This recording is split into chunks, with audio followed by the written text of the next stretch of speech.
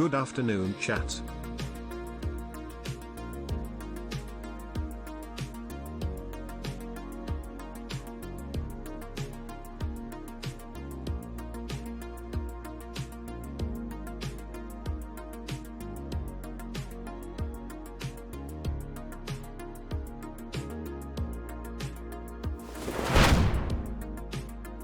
Whoop whoop.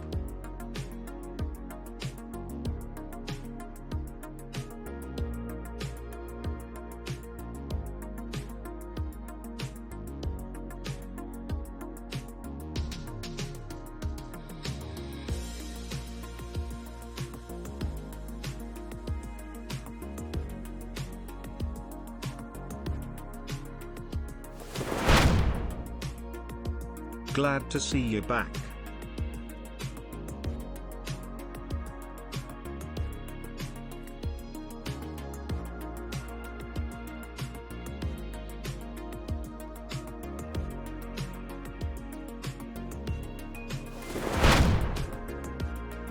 Penguin.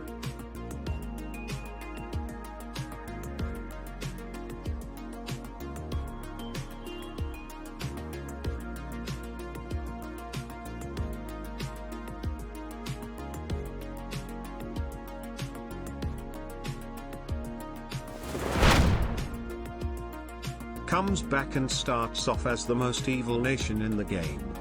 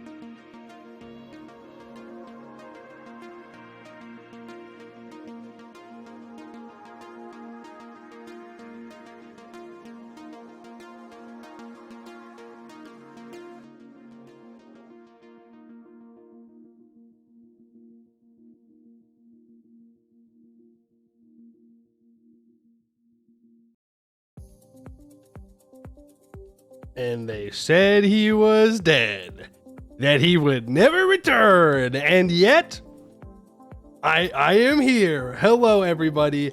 How are we doing today?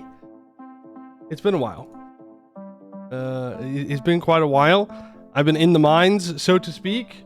But here I am now. You know, they released that Anbennar update, and that means I gotta come back. That's the rules. Praise Cube. That's right. Praise the cube. Massive. Hold on. I gotta change my camera here so I'm a little bit brighter. There we go. By the way, my hair... Keaton is overrated. My hair is going to be crazy bad all day. I have a haircut on Saturday, though, so that's tomorrow. That's when it'll be fixed. I'm going to mess with it all day. But what's new? Is it a Poe stream if I don't push my glasses up and mess with my hair all the time? I don't think so. I don't think so. Alrighty. Hello, Tylonius Muffly, thank you for the 30 months. Appreciate that. Nurkor, hello. Mistledor, hello. Yay is male, hello. Nidius, thank you for the 15 months. Cherry picking, hello. Great birthday gift, happy birthday. Retro, hello. Cherry picking, thank you for the 8 months. Dwarf Poiwi era. Nova Gamer, hello. Alexander the Great, thank you for the 28 months. Mr. I am in fact alive, hello. Alexander the Great. Wait, did you already get a hello? No, you didn't. Okay, hello. I Seek, hello. Aversim, good to see ya. Well, at least thank you for stopping by. Appreciate that. Fallen Hearts, hello. Nim, hello. Duker's Mom, hello. Uncle Lyric, thank you for the follow. Appreciate that. Curiosa, hello. Intronite, hello. Oh, this is so many hellos. I am alive, Golkper. I am in fact alive and here. Hydrate or Dihydrate, you've got it. Easy. Edelbeck, thank you for the 7 months. Morton Solace, thank you for the 22 months. And hello. Harinara, hello. Jetstream Salmon, hello. The beard looks itchy. No, it's fine actually. We might need a little bit of touching up, but it's actually not too bad. Nooble, thank you for the 9 months. Appreciate that. In the mines, I've been playing Dwarf Fortress. Hello, Zarduck. I have not, but I'm going to start playing again. I've gotten the itch to start playing Dwarf Fortress again, so I'll probably start up something. Cathnarian, thank you for the Prime sub, 16 months. Very kind of you. And Polaris North Star, hello. If I missed you, I'm so sorry. So sorry. Market Bark, hello. I gotta say though, all the new Anbennar content, including the revamp content, is neat. Though these 2 or 3 missions aren't completable until the final content is done. I mean, that's just the way it goes. Sparkly Wallflower, hello. Hope you had a good New Year. I did have a good New Year. Yes, I was spending time with my family in Colorado, visiting my sister. So that was very nice. I was there for like a week and a half or something like that. Just chilling out, having a good time. Went and played in the snow. Massive, even though I'm not a big fan of snow. It's nice to visit. Don't like being around it, though, all the time. Did I dig the Colorado mountains? No. But I did go to a museum in Denver, and that's why I want to get back into Dwarf Fortress again. Because they had a mineral and a rock exhibit, and I was like, ooh, rocks? I can go dig rocks. Nice Christmas tree? Yeah, I have not taken that down yet. The Bell shirt? It is. It's the Tell 'em shirt. Snow still exists? It does. Real high up there. Too much hair. I've got too much hair on my head right now. It's really got to go. Did you visit the small unknown village called South Park? No. No. I did go somewhere very pretty though. I went to the museum and said, damn, this gameplay fire. I did. My brother was not too interested in the museum. He was more worried about football games, in which I think every team he wanted to win lost. Major L for him. But I was looking at cool rocks, so I had a great time. I was on cloud 9. All I want for Christmas is to play live stream, and he's late as always. But you got it. Think about it like it just got lost in shipping. Yeah, but I'm here now.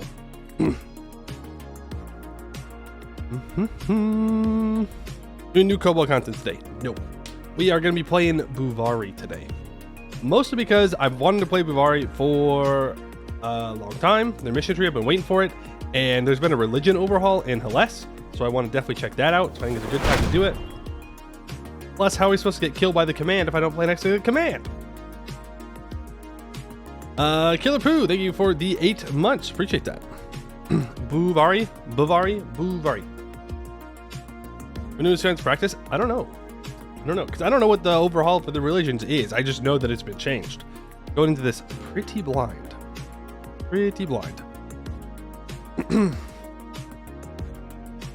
Delaying the kobolds is a good idea because it's long-winded. Yeah, I've heard it's very long and it doesn't have all of its content yet. I don't know how long it's going to take for the inside content to be added, you know? So it might be that we play it before then. I'm not sure. Did you hear Rockin' Stone? Hello, Scottish. How are you? Of course, play picked an intern tag as the first They say run. the mountain air is very healing to the Yap. It is. It is. The mountain air was very nice. It was dry and it was crystal clear and it felt really good to breathe. Picked an intern tags first run. There's so many intern tags. Okay, you can't avoid them forever. Is the unfortunate reality of things. You're doing your first world conquest as Austria right now? Good luck, soldier. Gibbert is really fun. Yeah, I almost did Gibbert, but I have been waiting for this Bhuvauri for a while. Your ears were lonely? Well, I'm glad that I can keep them company now. Played the first 10 years of Bhuvauri the other day. Seems like a fun and challenging start. Yes, I do know that there's no mercs for Bhuvauri early on. Because you got hit by a huge monsoon, I believe it is, that like decimates your country. It's a major nerf to Bhuvauri's early game, and you have to like build back up to where you could be allowed to hire mercs or something like that. So we'll see how it goes. It's a hurricane. It was a large hurricane. My bad. Hello, Astera. Bhuvauri more like 15 disasters at game start. Well, you know, we don't avoid disasters around here. We do the dwarves. We do the dwarf thing. The reality of Anbennar, be an intern tag or be the interned tag. You know how it is.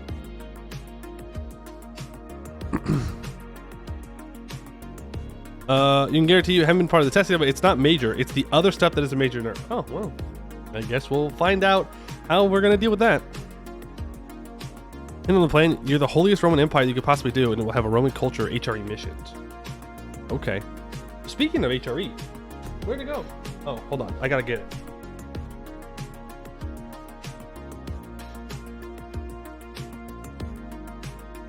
Over the break, I got a... Well, break.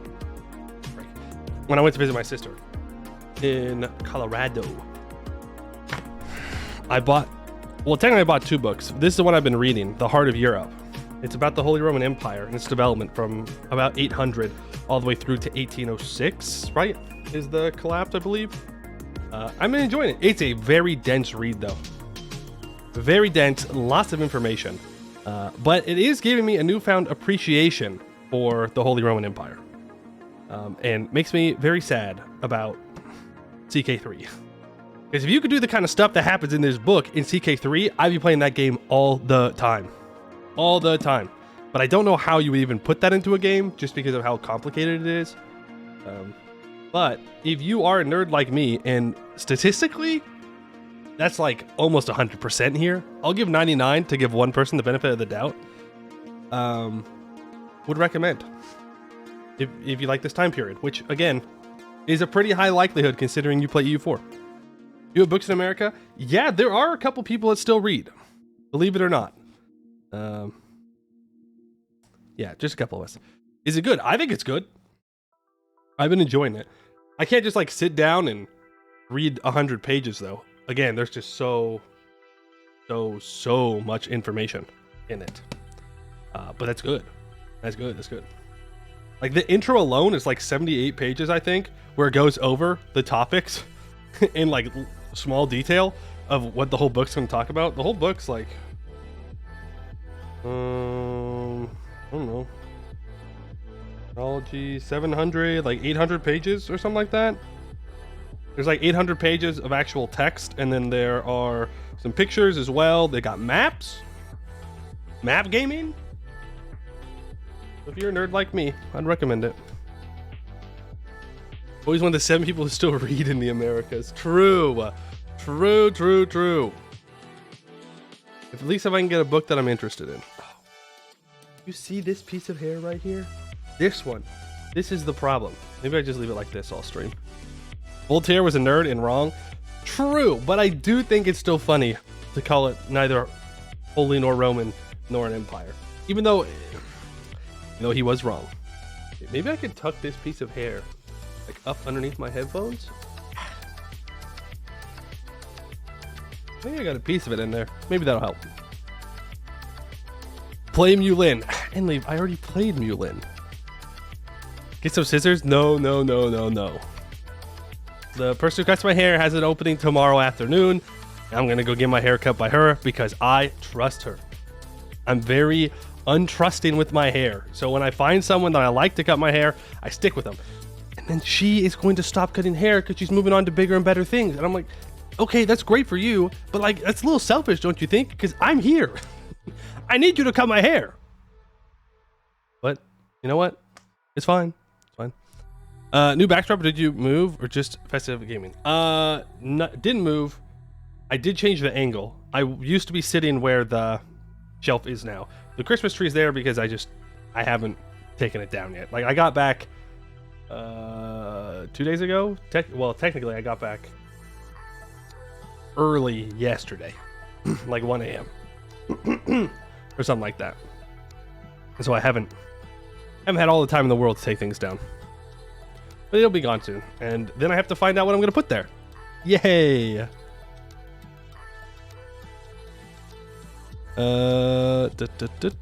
got a book on the M4 shrimp for Christmas? Nerd.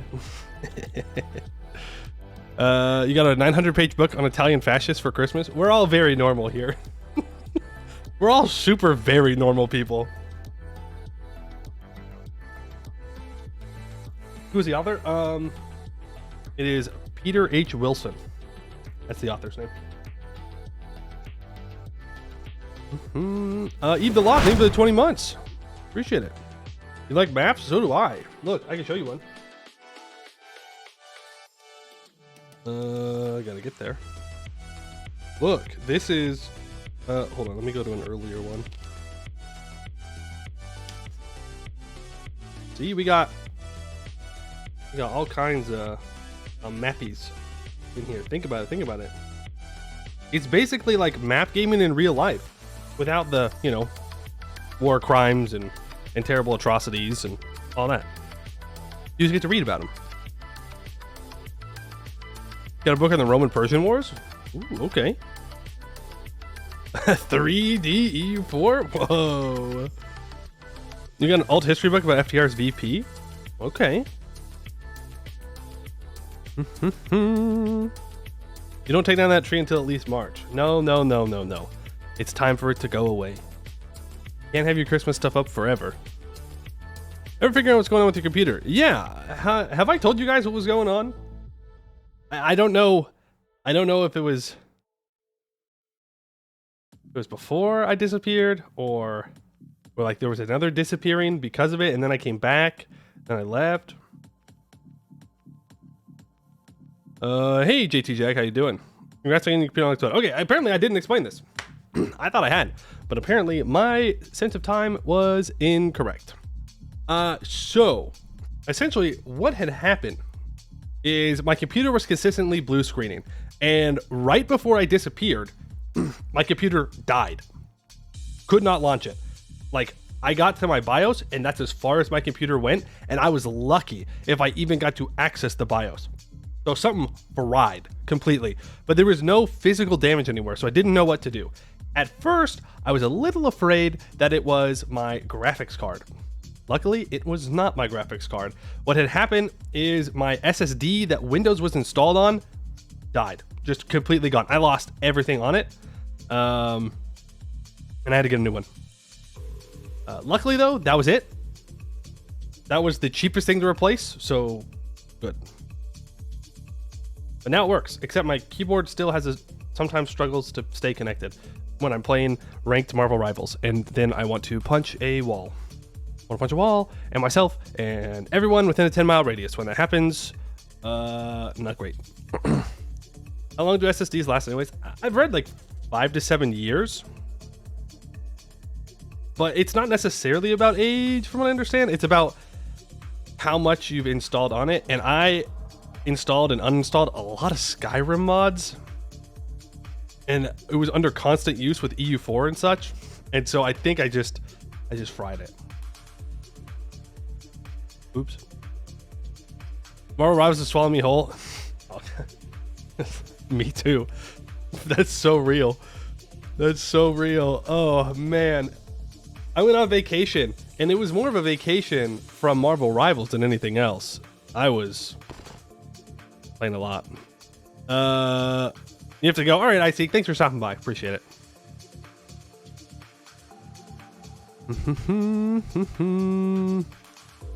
You also despise Instalock DPS players and Marvel Rivals. I think at this point, I've just become numb to it.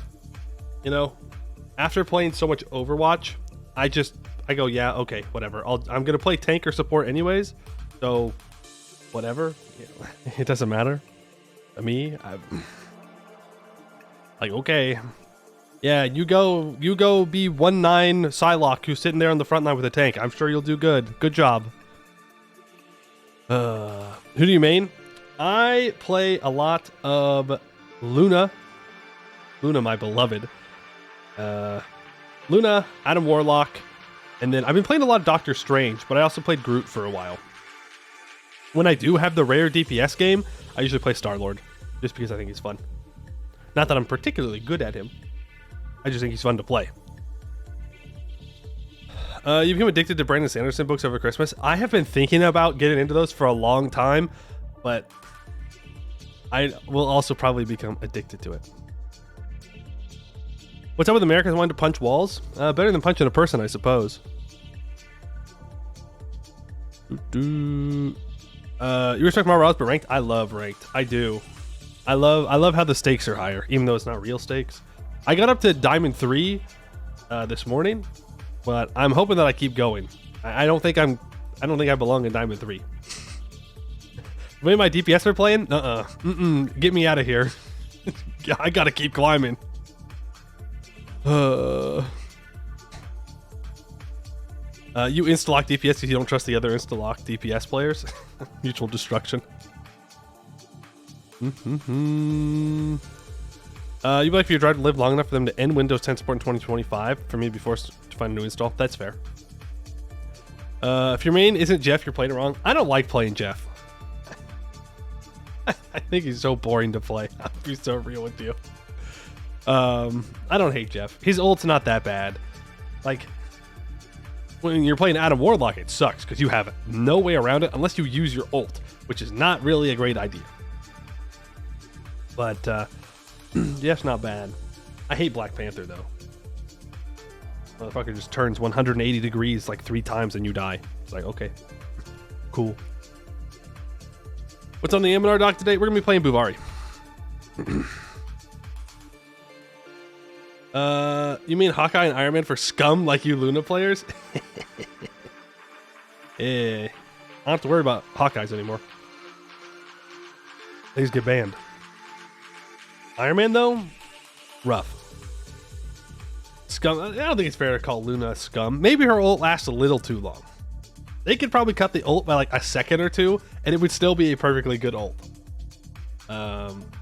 But don't you like her dancing? Like she's just vibing up there, and you're being a hater, and I don't appreciate that.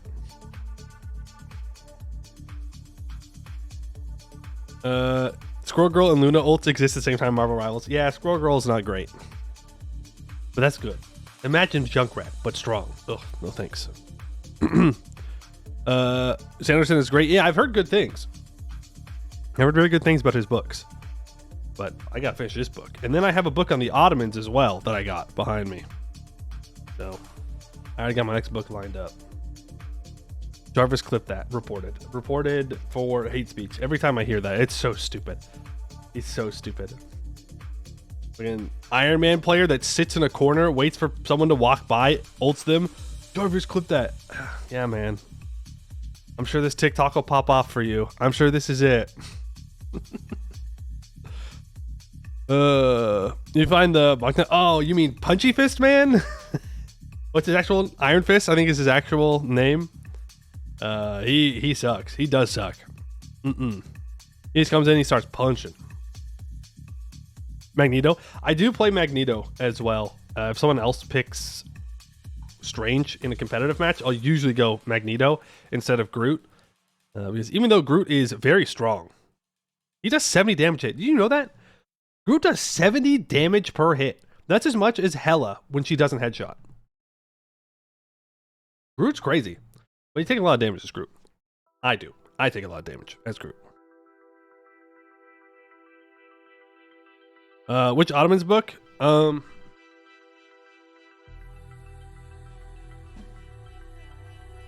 It's just called The Ottomans. Khans, Kaisers, and Caliphs by Mark David Baer. I don't know. I saw it. It wasn't too expensive, and I got it. I was like, if I'm gonna read about the Holy Roman Empire, I gotta get the Ottomans in there too. I gotta balance these things out. I can't have one become too strong. That never ends well. Hey Andy Durr, how you doing? Squirrel Girl is bad in Marvel Rise because the ult's actually balanced. No, her ult's just trash. It's not balanced. Her ult is underpowered. It's a line. No, it's not even a line. It's like a small moving in a line. Like, yeah, I guess if you trap someone in a room, you can kill him with it, but you can also just shoot him twice and probably just kill him anyways.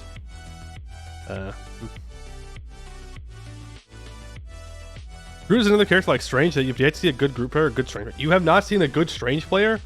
My brother in Christ, you got to go play in higher ranks. You got to start grinding ranked right now. Strange is so strong. I love playing Strange. Jazoon, praise the cube. Welcome back. Lurkers salute you. And I salute the lurkers. Strange makes my PC die. Bruno, thank you for the 26 months. Don't worry, it makes mine die too. You always know when Strange uses his portal as your FPS just tanks, or people on your team crash. It's the same thing when Winter Soldier ults and breaks a bunch of terrain around him. Someone's probably going to crash. There are some issues they need to fix with the game for sure. The crashes are the big thing. And then nerf Hela a bunch, and I think they'll be good. I don't think Hawkeye's actually that bad. I mean, he's strong, don't get me wrong. But you can't spam his shots like Hanzo can, because you have to like aim at people to charge them up. And if your DPS know what they're doing, it shouldn't really be a problem if you can contest his high grounds. Or if you play around cover, it's not too bad. His ult is very strong, but everybody's ults are strong. Be more interested in reading about the Hittites instead of Rome and the Ottomans. Hey, we all gotta pick our own period of history. That's fair. Captain America is good. Okay, Captain America is probably one of the most fun characters to play in Marvel Rivals, but only if you pick one person on the enemy team and just chase them the whole map. I prefer Rocket Raccoon because he has ways to get away, so it makes the chase last longer. And you can just run around in circles all day chasing them. Oh, it's so much fun. Doesn't matter if you're not actually contributing. It is great. You prefer the melee characters like Magic and Thor? Magic player spotted. Oh, I hate the melee characters. I hate those so much. Not Thor. Thor's fine. But Magic, Iron Fist, Black Panther, Spider-Man? No thanks. I'm good.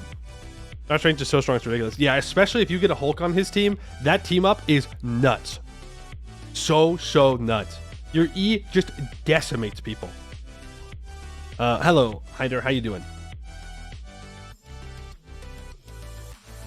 Which sounds fun. I think you'd find it more fun if you weren't dog shit the game. Yeah, that's my problem with most DPS too. I've spent so long playing supports and tanks that I play a DPS. I just can't do it. It just doesn't work. You wish Luna got banned more often, those two? Luna does get banned, from what I've seen. I haven't been Diamond long, but Luna does get banned because her ult is so strong. But that's why I just learned how to play Adam Warlock. And then I do some healing, and then I just kill people. Fine. You don't want me to heal? I'll just kill. 280 max damage on E is not okay. Dude, Doctor Strange is crazy because you can get that 280 max damage and then you can get your charge for your E back so fast that you can't use it and then you get purpled. That has happened to me multiple times.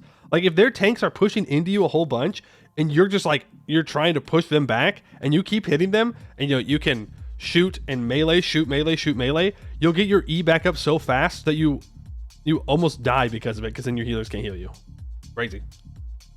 Crazy. If your DPS are bad, you lose. That is kind of how it goes a lot of times. You can't skip this game. Maybe you should download it. It's good. Well, I think it's good. I like it. But I also liked playing Overwatch. Past tense. Like to. Never anymore. I'll never go back. Never. They did me dirty. And I will not forgive nor forget. Plus, I don't have interest in buying their skins. So, what else would I do? You like Penny and Vibe? You just lock Penny and Vibe. That's fair. Eventually, though, people are gonna... I have to believe. Eventually, my DPS are going to learn to just shoot the Penny web deployer, and then every game with Penny in it is going to be a piece of cake. T3, excited to see people play your tree. Oh, you made Bhuvauri? Well, we will be getting to it today, for sure, for sure. Oh, he's back. What a surprise. I am back. I am. Thinking about Overwatch makes me sad. Used to play so much. Made many friends from it, but it's not fun anymore. Yeah. I would never go back and play Overwatch again. Played Marvel Rivals for Overwatch fan? Yep, that's what we've been talking about. I do. Namor sweep. Namor very strong. Very strong. So my DPS learned to shoot the octopuses. That's why I'm so confused. Like my first game today in Diamond. Hair, man, my hair is gonna lose my mind. My first game in Diamond, my team was just so bad. It was so bad, and I was so confused. It's like Diamond and Overwatch, you gotta kind of work to get there. But Diamond and Marvel Rivals, I feel like I'm still playing in Silver. Like, what are we doing? Why are you just spam hitting the Venom? Their Luna is on the front line. Shoot the healer. Fine though. We're so chill. I'm so zen. It doesn't matter. We're so zen, man. We're so zen. New here shit looks inside MOBA. Not MOBA. Though I was playing Deadlock for a little bit. Mass Butcher runs dead? Yeah, we'll have to go back to Mass Butcher eventually. Because I was enjoying it, but it's too separated now. You do miss Zen and Zarya? Just play Adam Warlock.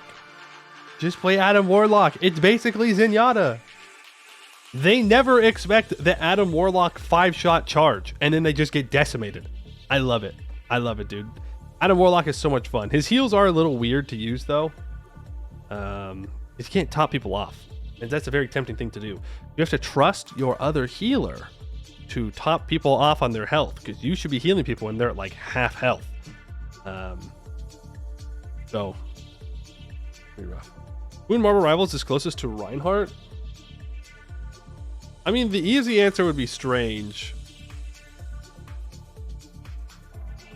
because he has a shield. Well, I guess what part of Reinhardt are you looking for?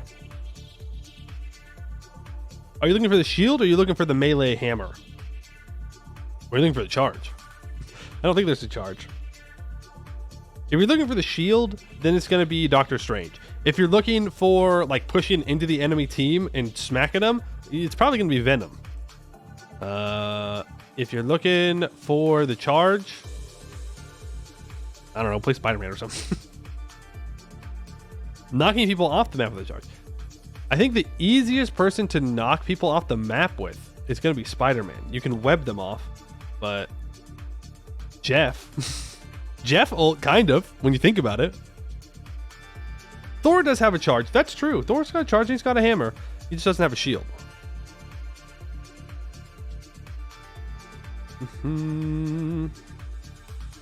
Trust your other healer. Fuck that. No, thank you. I mean, eventually you gotta do it.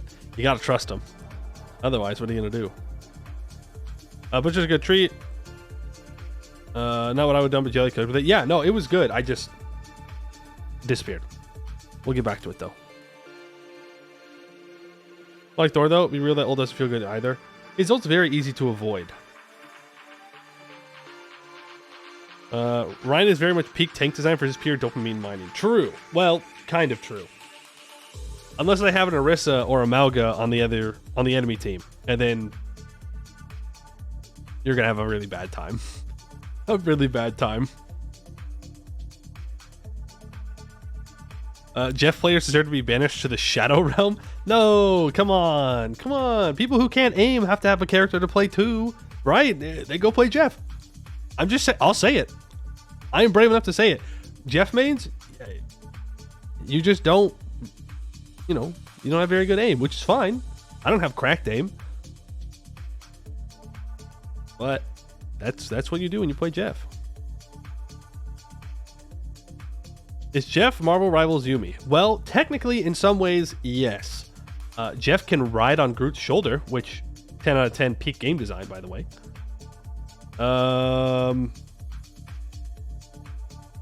There's no Yumi. There's no Yumi. But Jeff would probably be the closest.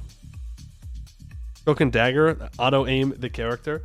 Yeah, but Cloak and Dagger is more complicated than Jeff. Here's what you need to know with Jeff. You shoot the water at them to heal them, hit them with the bubbles. Go under the ground if someone's attacking you, go eat a bunch of people with your ult. That's it. You don't really have to aim. You don't really have to think about it. It's a good way to get into it. Think Buster Marvel is probably Wolverine. God, I hate Wolverine. I hate him. I hate him. I hate him. I hate him. I hate him. I hate him. I hate him. I hate him. I hate when my DPS do not respect the Wolverine when I'm playing tank and he gets to walk up to me and then abduct me and take me away and obliterate me. And I'm like, if you just shoot him, if you just shoot him, then I can survive. Please, please. Namor, throw a one trident. Hawkeye, one arrow is all I'm asking for. That's it. But that's too much. Too much. Top 4 Mal got added. What does he do?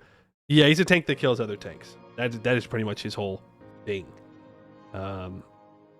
He can like charge in and knock you up, and he has 2 guns. He can set you on fire. He's very strong.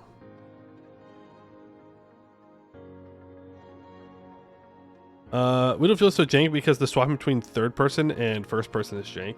Oh, I wouldn't know. I have not. I don't think I played Widow a single time. Why play Black Widow when I can just play Hawkeye?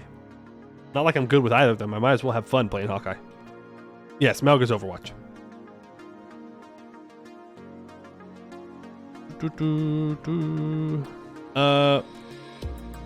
You feel it should be your job to kill Iron Man, but unironically easier to do with Star-Lord.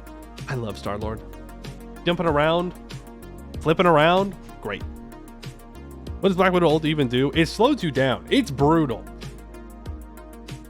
If the enemy team is organized. If the Black Widow just like chucks it in and hits you and slows you down, it doesn't matter. But if it hits you and the enemy team dives you, you're done. You're done for. It's gonna be rough. Why play Widow when Hawkeye and Hell exist? True. I guess if they get banned. Star-Lord is really good if and only if the enemy team lets you be really good. I mean, you could say that for every character. For every character that can flank, yeah, if the enemy team stops you, then you can't do much. I've seen the videos about third-person aiming.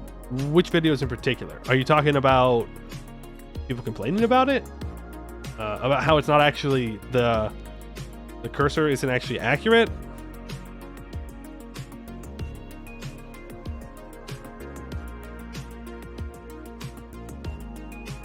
Feels weird saying these characters feel worse than their Overwatch equivalent and then immediately following with for this game to Overwatch.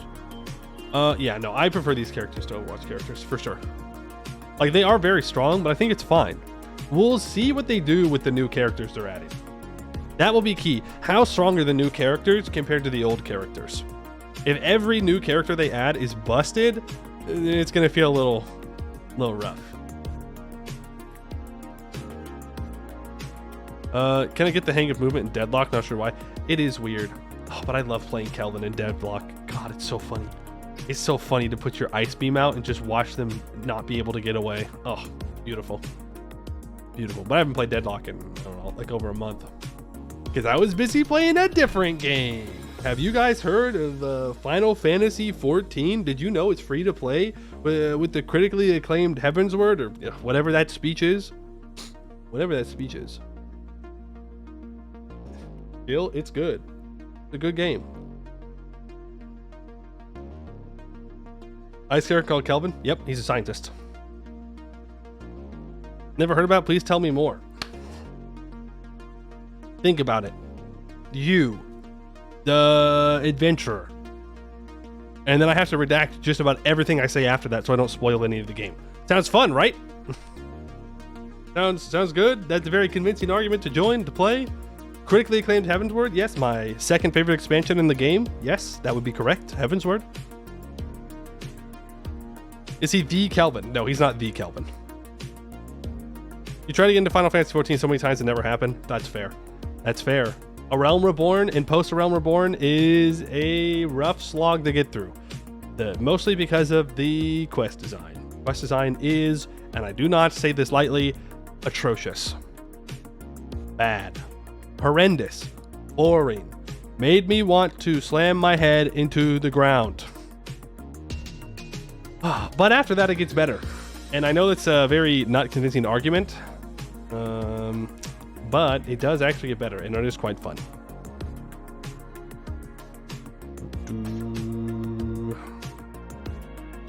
Let me know when they add the Crafter Beast tribe.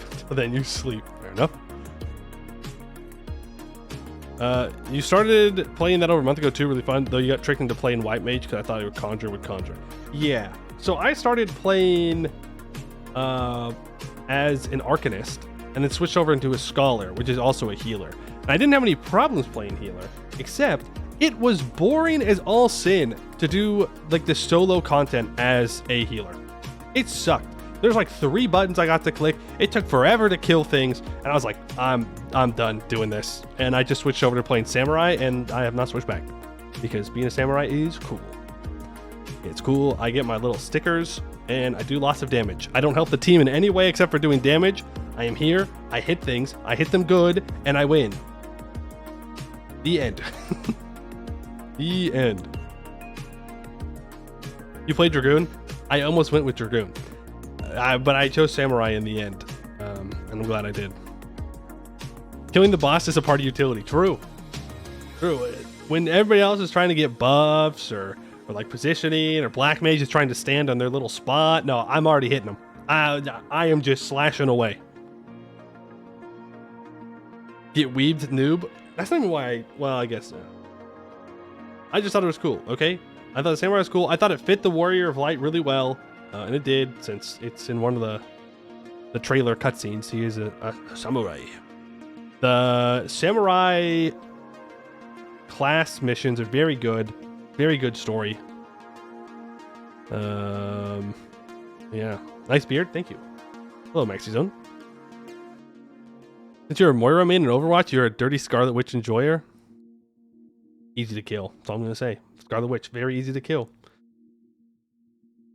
That's all I'm going to say.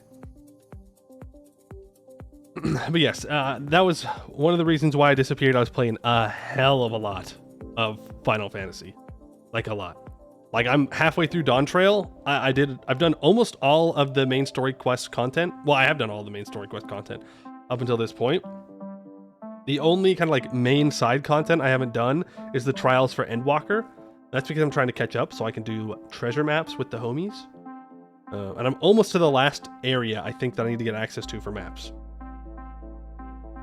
Which is good. But yeah, I'm really enjoying it. I did cry.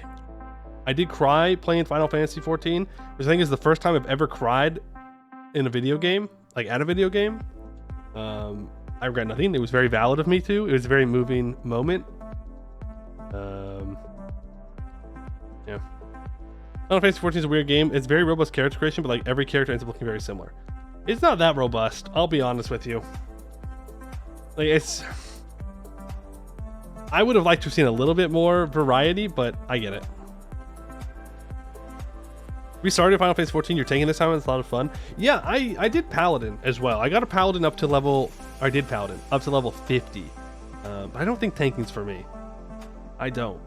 Weirdly enough, I think DPS is the role that I enjoy most in Final Fantasy, which is not usual for me because I usually go with more of a healer and sometimes tank, but I really like Samurai. I guess I'll have to see the other classes. Since I've gotten to level 100, after I get through Dawn Trail, I'll be using my Samurai for like high level content, but I'll start playing with another melee DPS. I don't know what I'm gonna do though, or maybe I go do something different, like a range DPS, magic DPS. I don't know. We'll see. Why don't they change the starting campaign of Final Fantasy 14th Quest so terrible? They have changed things. They changed them a certain amount, from what I understand. But yeah, it would take a lot of resources to redo it, as Tylonius is saying, like a lot. I would say the quests don't get really enjoyable until Endwalker. One specific area in Endwalker, I would say, the special area. That's when I think the quests really change into something I enjoy more. It's not that they weren't enjoyable. You can't even compare quests in ARR and like Stormblood. Like even then, it's already changed quite a bit. But early on, it is very much like a fetch quest. The game. Like you go to a spot, you talk to one person, you go back. You go to a different spot, talk to one person, you go back. You really got to be invested in the story to kind of get through that. Or fishing. I gotta say, I got to level 100 fishing long before I got to level 100 in anything else. I think I got level 100 fishing. I think I was in Evansward at that time. Because I got to level 70, which is the max level you can be with the free trial, and immediately bought the game.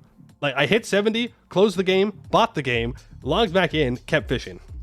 They got me with that. Since then, I have caught almost every big fish in Lenosha. I still have a couple more to do, and then I think I'm going to move on to Gridania, which, is fine, but I have missed out on a lot of fishing in later expansions. But I've done ocean fishing. I haven't gotten the ocean fishing titles yet, because I needed to catch up on my fishing class quests to get access to double hook, which was pretty important. But hopefully I can get those titles soon. That'd be nice. I love your crafters and gather still. Ishgardian restoration, here I come. The diadem. The diadem.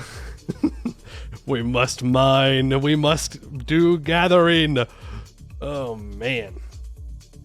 I've done a little bit of that. I do need to do a little bit more Ishgardian restoration because I want to get the lean back emote, and I'm very close, but I have to do a little bit more. You're trying to play around 2021-ish. How many hours would y'all say it takes to get to the good stuff now? You want my honest answer? By the time that I had gotten to Heavensward, it was about 50 hours. Now keep in mind that 50 hours also comprises the time I spent fishing, and I pretty much did ocean fishing on a 2-hour cooldown. And each ocean fishing expedition takes like 20 to 25 minutes. So like 40 hours is probably before you can get to Heavensward. I would not recommend just sitting down and doing it. It's brutal. I would say it's not even the time that's the big problem with it. It's the mental game of getting through ARR, but it's worth. Just go listen to the Heavensward song, okay? Listen to the Heavensward song, and it will inspire you to keep going. Did I do the raids? Yes.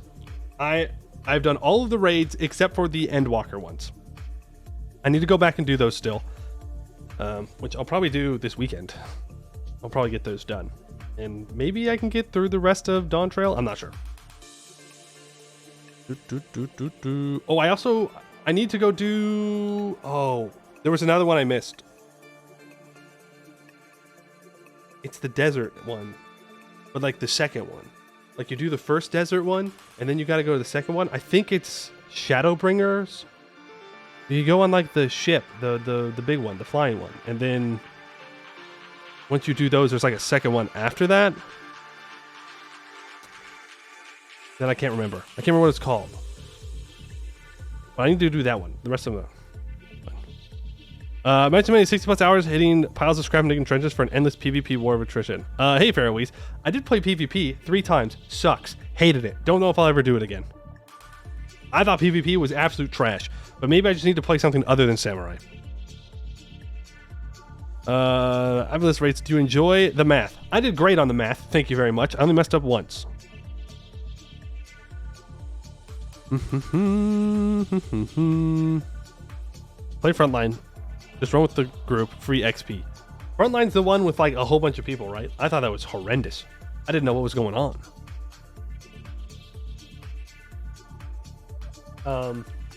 I've not read the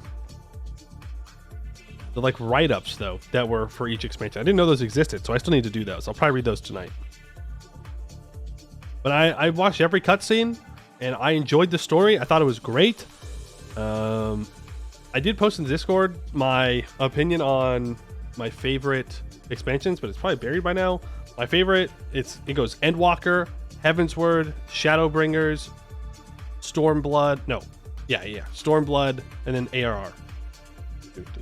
I didn't miss anything, right? And then post ARR at the very end. God, I hated post ARR. Do I want a new addiction? I don't think I need a new addiction.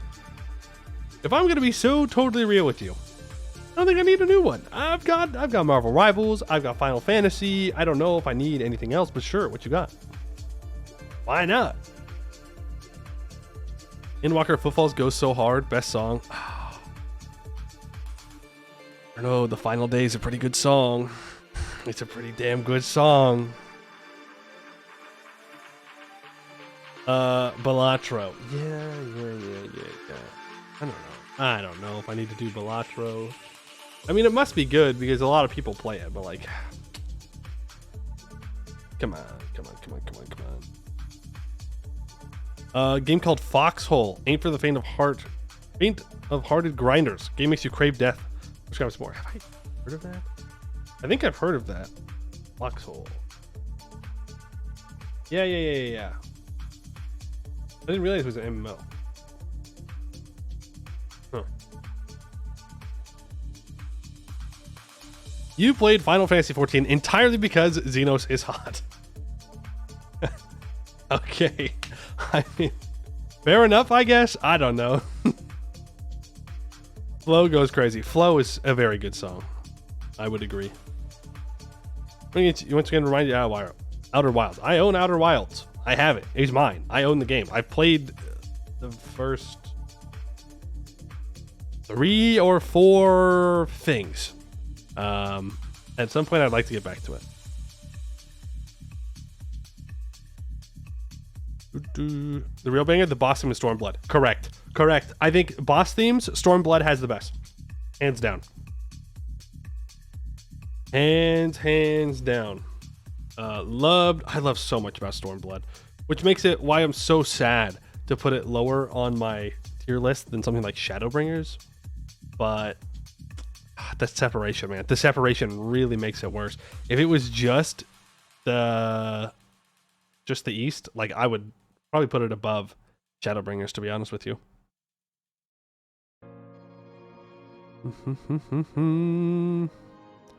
Revolutions is good. I can see it. I can see it for sure. Balatro is great on stream. Is it? I'll take your word for it. Maybe. This is you got into it because Merlewib. That's rough. That's rough for you, buddy. Really? That was what did it for you? Out of all the characters? I don't know, man. Maybe I'm basic. But Y'shtola has my heart now and forever. I will not be a little son. No way. Y'shtola and Serena forever. You're gonna go take a nap? Alright, Fairwees. Have a good nap. But I get it. I get Xenos, right? I get why you would say that. You're wrong. You'll get Balatro when you play it. Oh, fair enough. Estinian. My brother Estinian. My stupid brother Estinian. Love that man. Love that man. See if I can from like it looks a bit too much like a wet towel of a twink. Yeah. Yeah. Wait, am I thinking of the wrong person? I'm thinking of the wrong person. Hold on. That is the problem with going through the game so fast, is that sometimes I get characters messed up. Oh, that is rough. You're crazy for that. I thought you were talking about Mungrita. My bad. No, you're weird for that. I think that Merlib is probably the strangest looking character in the whole game, and I don't know why. I can't place it.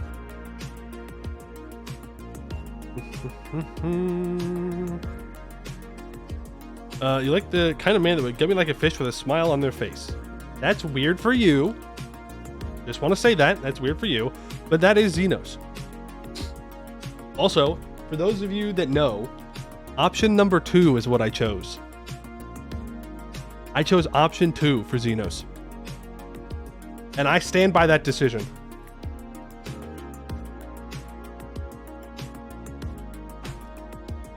Merlib's the Admiral. The Admiral.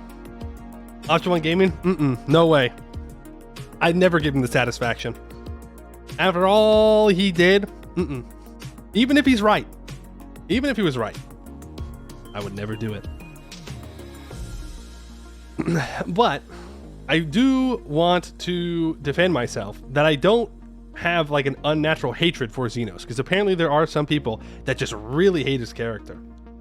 I thought he was a very compelling villain. And I'm sure if you don't play Final Fantasy, this is nonsense. But you should play it, and then you'll understand.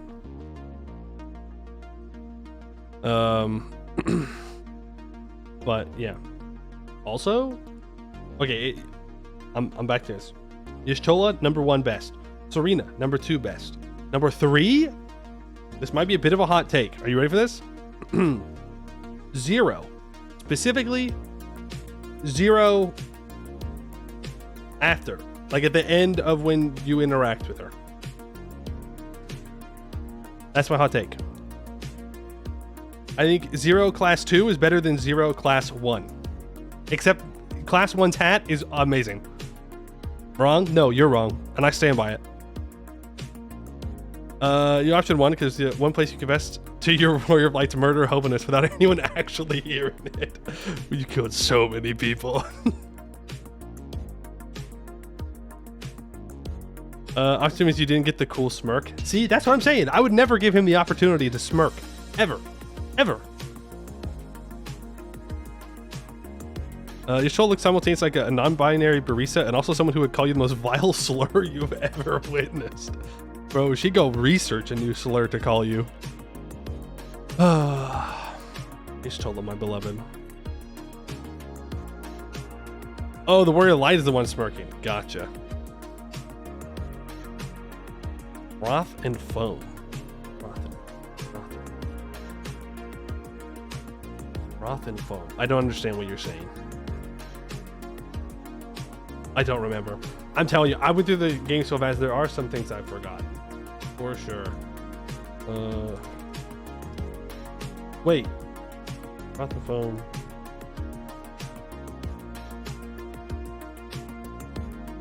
He's forgotten. He's so washed. Oh no. Oh, the summoning ritual. Yes. Froth and foam. I don't think I've ever been more terrified of a character in my entire life after she did that.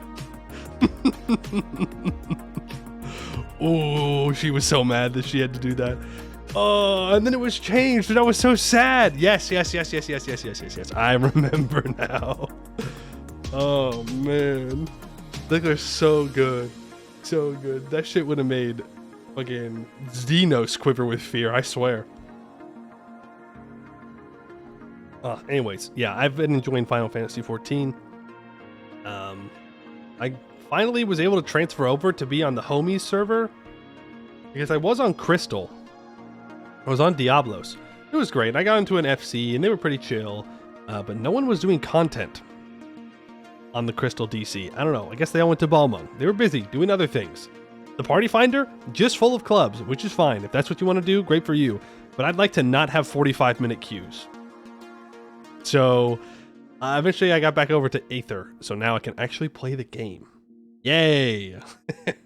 And the party finder is full of people doing content. Content I can't do yet because I got over there as soon as the new Ultima fight was released, or Savage, or whatever the newer one was. I don't remember. I haven't done it. You do want to get back into Final Fantasy because there's some crazy usernames on the Australian server. I met a Lalafell named the Meatball. That's the only character that only person I really remember from Diablos. He just had this aura about him of chaos. I can't explain it. When he was there, bro, I don't know. You Australians are weird. Yeah, I don't know what you're saying. I don't know what it is you're saying down under where it's all summery right now. First time playing, pick Crystal because server called Goblin sounded funny. I mean, fair enough.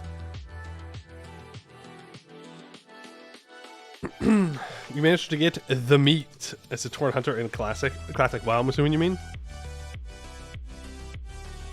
The meat. Like 20 degrees Celsius. Man, if I knew how hot that was, I'm sure it'd be hot. That's like, I mean, it is hot. I know that. I don't know how much it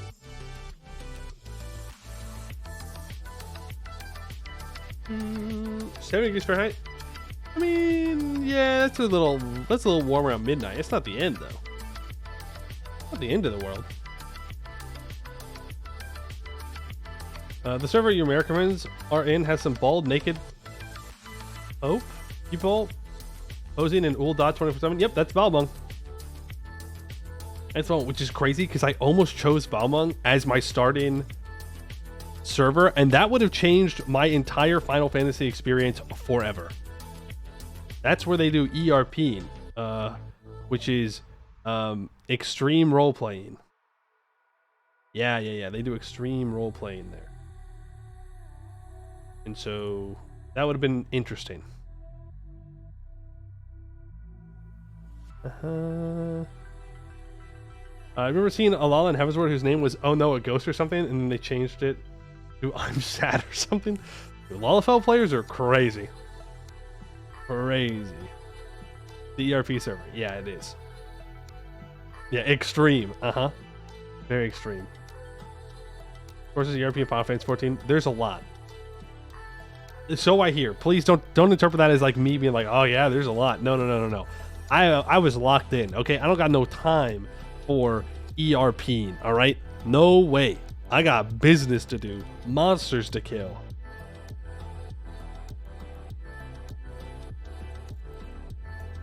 From Final Fantasy 14 quests, you've been spoiled by playing RuneScape, which has the best quests in any MMO. Is that true? What's good about their quests? You need to poison the RP? No, man. No. I would never betray Yishola like that. Limsa AFKers deserve the work. No, you know what? I don't mind Limsa AFKers because I get to look at their player cards, and I think that's very fun to see what people put on their player cards, even if it's sometimes interesting. Yishola will betray you in a heartbeat, though. True. Absolutely true. It's not a betrayal. Like, this is a one-directional relationship. Okay, Yishola is too busy doing like research to be in a relationship. Okay, it is what it is. I've already accepted that it's never going to happen, and apparently, from what I've heard, Serena's also not going to happen. Freaking, it's fine. It's fine. I'm very chill about it.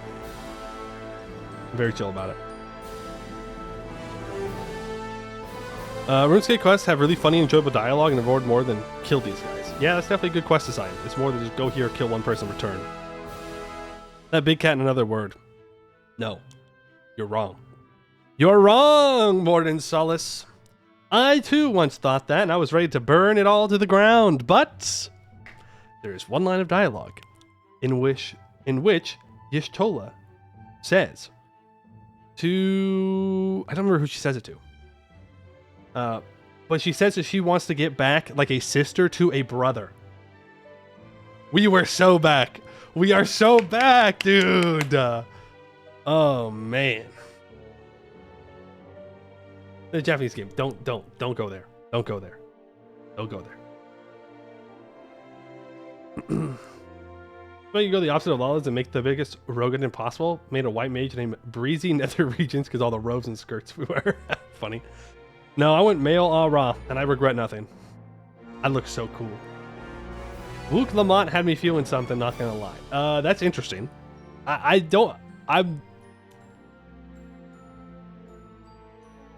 I respect your opinion. I love Luke Lamont. Not like that though. More like a mentor, like a mentor-mentee thing. You know, it's not like a romantic thing. Make Ara boring. Fucking human fighter looking at. What?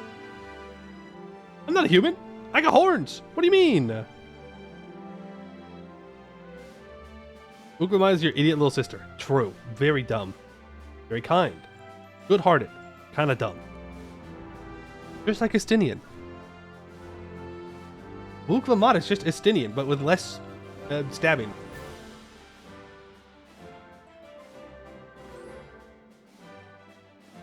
Okay, I think I need to turn down the Anbennar music here a little bit. Here we go, get that turned down.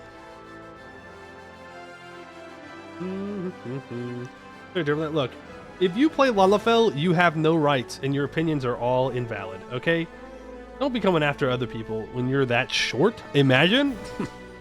Imagine being that short and thinking that your opinions would matter. All the rights you are the government, we're not in Ul'dah anymore. Alright, you just go back to your Ul'dah. Stay there. Humans are always the best one in any game because you are one. That's fair. I like playing humans too. I like playing humans, but I thought having horns was really cool, and I was like, yeah, why not? Little did I know the reputation that male Ara have. And I was very confused why when I waved at people, they ran away from me. Now I know. That don't stop waving though. Is what it is. But at least I don't have like an edgy male Ara. You know, that's the real ones you got to watch out for. You never know what they're up to, but it's probably not anything good.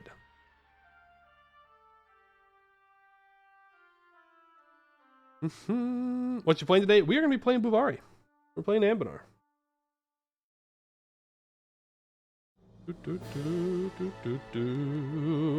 All right.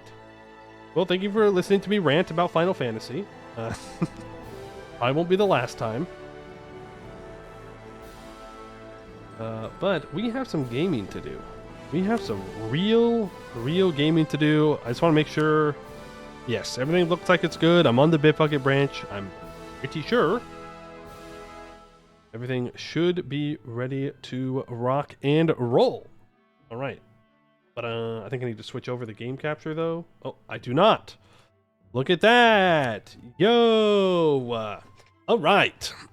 Hello, everybody. Welcome, Yap Skippers. Imagine being a Yap Skipper. You get one free Yap Skip because I've been gone for a while. But after this, you have to watch the Yap. That's the rules.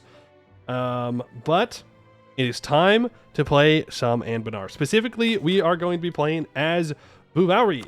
Bhuvauri. Don't know how to say it. Nation I've been waiting to play for a long time.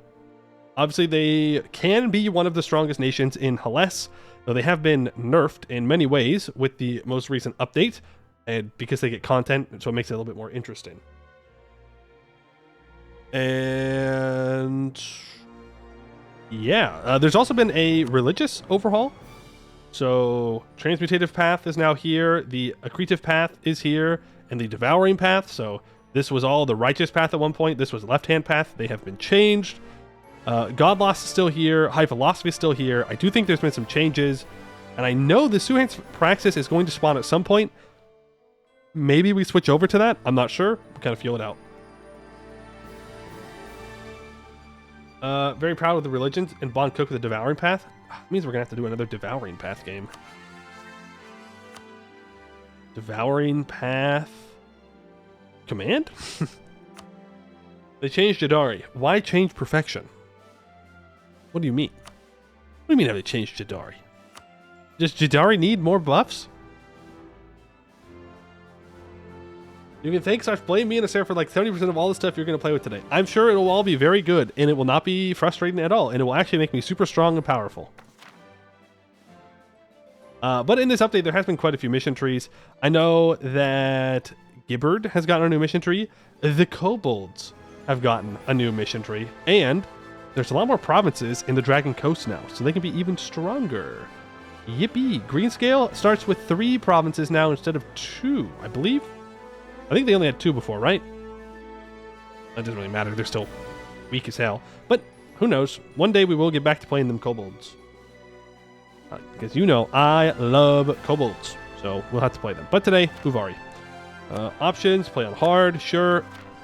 Just to be clear, I have not touched EU4 since the last time you saw me play EU4. So this may not go great.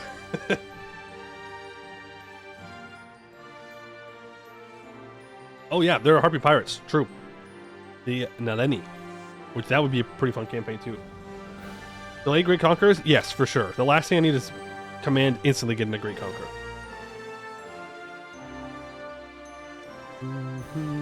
You have Sarhal's mission trees now? Wait for Nalini for Insaya? Yeah, that's another reason why I'm playing Bhuvauri. I don't want to risk playing a tag that has a lot of interaction here, and I don't know why Bhuvauri would. Maybe they do. But... And I've been told that the Kobolds have some connection to here. So we'll see how that goes. What's up, Penguin Man? What's up, Roxio? How you doing? Wouldn't be a poetry without a bit of throwing anyways? True. That's what I'm saying. That's what I'm always saying. Am I throwing for content? Am I throwing because I'm bad? You'll never know. The tree is playable. Very good, even without Insaya.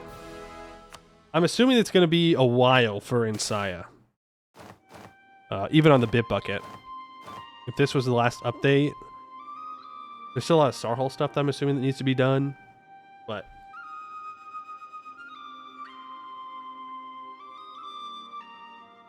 there is a branch. You can play Insaya, right? But before Insaya is like, yeah, not super working progress. Exactly. Yeah, soon. I mean, it gets out when it gets out. I'm not gonna freak out about it.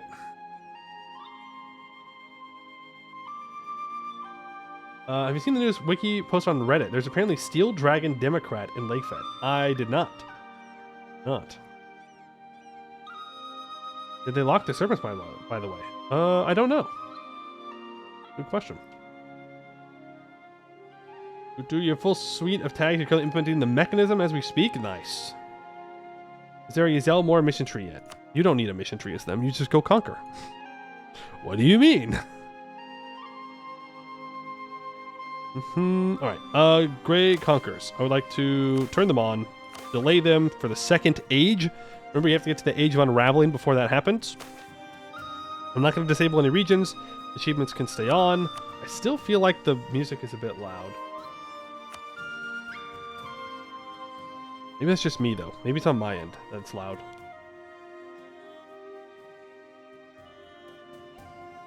Not playing the Tungies first. We played the Tungies before. We did. We played them. Very, very strong. Tungies are very strong. It makes so much money. Any achievements we can make our way towards? I don't think so. For whom the bell tolls. Bevstar. Too long. Too long. Thank you for the 17 months. Appreciate it.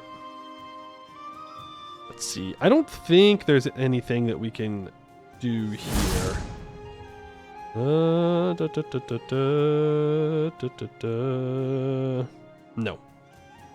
No. Not that I can see. Hasn't been any new achievements. I mean, that's fine. I haven't done most of these, to be fair. Alright, the Great Ishudin Typhoon. When great white clouds were first spotted off the coast of Ishudin, few paid them more than a passing glance. The war against Bim Lao was going well. The city of Bang Fong had fallen and trade was good. When it was clear that what had previously looked like telltale signs of a mild seasonal squall was in truth the herald of the most vicious storm to ever ravage the coast of Rahen, it was too late. lasting just over a week and striking across the Kurinyana Delta with a brutality never before seen. The great Isshuden cyclone mercilessly swept anyone and anything it grasped out to sea. With hundreds of thousands going missing and drowned bodies continuing to wash ashore from the shattered remains of the delta, we had no choice but to recall our forces and settle merely for Vang Fong and a jungle swarming with recalcitrant heathens. The battered and broken silk and spice plantations now lay silent. The storm has finally passed, but the recovery will be a long and hard process. We must persevere as our fathers did under the Raja's yoke, for if we do not, we shall be swept away, not by a storm, but by the tides of history. We remain.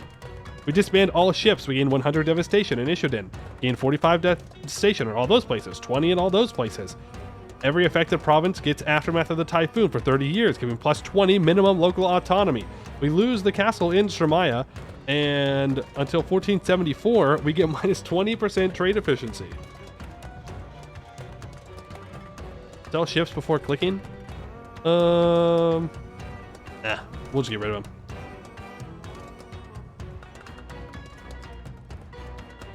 All you heard of that was long and hard. That's on you. Not on anyone else. That's on you. Yeah, we can look at the devastation map mode here. Remember which one it's under. Yeah, our country is not looking great.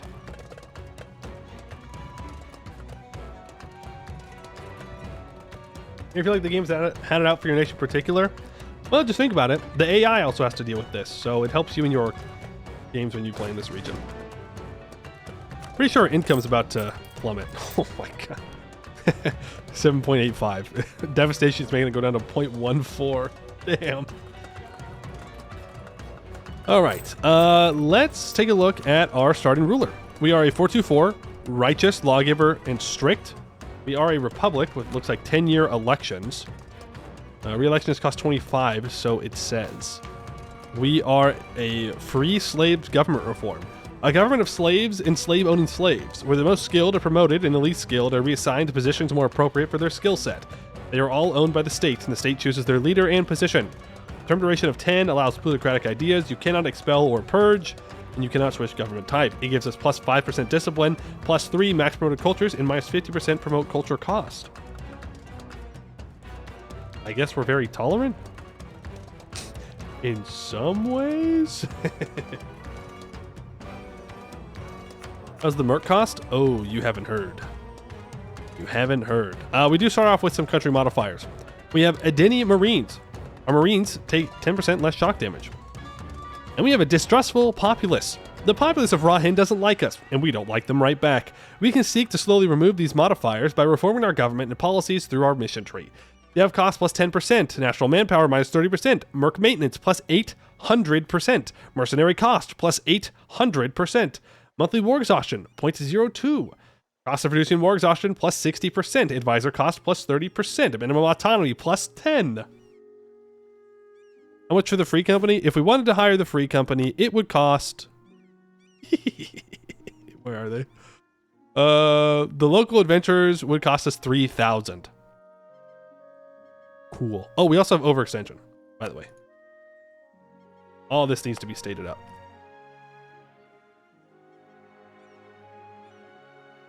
Just take a couple of loans. Yeah, surely. Just take a couple of loans. It won't be a big deal. Okay. What else? We have the Great Visvatma. The world's Visvatma is great and righteous. I'm guessing this is a religion thing? We have 7.5% manpower recovery speed, 0.17 yearly Republican tradition, minus 0.1 monthly Kartaya, institution spread in true faith provinces, plus 10%, and global prosperity growth, 0.05. Yes, religion. So, high philosophy. We will read. Welcome back, my dude. Tofu D2, thank you for the 13 months. Appreciate it. Good to see you. How does AI Bhuvauri hire 500,000 mercs? They go through their mission tree and get rid of these modifiers. Minus 20% stab cost modifier, plus 1 possible advisors, minus 1% local missionary strength. High philosophy is a religion that centers around the replication of the life of the ancient high gods as the Haramari found in the ancient temples scattered throughout Hellas. They use the reliefs in these ancient temples as the backbone of how society should be structured and how one should live their life. However, different philosophers had different impressions on what the reliefs meant, and so different schools of thought arose. Often these revolve around some sort of caste system, which has been a part of Raheni society since ancient times. We are followers of the Silk Turban, which gives us 10% trade efficiency, +1 merchants, and 0.1 monthly Kartaya. And this is new. The Niti Kamarja. The Niti Kamarja is a moral way on which every adherent of high philosophy must walk. One's Kartaya, their proper mortal existence, is balanced between two poles of discerning, Dakana, and acting, Pichka, upon the correct action. The Kartaya of our country is affected by various actions you can take. Event options will move positions on the scale, as will declaring any war, which will decrease it, or successfully converting provinces, which will increase it. Your country's stance on the balance of Dakana and Pichka will influence the loyalty of some of your estates. Are you furry high philosophy or human high philosophy? Funny. Funny. Okay, at max Dakana, we get minus 0.05 monthly war exhaustion, minus 25% state maintenance, minus 0.2 yearly reform or yearly corruption reduction, and 20% reform progress growth. Okay, and Pichka gives 2% missionary strength, minus 20% regiment cost, minus 10% province war score cost, minus 20% culture conversion cost.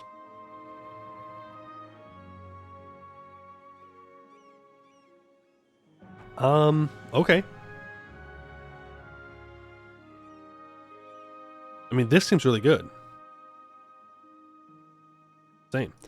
We can invite scholars like you can with the oh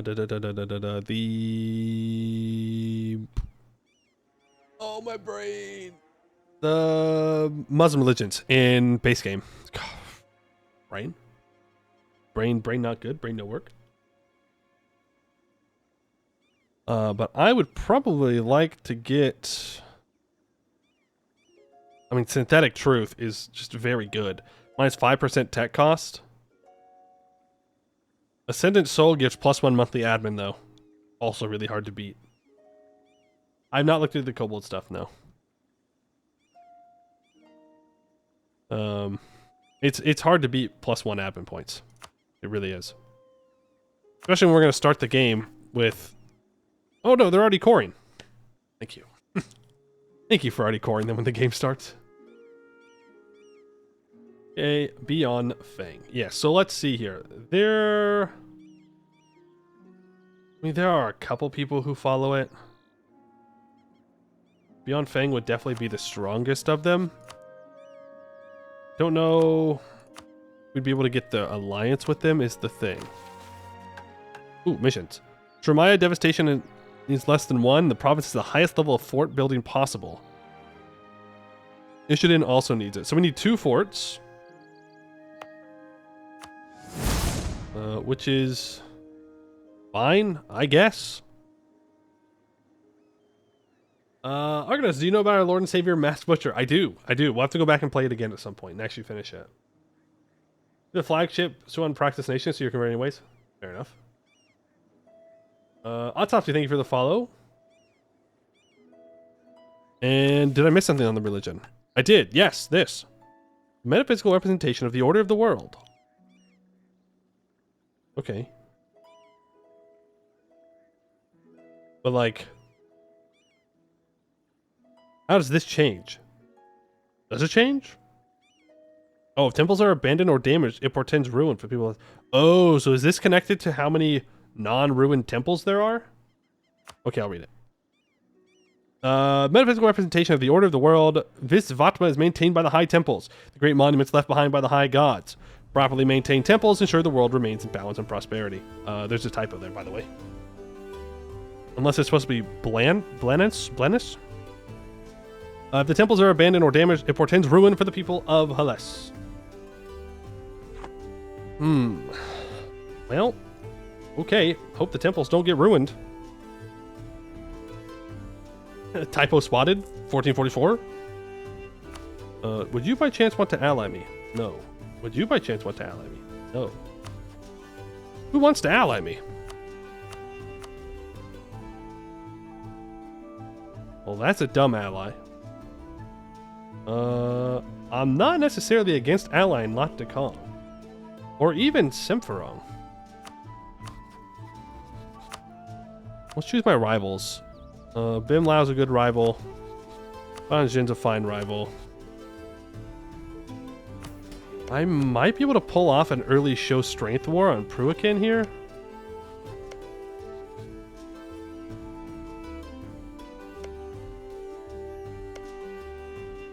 But maybe that's what I do. I could rival them and just go for it. Our ruler is a general. But for not Pruikin existing, they're the worst. I mean, like, we could just go and kill them immediately. But I do need time to make money. But I could try and get a claim. Let's mess with my estates first. Oh, right, we have so many estates. Oh, Hellas Gaming. What is this? The Adasa. The estate represents the slaves that serve your country as specialist soldiers who are trained as artillerists and marines. Well, I can't see that going bad at any point. State organization Adasa gives 20% loyalty, 15% influence. Every province that produces slaves gets -2 local goods produced, but 40% more manpower. Ooh, okay, interesting. Oh god, we're the Mamluks. Oh no. We currently have traditional Adasa. -10% loyalty, -5 absolutism. Privilege gives us Marines force limit and national sailors. And scaling with influence, we get yearly army and navy tradition. The Adasa are slave soldiers employed by the kingdoms of Bashidi, emerging over time from a corps of enslaved guardsmen who defended the property of important personages. The Adasa occupy all aspects of the military, but are most well known for their ability as artillerists and arm of the Bashadi military, for which they are almost exclusively responsible. Okay. Let me check our other missions. Trade power. Need to expand more. Ruikin must not be suffered to live. Okay, then we probably won't go for a show strength. We'll probably just have to eat them. And I have to kill Bim Lao as well. Okay. Well, is there anything that I can get off of these guys that I care about at the moment? Regiment drill loss at the cost of loyalty. Pretty good. Open the coffers. 10% artillery combat ability for more artillery cost? What?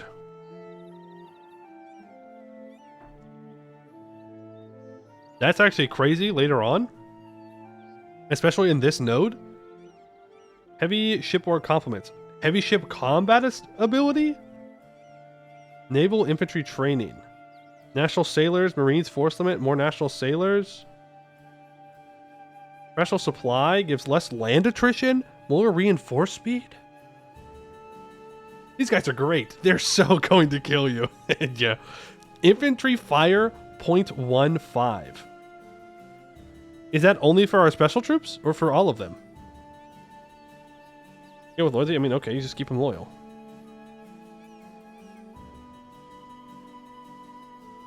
Yeah, and the scales. You know what that means? Court ideas?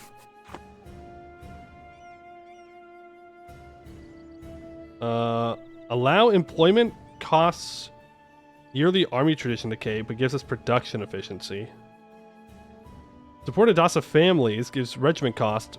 We lose war exhaustion. Recruit Adasa commanders. Gives us generals and admirals at the cost of loyalty. Okay. Do I want these though? I don't know. I fear the estates. I fear the estates when I have so many. The middle castes have a lot of influence in our country. Everybody else, not so much. Let's make sure they stay happy. Oh, we should probably grab our Diplo power, and our admin power, and our mill power. We should do all of those. Acknowledge the importance of trade commerce. Ooh. Ooh.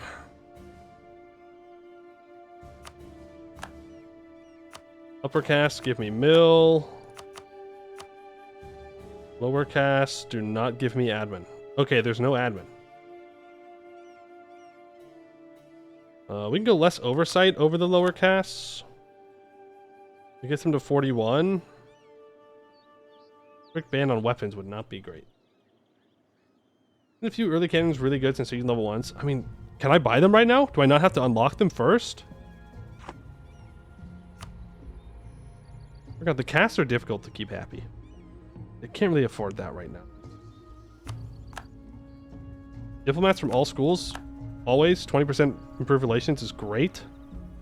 We can get 2.9% discipline for how much land ownership they have. Lower caste will be at 41%, they're at 48. Mages, nothing for right now. Adventurers, we have Land of Adventure for 25% merc manpower. Not great for us right now.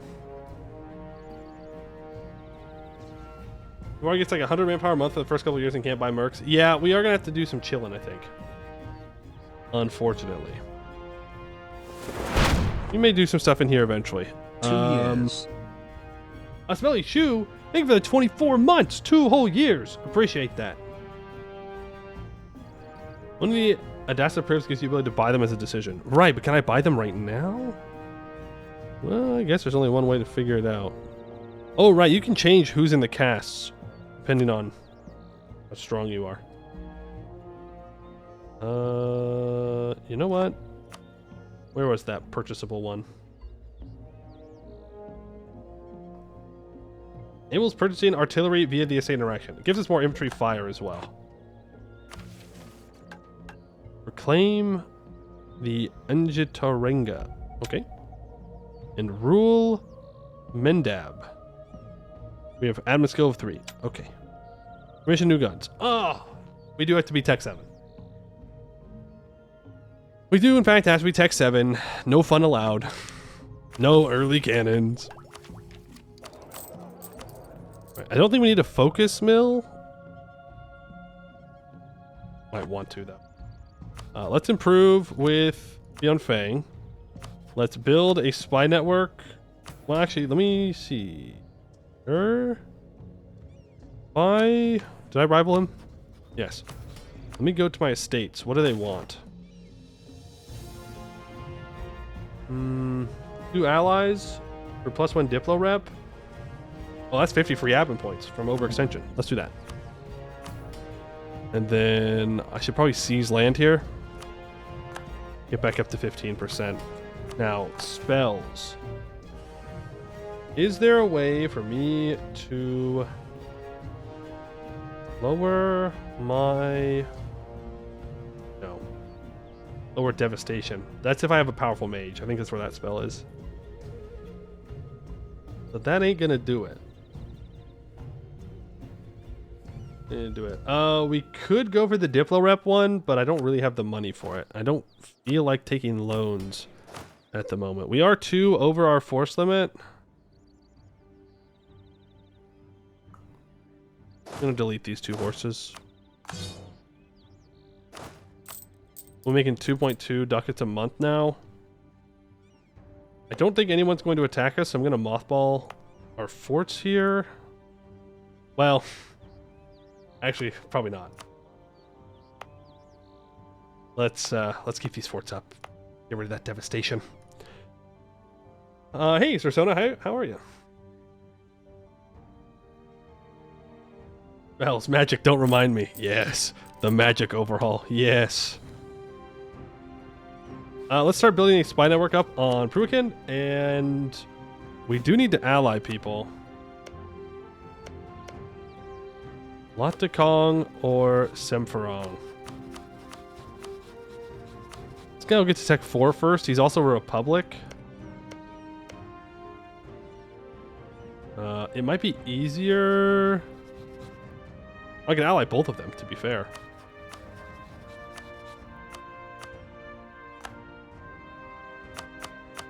can go speed 4 here. Who wants to ally me? Sarcassabid? No. I don't remember who you are. Oh, right. He's one of the coastal guys. Yeah. No. Afraid I'm unavailable. Actually, I'm not unavailable.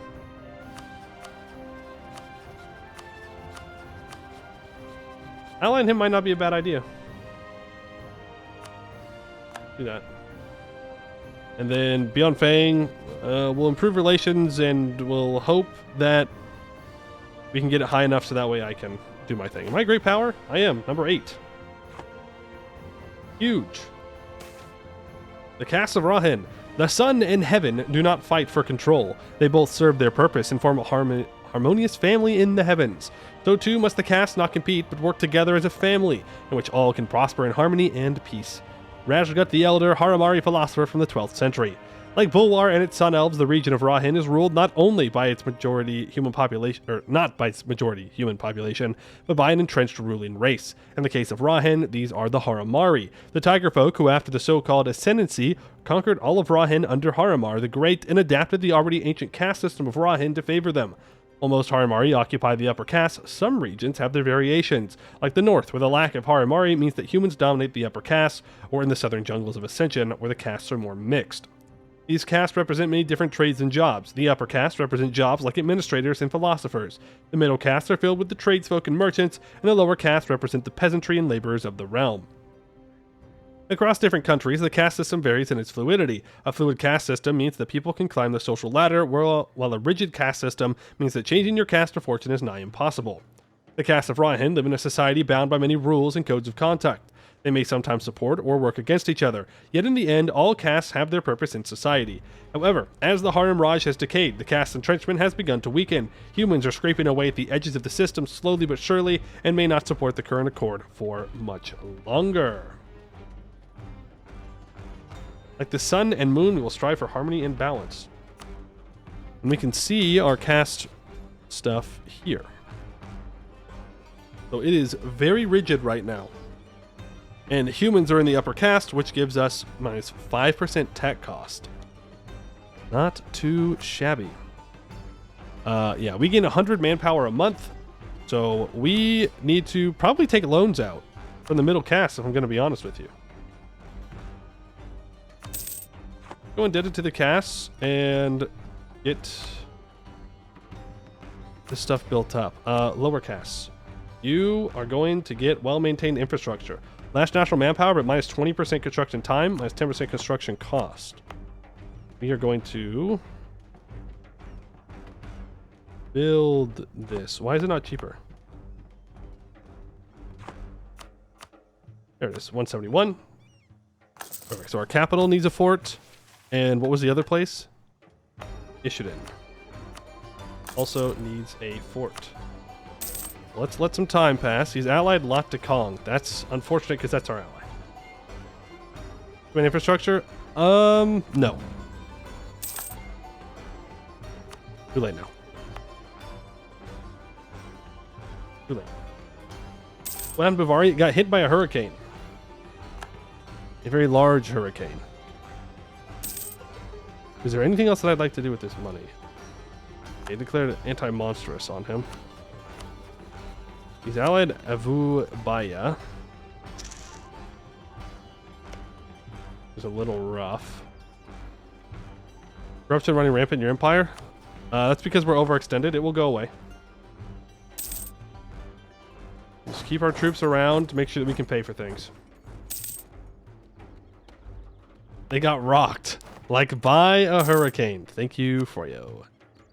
Thank you. Coming in hot with the dad jokes. When does the Seer Revolt happen? 47? I think? Here I am. Oh. Dastardly. Dastardly.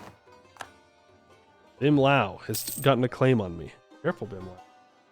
You wouldn't want to hurt yourself.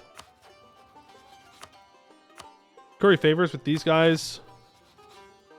I don't think I'm going to be able to get Beyond Feng to like me enough to get Ascendant Soul. It'll be very sad. I just can't go to war until I get more manpower. It's just... It's asking for suffering. It's funny how consistently Avatar loses to Naleni. Yeah, it's almost like trying to conquer land across an ocean is kind of difficult. Who knew? Merchant shipwrecked. Sucks for the merchant. Okay, is there anything else I need to be doing with this money? No. We're just chilling. I could pay off some of these loans, to be fair.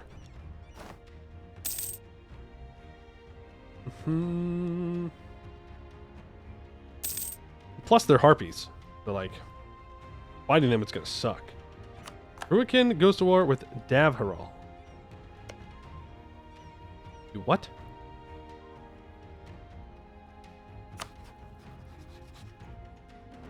Oh, down here. These sneaky little colonizers.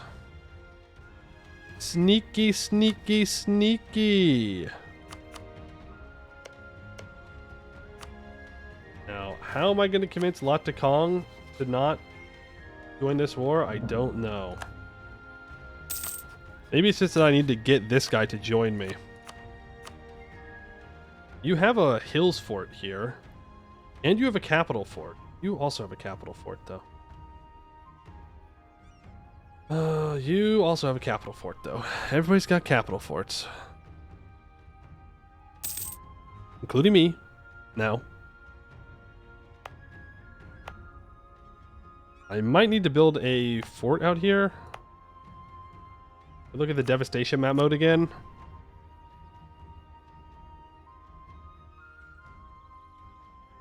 Because my whole country needs to have no devastation, right? No, it's just Shremaya. Okay. You just let time pass. Not a big deal. Any wonders near you? Good question. Yeah, there's one in Bim Lao, but I don't know if we'll be able to use it or not. Guess it just depends. I don't know if we're going to flip to one of those religions or not. Oh, I should also be improving relations with the Raj. So that way they don't try and kill me. Oh, here we go.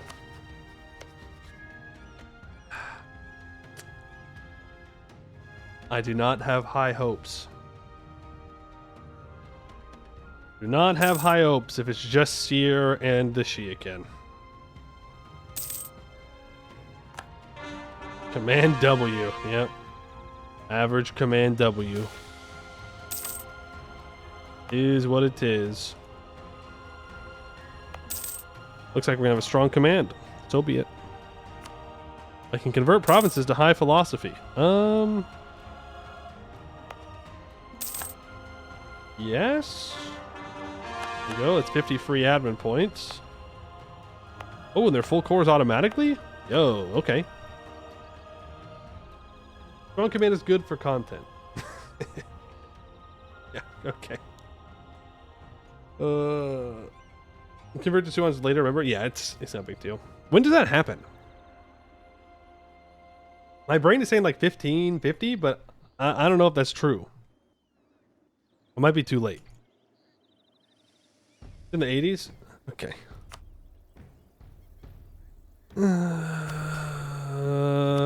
Do we have tolerance from these guys anywhere? Maybe from the middle castes, if anything.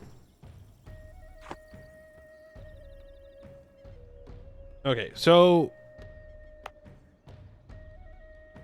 I'm not developing. We're just gonna wait. There's the corruption of the Lotus Court for the Raj. I can repay 2 of my loans. There's no point. I can get a second claim. He's winning against Davharal.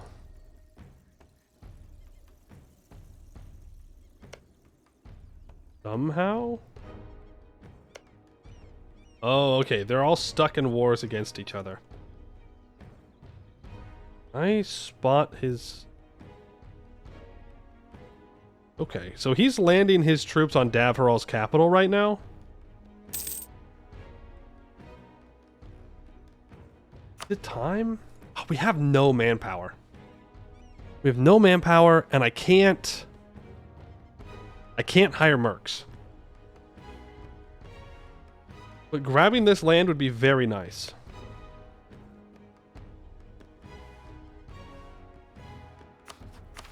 But there is a mission to do it pretty much immediately. Oh, okay, I'm gonna get permanent claims. I think we just wait. Because if he comes and blockades my capital, then we won't get down to no devastation. Okay, I have Beyond Fang up to 125. They're still not willing to join me. Yeah, I can scornfully insult Vorkal Ozavar. I don't care about them. You have 0 navy? I don't need a navy.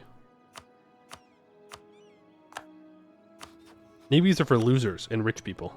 I mean, we're kind of rich, but not like that. Like, worth it. Really? Well, I should be able to invite now, right? He's at 150 relation.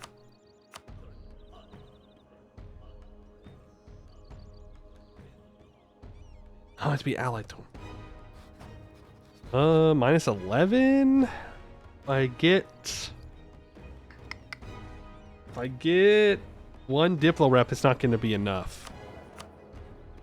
God, these advisors are crazy. Are they crazy expensive? I think they're a little expensive. I need 3 dip rep. I can get 1 from a spell. I can get 1 from an advisor. Yeah, I just did the scornful insult. He doesn't want military access. Aunt Royal Mary. I think we're out of luck, unfortunately. I think we're out of luck. No, we can't afford this magnificent feast. I'm gonna do it. I think that's worth the money. Either way. Oh, that got us to -6. I do need 3. Oh. Oh, we're so close. We need this to do with the command as well. Though this may get us into a war against the command early. Give out quest rewards so the adventurers aren't mad? I don't care if the adventurers are mad. They're all about mercs, and I don't need merc stuff yet. Do I have any Diplo rep in here? No. I don't. There is production efficiency, though. I make a decent amount of money with production. What was that? Artillery levels contribution to the siege. What? That's crazy. The command is not losing. No, don't get baited. These guys are going to betray me so hard one day, and it's going to be very sad. It's going to be very sad when they betray me. Naval Doctrine. We're not going to build galleys, so I think we just go naval maintenance. We could go for ship trade power. We could. But I think fleet in being is better.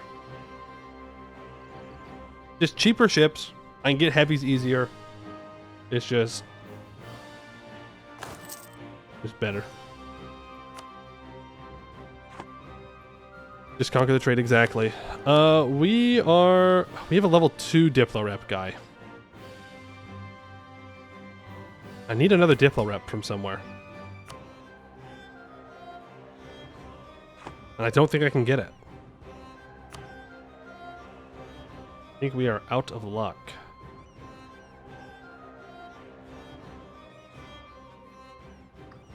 Yeah. I think we're just out of luck on ally and beyond thing for right now. Which is a little upsetting, for sure. Maybe if we'd had a similar rival, that would have done it.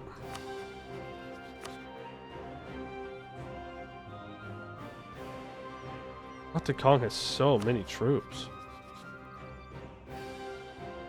9. What? Do you have a subject? Oh, he has a vassal. Oh, boy.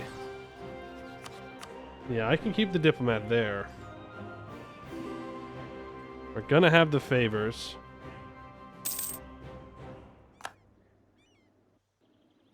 If he flips friendly, please. Love me. Love me. He's at -4. That's enough.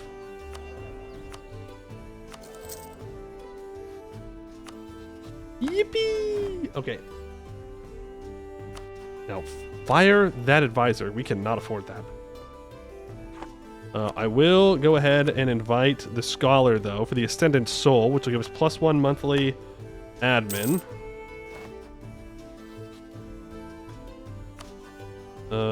You need to be fired. We're about to have rebels rise up. Actually, we can probably get rid of those rebels. We get 2 stacks working on that. Get those put away. That will give us enough time to get rid of this devastation, and then we can go to war with Pruikin. I don't want to lose this stability. Thank you very much. I'm good. We're making money. Dwarven Minister. As a race, dwarves are famed for being great craftsmen, dominating trades as varied as smithing, banking, and architecture. It seems that this fame is based on reality, as it has come to our attention that one of our dwarven subjects has become renowned for their feats of great craftsmanship. We can recruit the dwarf for a 50% off advisor, but our advisors are currently, right now, 30% more expensive, right? Yeah. So essentially, it's an advisor that's 20% more expensive than usual. Or we can get the tolerance of dwarves up. Bruhakin. Yeah, well, you know what? I don't know how to say things, so I just guess. Our Marines are as good as our regular infantry at least, so don't neglect them. 20% cheaper. Yeah, sorry. 20% cheaper than usual. I think we'll take the advisor. You also get a bountiful harvest. It's a fort defense guy. Sure. You're saying the Marines are better. Minus 10% shock damage received from our Marines.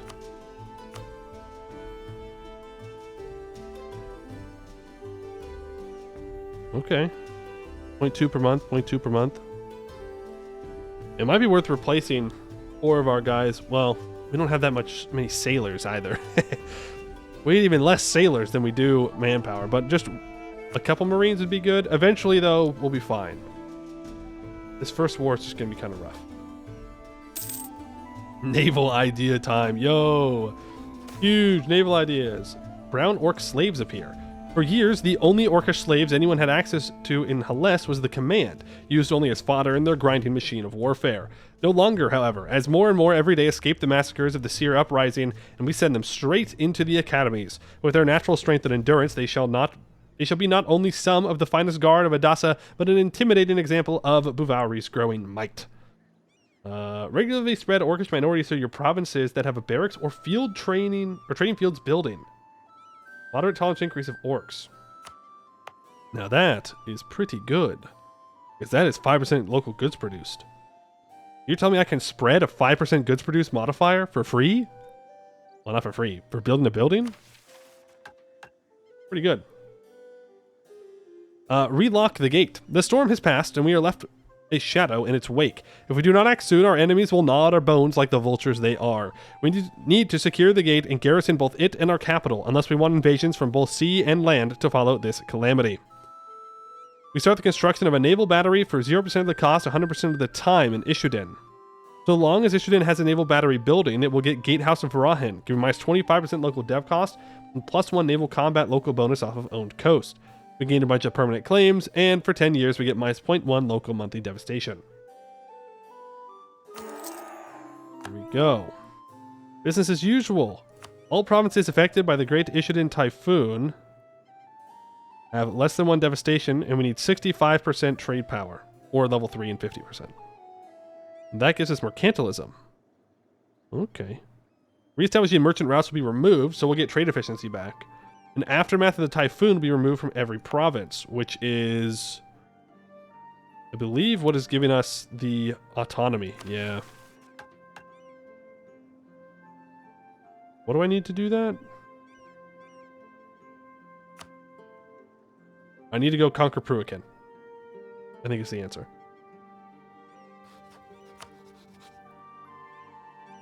There's no way I'm going to be able to break them apart. We're going to have to fight this.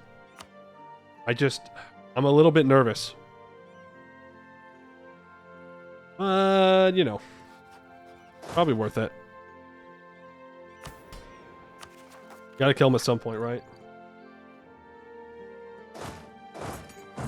Get these 5,000 guys down here. Let me know what Rajan Haga is up to. No, I'm not gonna get my hopes up. 19,000 troops. I'm gonna make sure that they know that I'm friendly. I want to know if they get attacked by the command, so that way I can jump on Bimlao. Manpower? Command has 0 manpower. But I will not get my hopes up. I refuse. I guess we could Condottieri out at this point?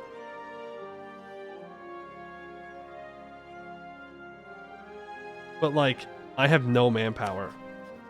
I don't know how helpful I'll really be.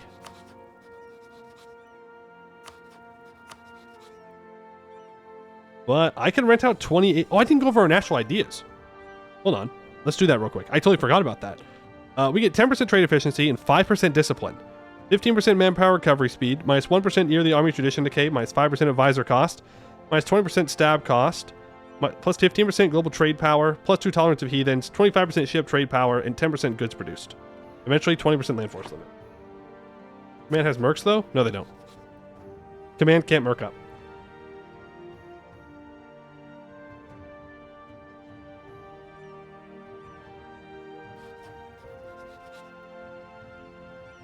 Like, if I can help kill the command here, it would be a mistake not to, right?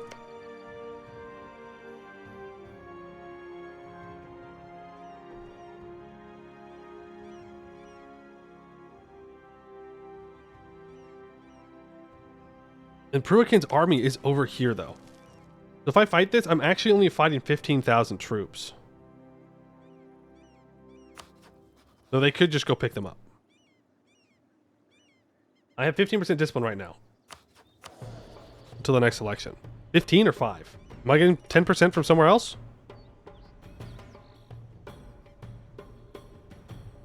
Am I missing something?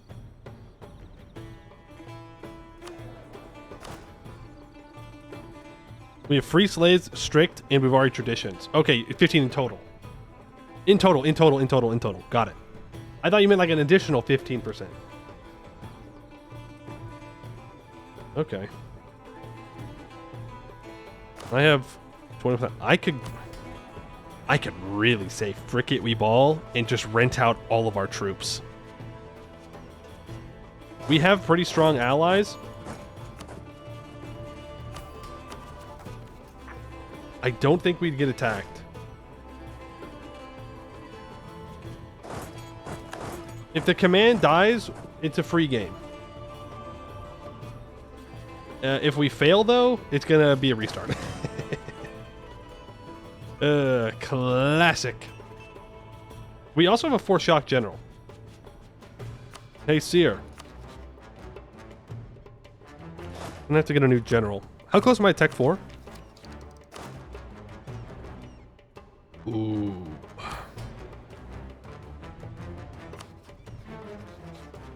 No. Actually, I don't think we do. Command's Tech 4. It's not gonna happen. I don't think we're gonna be able to beat them.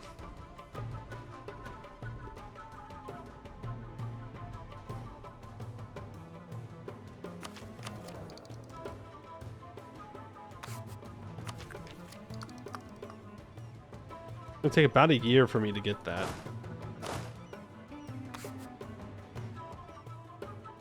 Rent out for the initial money? I don't think they can even give me money.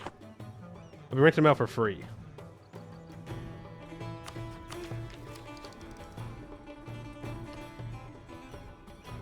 We can try. I'm gonna make a save here though, because it's literally just sitting there the whole time. We're not going to fight until we get Tech 4, but I will offer Condottieri to make sure that they stay in. We could get a general from these guys. It would lower their loyalty though, which doesn't feel great.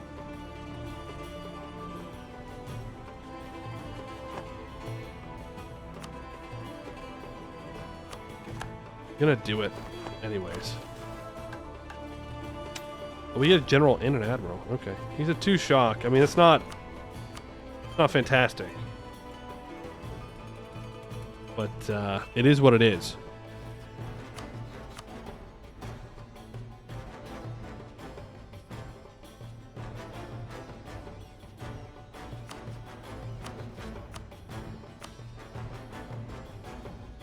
Yeah, I didn't think about that one.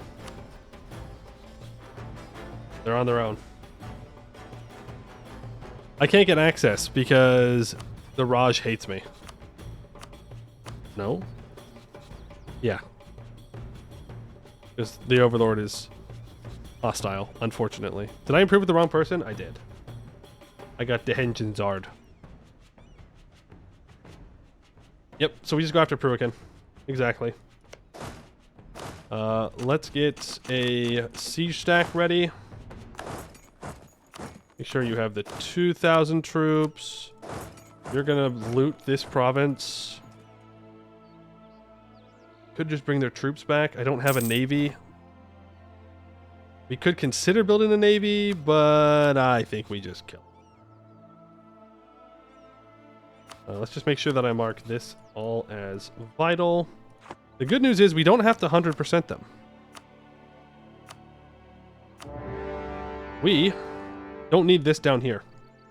So we just need to occupy all this and we'll probably be able to peace out. I hope. I'm going to send 2,000 troops to occupy this province to save on attrition.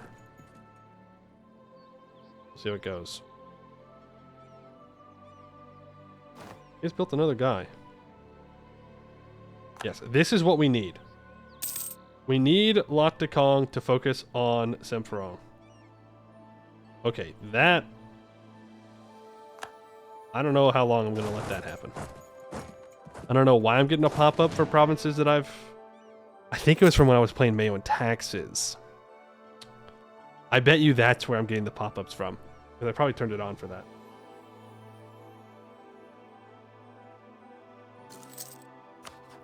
Now you will get Tech 4 before Lot de Kong. That right there is what we call throwing. Okay, Lot de Kong does have access down here. I get a wall breach. Can I get Tech 4 before they fight me? If not, another throw. Disease outbreak. Great. Is that enough? I need one more month. One more month before these guys get to me. Okay, they're going after that. That's fine. I'm going to take out Semferong. Not a big deal. I can even get Inno for taking Tech 4. Nice. So now we're pretty strong. Not going to walk all the way around for that. That is fully looted. They are more than welcome to sit on this fort. We'll throw some defensive on it. How much attrition is on this province? 3.5. Yeah, you can sit on that all day. All day. 4.5? 3.5.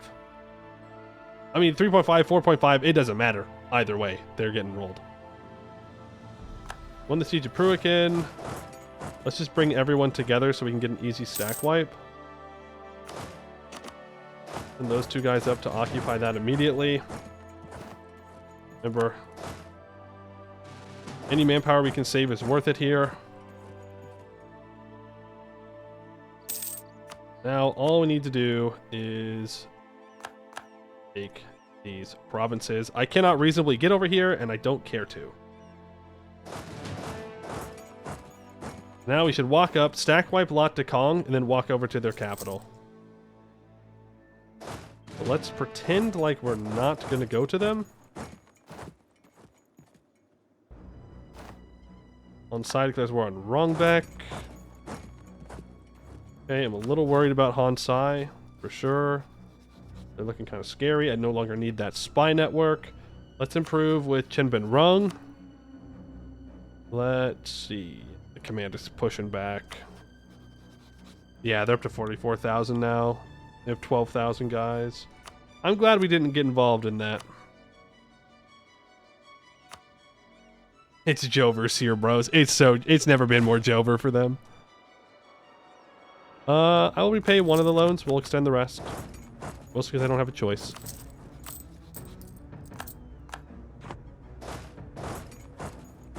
And we're going to swing up and back down. This should be a stack wipe. Unless they've gotten to Tech 4. Which they have not. We get a... They have a -1 penalty. Oh no, this is farmlands. Never mind. Oh, that's why it's only 3.5. It's not jungle.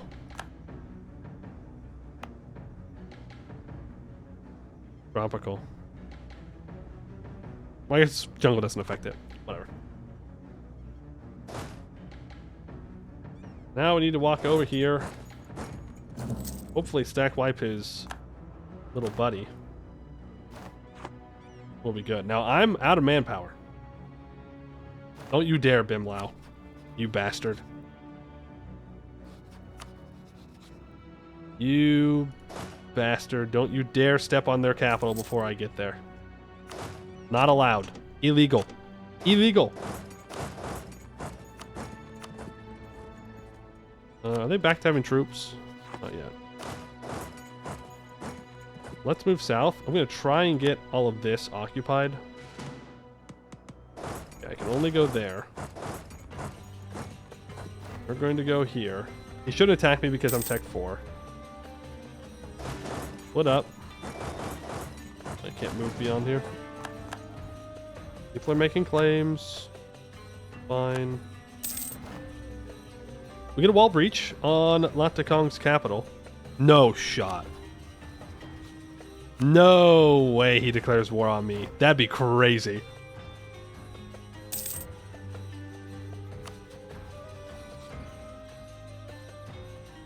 He could just be avoiding all the troops over here. Or he could be thinking about it. There's no way he does with my allies. There's no way. Is he a bold fighter or something? No, he's incorruptible. There's no way he does that. From Lat de Kong, I want war reps, max money. Like your trade power as well. I'm not gonna beam you from behind. He's moved down here now. I don't know. Maybe he is thinking about it. Maybe he's that crazy. I don't know. That is some insane behavior. Education for the poor. Yeah. Sure. I don't care about unrest. Okay, officially out of manpower. Raj is still very much hostile. There's the siege of Lat de Kong.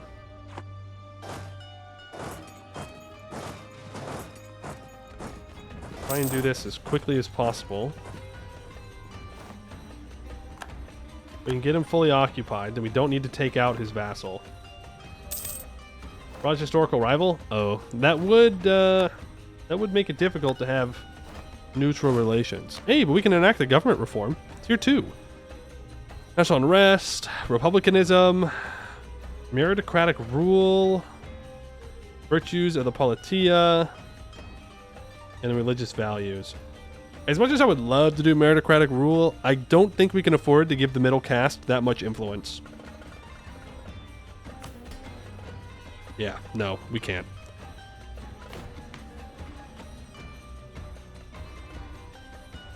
We could just go for republicanism.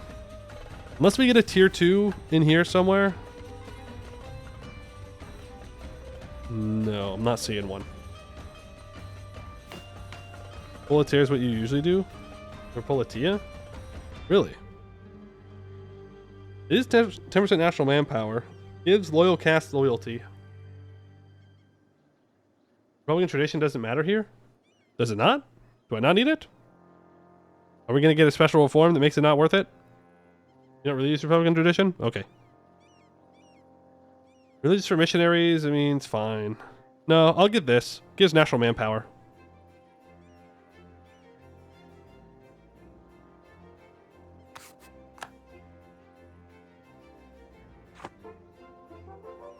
We already have unique elections? Oh, okay.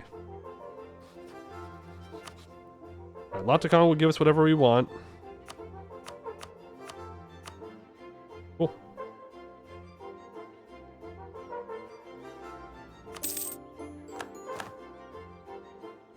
That helps us pay off another loan.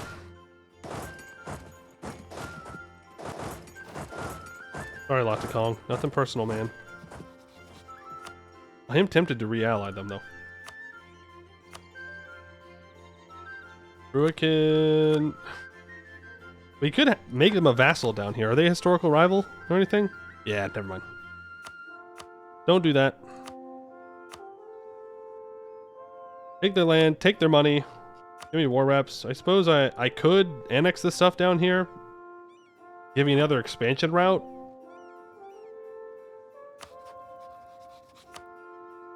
I don't know if I need to do that, though. It would definitely be the easiest way to do that. Well, let's... It's a good idea long term. True. The main thing I'm worried about is the unrest. We could release Biribitidid, though, as a vassal. I guess I do have claims there.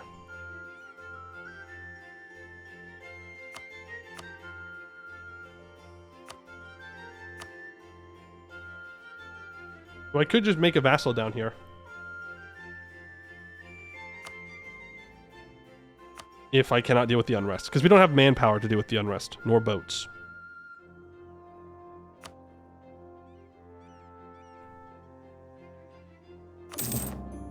Dum-ba-dum. Blood Market of Pruakin. Despite the ongoing tension between the Bhuvauri foreign cultural elites and the native populace, they are united in one thing: their loathing of piracy. As such, it is no mystery as to why the red-haired evils Pruakin are considered the most wicked of men. Not only do they raid and plunder, but it was they who drove the elephants of bombed and extinct, a crime the House of Sky Eyes found especially appalling due to believing the animal to be one of the most sacred. As such, they have taken a great deal of righteous joy in showing the men of Pruakin, in the error of their ways. Suffice to say, the floating city of Pruakin was devastated, and the sight of the former lord of Pruakin being tossed between execution elephants, both natural and shapeshifted, brought tears of mirth and happiness to the cheeks of many of those present. Mercy is earned, not given. Gained 50 devastation in the area I just took. Slaves will be now produced in Pruakin. The Bloody Tusked Mercenary Company will no longer be available for hire. Oh man, we're losing to the ivory, but oh well. Pruakin? Mercy is earned, not given. And we can now complete End the Red Devils. There is not a name more accursed than that of Pruakin, the scourge of all who have known them. They are a mockery of man, making women and children into widows and orphans, and always delighting in the grim, sickening spectacle of their existence. It is high time someone shows them the error of their ways, every excruciating second of it. Lose a bunch of development, and Pruakin gain 1 base production in the Denbunsana estuary area. Bhuvauri gets a bloodstained order until the end of the game, giving minus 0.05 monthly autonomy change and minus 10% minimum autonomy in territories. We also gain a permanent claim on Ascension Cape area. Ah, and let's go after Ayar Shahar. Ayar Hashar. Okay. Got it. Prukikan are the baddies. That's right. They're the worst baddies. Now, what's unrest like down here? Really?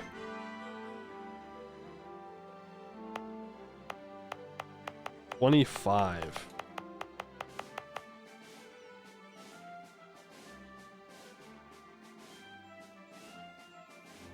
We might just need to make them a vassal for now.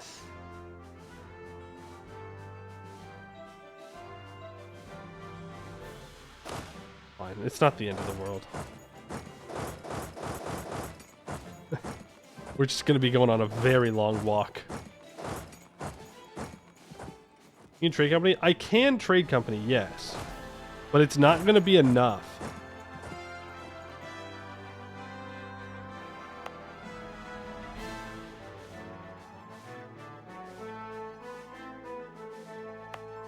Like, if I trade company this...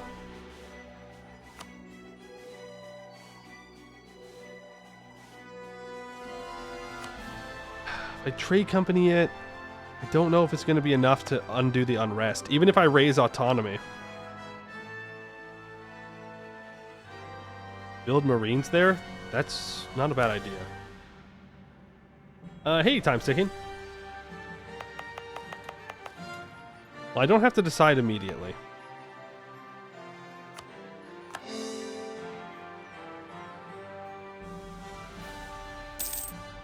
It's all going to get occupied anyways. So who cares? It is time that I built some transports, though. Let's get 3 of those bad boys built. And you know what? I'll even build 1 heavy. 2 heavies.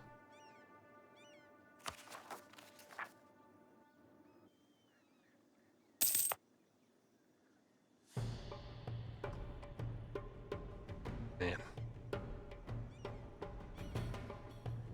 15.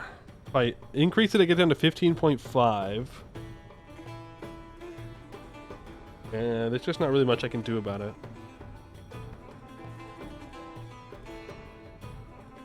Repay debt. They're 1% loans. My loan size hasn't gone up too much. Once we get to Admin Tech 4, I'd like to build a school in our capital. Marketplace, too. It might also be worth it to upgrade our capital center of trade to level 2 as well. Not a horrific idea. Oh boy. We are going to have a rough time with rebels. We're not very close to 65. Once we get rid of our overextension, though, and maybe upgrade this, we might be there. I don't know if I can convince you to give me your trade power. No. Good relations with you. Pressing goblins. I'm not oppressing goblins. Those are gnolls. Those are them there gnolls. Also, Jad did win. Okay. Well, we might still get the alliance offer from Jad.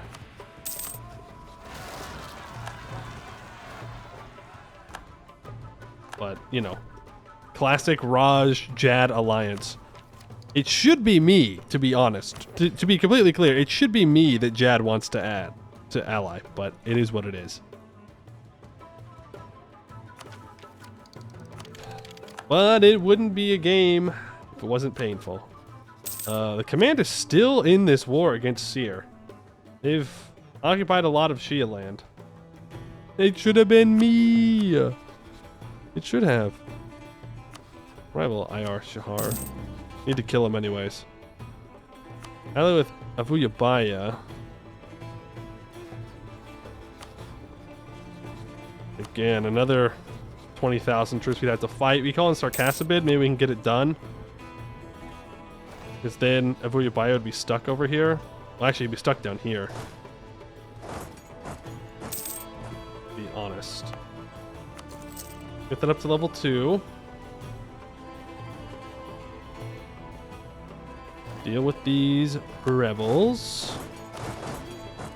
Unoccupy everything. Looks like we can add it to trade company. We'll have to add all of it, which is unfortunate. But what I have to do, that's what I have to do. Raise, raise, raise. And then we can leave these troops down here, put them on rebel stuff, and then when we're no longer overextended, we'll be fine. I can't seize land without having a bunch of rebels spawn, but it shouldn't be too many, right?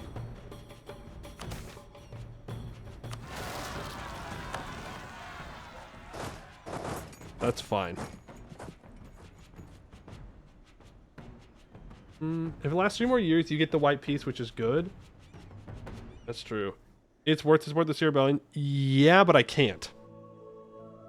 I can't is the bad thing. I didn't have land access to Seer, and because of that, they wouldn't accept my condottieri. Estate being negative hurts. You're not wrong. It does hurt, but they won't be negative for long. And it's not like I'm going to war immediately. But it will suck to fight the rebels. Agenda of the diet. I don't really want to fight the gnolls right now.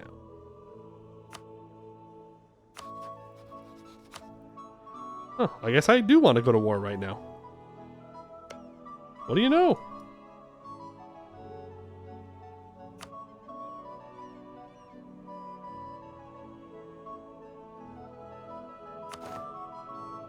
I do still have to core them down in Sarhal. Thank you.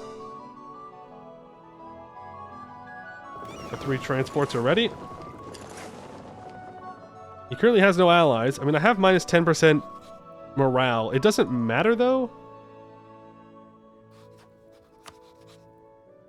Because he is dumb and ugly. And Tech 3.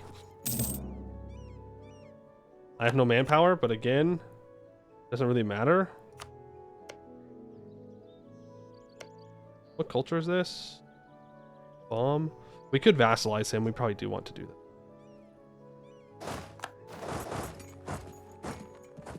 You have Damesteer? Yeah, okay, but once I take the Damesteer, it's going to go away. You know how it goes. You have his cores? Yes, but I've already cored the cores. I can just make him get rid of the cores. It's fine.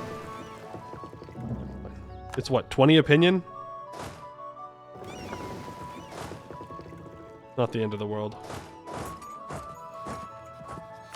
Okay, let's declare this war before he gets any homies. Switch our good general to be up here and our bad one down south. What's this?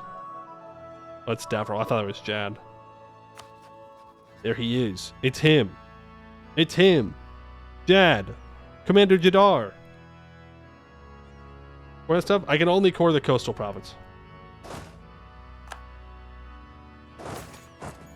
Hardy Seaman? I mean, I guess that's good. Hey, nice stack wipe. Wasn't expecting a stack wipe, but I'll take it. 1,000 up there, and get this done. So you had 1. Yes. That's a regular 6.5, 1452 general. Oh, sorry, my bad. I forgot. Elf. Elf moment. My reputation's ruined. I'm not losing stability. Cleanliness is godliness. Hailing from nearby Bulwar, the family of Sel Azka has traditions they have kept even through their slavery all those years ago, namely the tradition of cleanliness. Members of the house are known for adhering to strict washing and cleaning rights, and while this does have the benefit of making them seem spotless in their political pursuits, it also has the benefit of making them seem the pious and honorable family, endearing them to the priests and religious. +1 tolerance to the true faith. I'll ask her. Oh. Wait, where's Serrani? Sir, so check this weird. Oh. Okay. 15% discipline is a hell of a drug. It is. We have 3 families that rule your country. 1 from Bulwar, 2 from Sarhal. Oh. Oh, Hashir has our family. No? Where's Sel Aska? Aska Sir, right? These guys up here. We'll figure it out. It don't really matter. In the grand scheme of things.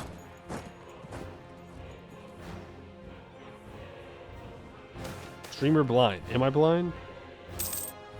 I will take 10 army tradition. Thank you. Orcs seeks a fight. Orc band seek a fight. 12 crowns for 934 manpower. We get tolerance increase of orcs. We get more manpower increased in our capital state area, I believe. I can turn that off. Yeah. I'll do that.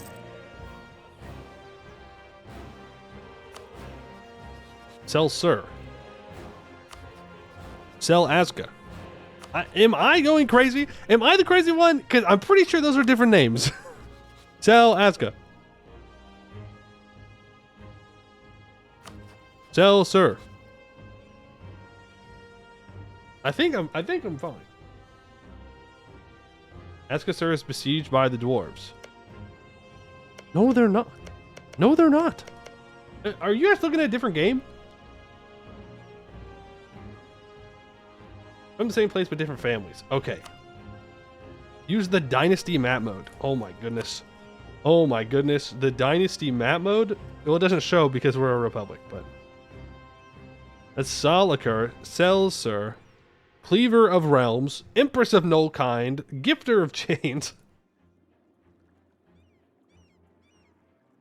If you wanted to ask us, sir, being in Bahars, people corrected you. No, ask us, sir is here. No, not ask us, sir. Fucking, maybe I said the wrong thing. The blue tag, the light blue tag up here. It starts off next to Marblehead. You cannot gaslight me. I am correct. Look. Aska Everin is who I'm thinking of. It's the wrong tag, but that's who I'm thinking of.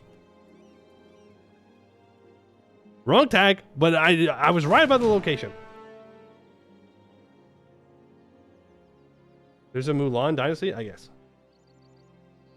Azga, Sel Azga is in Rayuel. Okay. Dreamer blind. You know what? No, you're all blind. Okay? You're all blind. Mm-hmm. I'm never wrong. Always double down.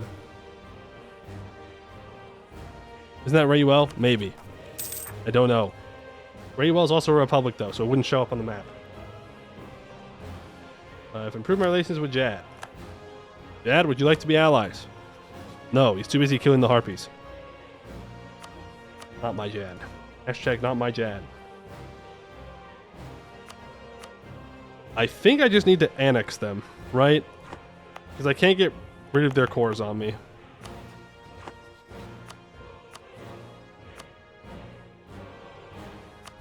We will, in fact, consume them.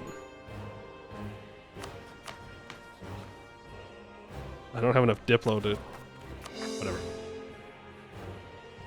Go, give the mages loyalty. Which means I actually should restart those cores. Because they were a little bit more expensive before. Who do I want to rival?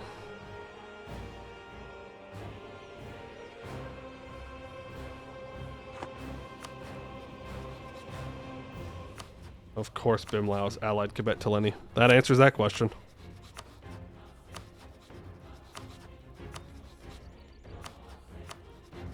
I can't really go to war with Bimlau until Rajat Haga won't join. That's too many troops. They also have 5% discipline in their national ideas. It would be slip and slide to declare that early. So let's not do that.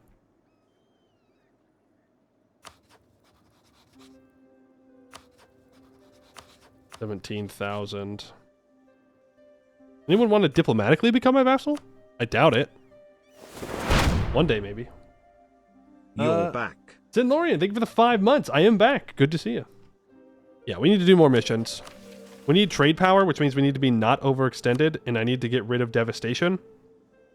We need 10 owned provinces in the jungles of Kuranyana province group to have 3 base production. Ingor, thank you for the prime. Appreciate that. Very kind of you. And I have to kill Bim Lao.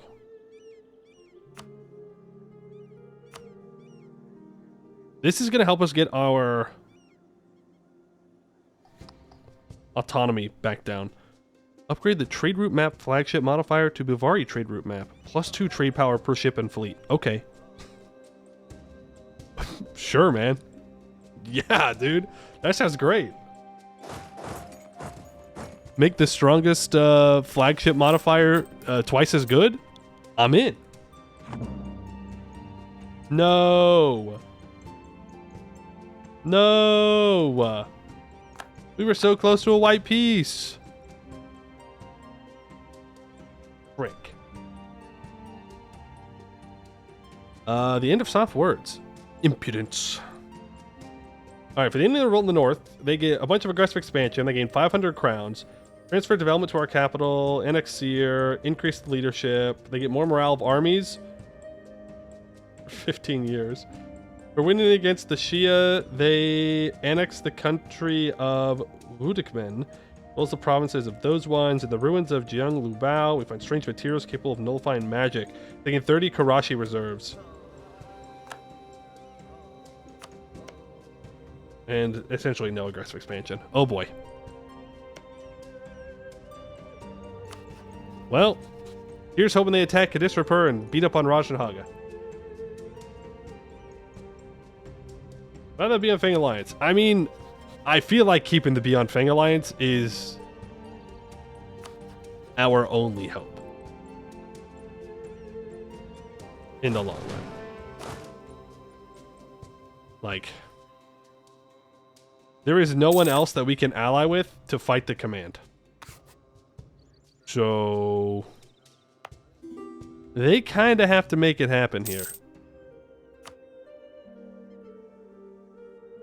Beyond Fang gets a coastline and really starts asking for sailors? Yeah, man, sure.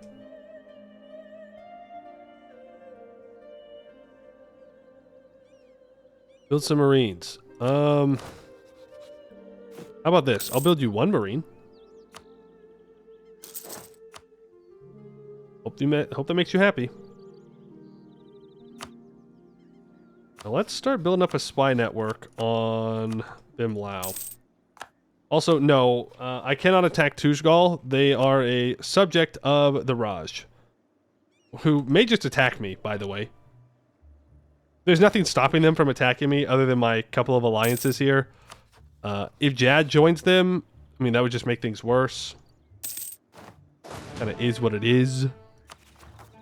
Not much I can do about it. Collapse the Raj? Yeah, sure. I just have to beat the Raj. No problem. Definitely not a difficult task at this point. No, you're not getting money. I am going to build up 1, 2, 3, 4 light ships. We're going to start trying to get control of trade. That would be nice. Let's improve relations with an ally.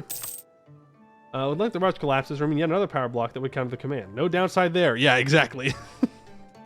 It's like, preferably, we would ally the Raj, but they hate us and will hate us forever.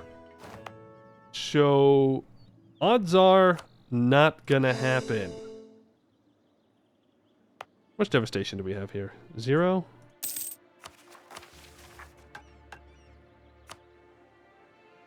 All provinces must be less devastation than 1. You got devastation? Yeah. I guess it was at 100. And once that devastation's gone, then we can lower autonomy everywhere to get our money back. Which sounds great. 20% autonomy that would be gone from all of these provinces, which would really help our income. Bim Lao. Bimlau's going to be a problem. I'm going to Kirby Favors with Beyond Fang, though I'm a little bit nervous to do so, considering the command could attack them.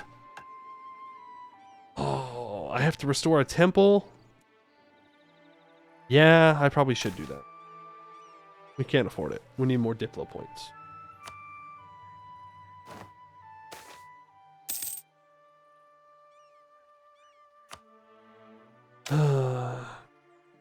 Does Suhen Praxis need to repair the temples?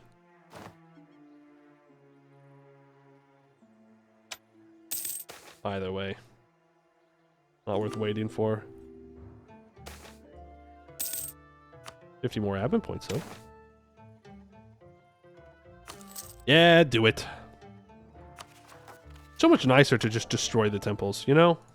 Much easier. On-side declares war on Lot de Kong. Yep. Yep.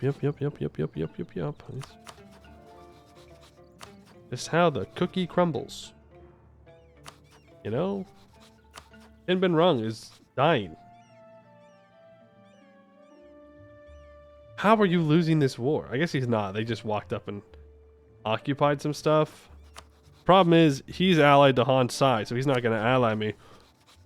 And Arakellen has rivaled me, so I can't have that alliance, which happens all the time either. Oh boy. Oh boy, oh boy, oh boy, oh boy, oh boy. I could isolate Han Sai by attacking Bethman D. Bethman D's nuts. Got him.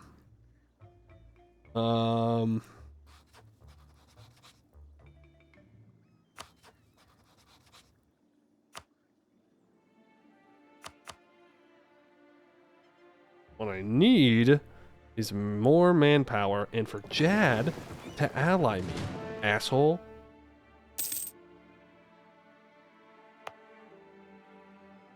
Would like this autonomy to be lower, but I'm not going to lower it until we can get rid of it.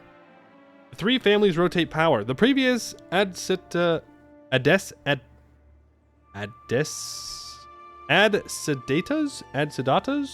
term draws to a close, and the time has come to select a new leader for Bhuvauri's armies.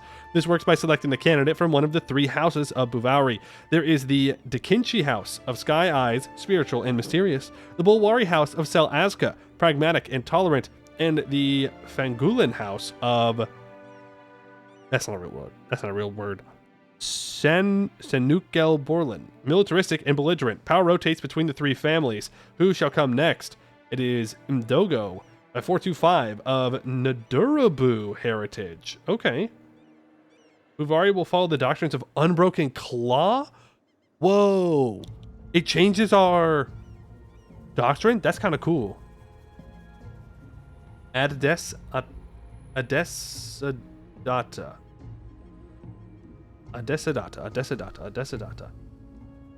Which means we get more shock damage now. 425. Siege and Republican tradition. Okay. Interesting.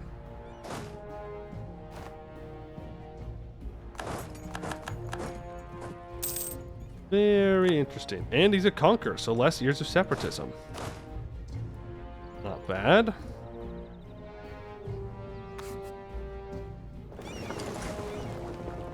Really need this devastation to go away.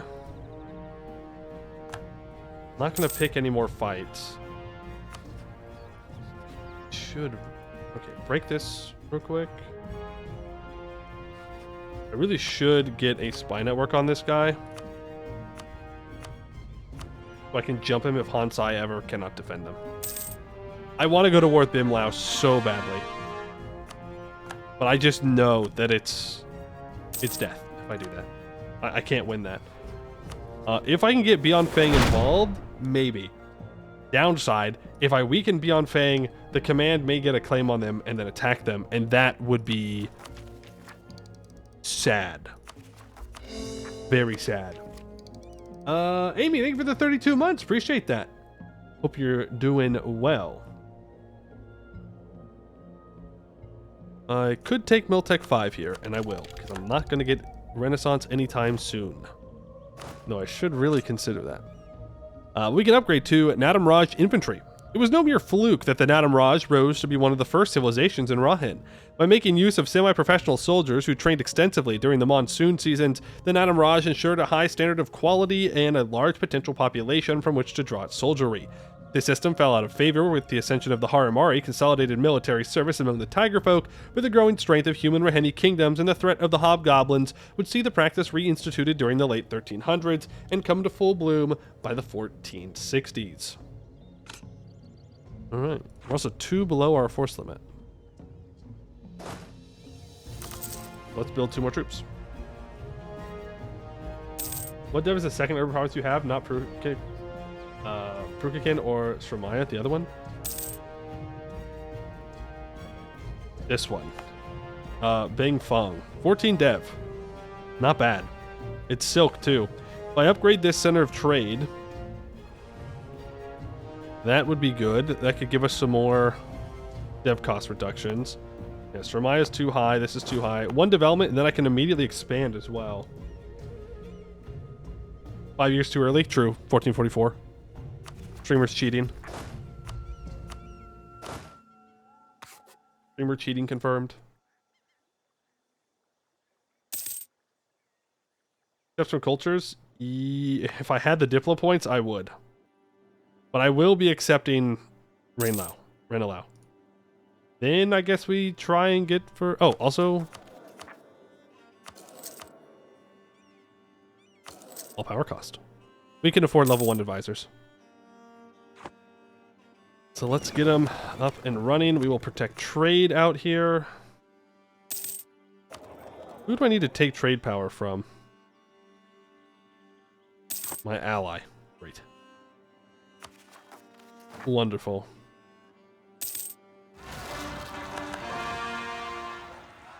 Get with the rebels. This will take a bunch of manpower from us. We could take admin tech. We can get a temple in our capital. That'd be worth a lot of money. I'm all of a sudden losing 2 ducats a month for reinforcements. Massive. Ayar Shahar is right there, my brother. Yeah, I know. But again, that's essentially fighting Avuyabaya. What's my loan size now? 132.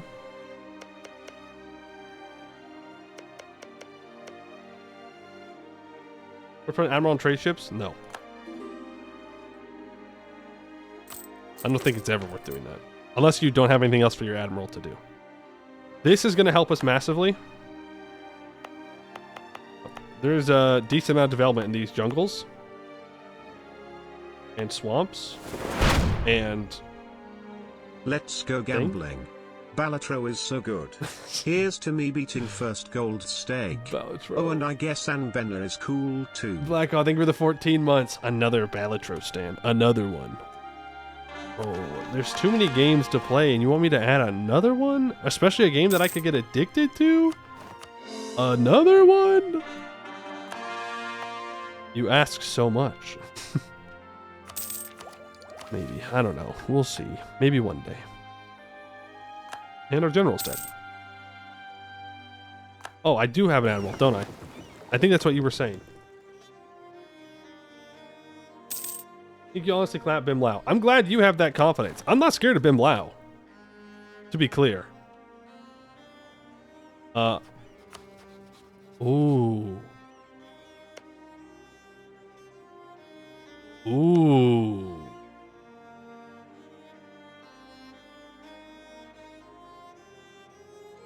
I could enforce peace.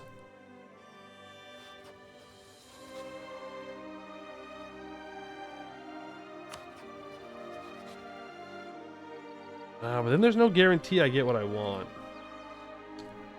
But if I enforce peace, I could get around Rajnahaga. Though they are down to 10,000 troops now. But I'm still scared of Rajnahaga. I'm Tech 5. Tech 4. Bim Lao allies the command. Yeah. They will. For sure. Surely they would do that. I don't really want to fight Kibet Teleni. This is not going to work.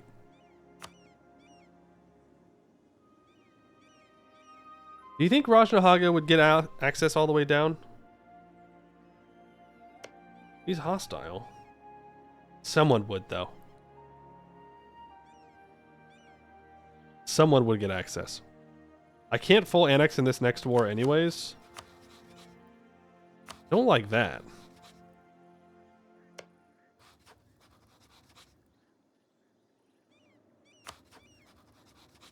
Who's this little guy?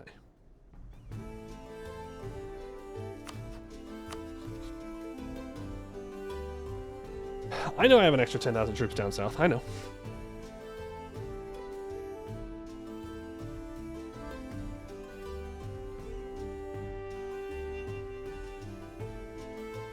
They only have 2 forts? They only have 2. It's a level 3 farmlands and a level 2 jungle. I believe Bim Lao has attrition in their national ideas. Am I remembering that right? No, it's just fort defense. They have fort defense in their national ideas. There's 3.5 attrition in their capital. 3.5 on that fort as well. 47% defensiveness. The necropolis is derelict.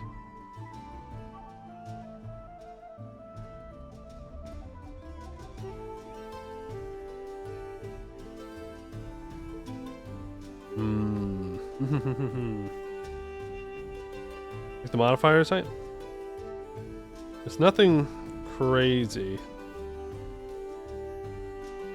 I don't know. That still feels like a direct conflict. 5,600 manpower.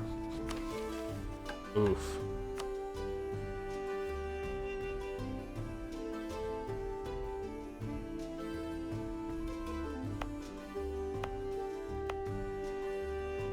I need trade power.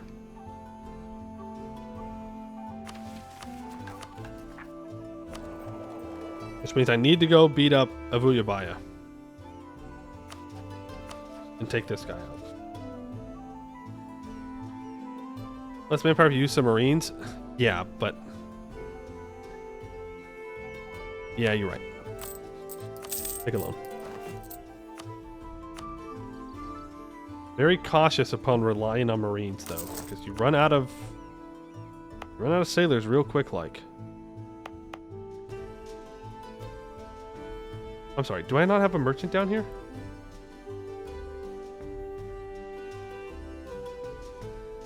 Don't I have 3 merchants? I have 2?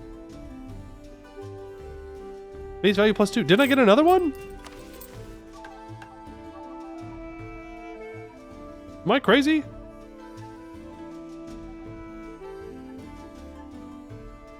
Didn't I get a 3rd one from somewhere? The school change. Oh, you're right. Right, you're right. That's what it was. It was the school. What are the new artificer? I don't know. I have not interacted with the new artificer. I'm playing 2.9 here. I'm playing 1.94 here with 10%. Right now, from trade, I'm making 8.23. I transfer here instead of... I'm making 8.71. I mean, okay. I guess that's fine. Take that 50 admin points. Thank you very much. I will take admin tech 4. Ooh. And maybe I didn't need to. Let's get that marketplace built up. Hostile Haramari. A group of explorers has been scouting the dense forests in our lands for a while now, and they have made a baffling discovery. They came across the village of Haramari, who had completely secluded themselves from civilization. When approaching the village, 2 explorers were killed on sight and the 5 others taken captive. When asking the Haramari why, they claimed that they were refugees who fled during a war in the past and have now become wary of outsiders. They now wish to be left alone as they have grown accustomed to their solitary way of living. The explorers were then released and immediately traveled to the capital. We could respond in different ways. How do we want to respond to the village? Reasons are valid. They're left to be left to their own devices. Round them up. Take whatever valuables they have. 20 crowns for 10 devastation, or I can just not do that. Kill them? I don't think it's worth the 10 devastation. I need this to have no devastation. I'm just going to leave him there. It's good prestige, too. Cast level is strict. Pretty strict. There's no guarantee that Lot de Kong gives me what I want, though, is the problem.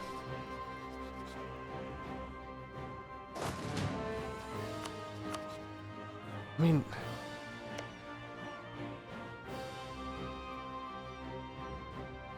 the commander's got to attack Rajadhaga at some point, right? A white shore and an ocean of tears.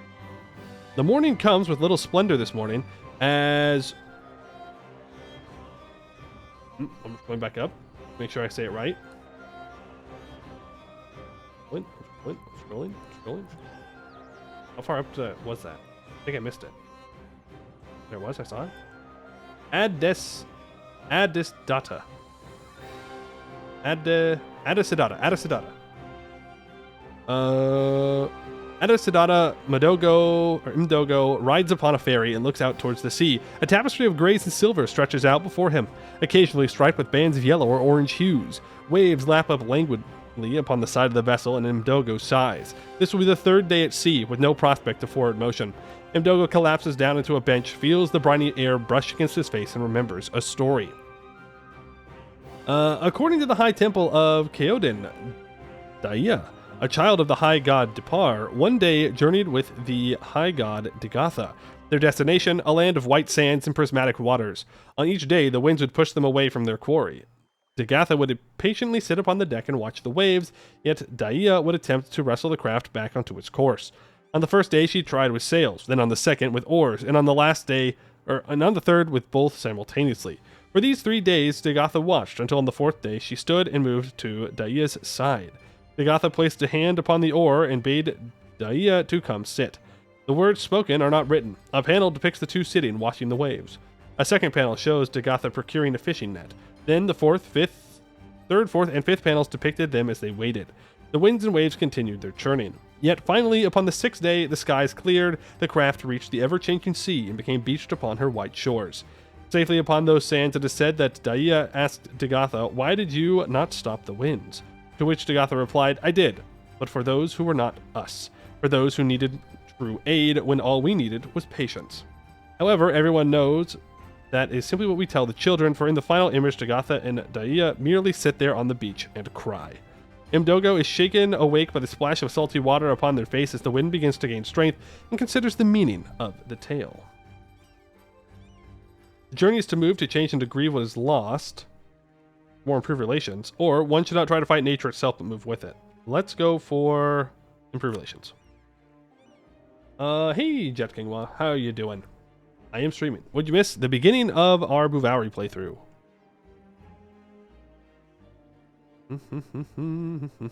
3-day sieges in 1586 is peak. 3-day sieges are always good. Oh, there goes the Dame Steer.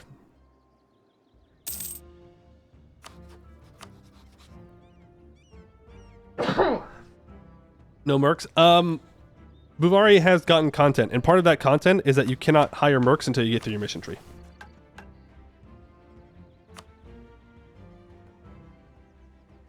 If Fangbon does not exist, release them as a march.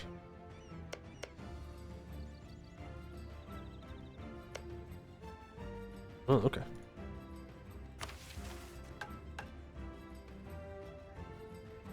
Subjugation CB on Lot de Kong. Permanent claim in all Teplin culture.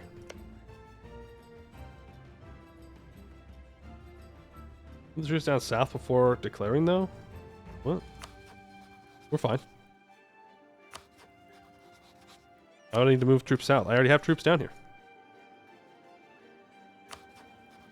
No, the real problem is going to be getting my troops over to Ayar Hashar.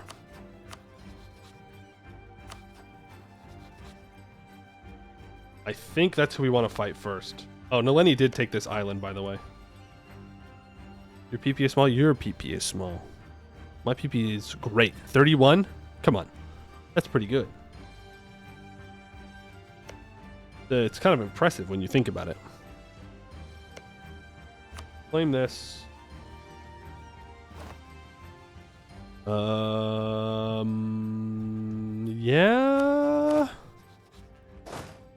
I don't have any generals. All right. Who wants to be a general? I'm going for Bimlau. Oh.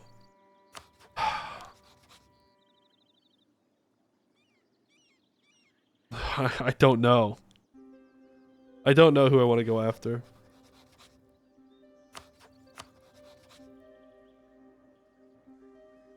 My biggest fear is that I'm going to enforce peace. He's going to annex... Well, he wouldn't be able to annex Lot de Kong then.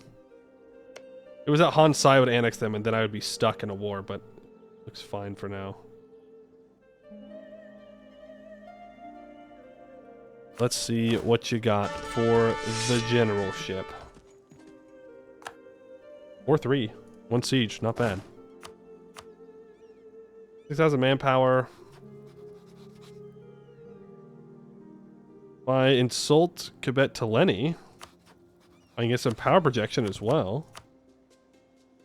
Oh, maybe we do go after him. Yeah, you know what? Get these guys up here. You get insulted. 94.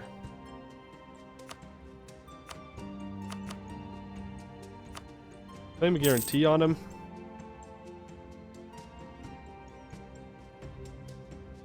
It's gonna take a while for us to get our other little guys up here, but I can do that because there's no navy I need to be afraid of. Just to be sure, I have marked everything I want. This is the biggest problem, is that Lot de Kong might try and take all this, but whatever. Enforce peace. They reject it, and now we are at war.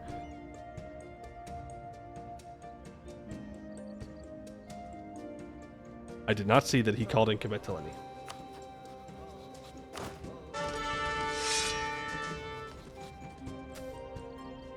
Well,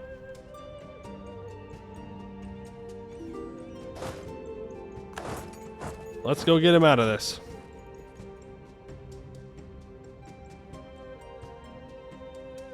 You see where he's a 5 shock general.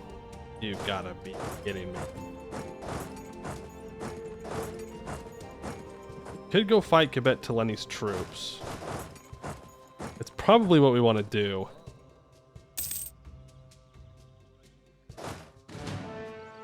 But now we most certainly need to make sure that we have all of our troops together for force limit. Or combat with, sorry, combat with.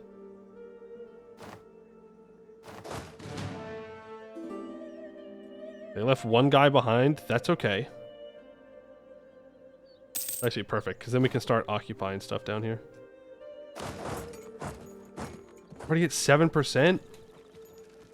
Where is your defensiveness king? You're a Kai Township. What are you doing? You're throwing. We could also just try and fight Bim Lao here. They're Tech 4. We have 10% discipline. We might be able to wipe them. I want to try and relieve this first. Okay, you are going to go occupy this. Yeah. We can't occupy this stuff. We should be able to fight them, and hopefully we wipe them.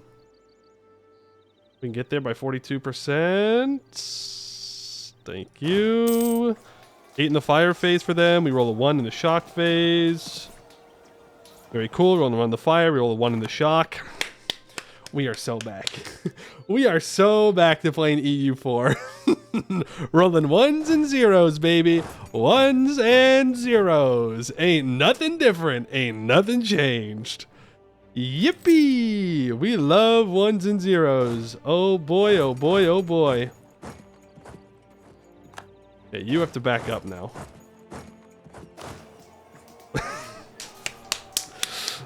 Let's go, dude! That's what we love to see! We love rolling 1s to their 9s. Amazing. Another 1! Let's go! Oh, we got a 2? When they got another 9 in the shock phase, by the way. A second 9. A second 9 in the shock phase for them. Just want to point out. Just want to point out. Just wanted to... What do you mean I don't have access? Fuck you, I do have access. Fuck, I don't have access. Okay, get access. Let me in.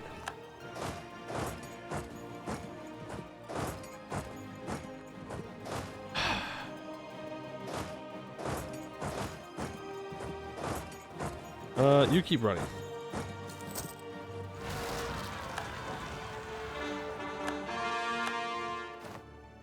Okay, Hansai just got maps. I didn't even know the AI could ask for maps. We're not gonna be able to catch him? Really? Oh, that's a scam. I'm gonna fight him here still. Thank you. Okay, Bim Lao has been stack wiped. Means we probably want to go up here and get him fully occupied. Damn, you missed our child's first birthday. Pepe hands, Pepe hands. Daedra got a medal. Thank you for the 22 months. Appreciate that. Very kind of you. I'm so sorry for missing the birthday. You know how it goes. Absent father and all that. I'm going to send 10,000 troops over to Bim Lao's capital.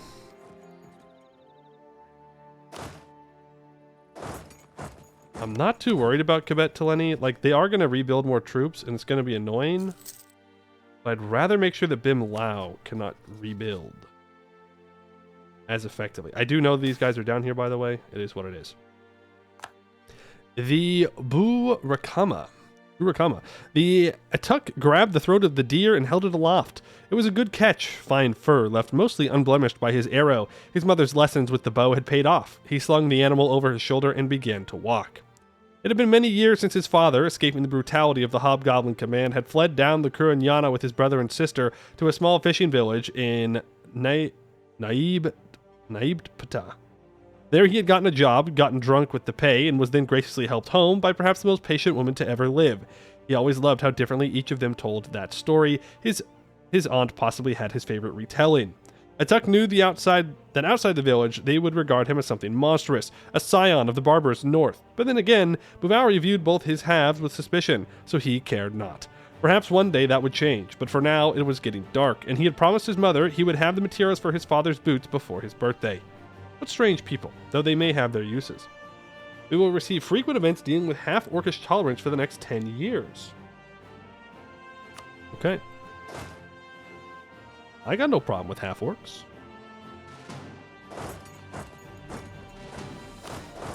Half-orcs pay taxes like everybody else. You know how it goes. Didn't even remember the milk. Milk went bad. Gone for a while. Sorry. You're going to grab there. You're going to grab that province. It's going to be good. We'll deal with these rebels eventually. We have restored the temple complex in Pruakin. We no longer have the Diplo rep and improved relations from this mages.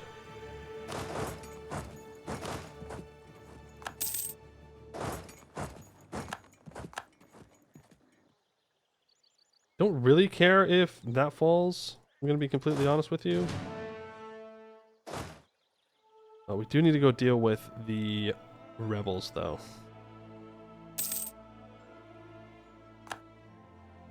So I'm going to let him just occupy this stuff up here. That's not a big deal to me. Then we're going to go fight the rebels. Never mind. He does not try and take Ketpete. I thought he would. Shahar just declared reconquest. Rip Naleni? They disappeared? Rippy Dippy? Been good knowing you, I guess? Hey Eversim, what's the deal with Bhuvauri? So Bhuvauri is a slaving nation ruled by slaves. And we like making money. Lots and lots of money. In the beginning, in 1444, there was a huge hurricane that hit us and essentially just like destroyed our country, killed hundreds of thousands of people. Absolutely decimated us. And we've been trying to recover since then. We're still in the recovery period. And right now, we have enforced peace on Bim Lao to stop them from killing Lat Kong. Mostly I was just trying to 1v1 them. Ended up having to fight one of their allies anyways, but I don't regret my decision because I don't want to fight Rajnadhaga because they are relatively strong. I'm hoping that we get a lot of land from this. Oh, Onsite's killing Nagan now. But yeah, we're just chilling. Sounds like slavery with extra steps. It is. It's like a weird form of slavery. It doesn't seem like it's chattel slavery. It seems more like a weird kind of advanced, I suppose, indentured servitude. If I'm understanding it correctly. They have like the Corvi system. So they decide where people go and where they work. But it's not like chattel, I don't think. Yes, the Haramari are nearby. There's a lot of them over here. We have some in our country. In fact, the ruler of Bim Lao is a Haramari. But they are human country.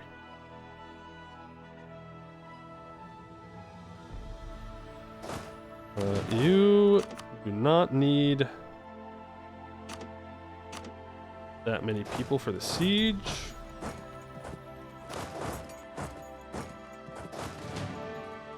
Let's see, this is the problem. I'm running out of manpower.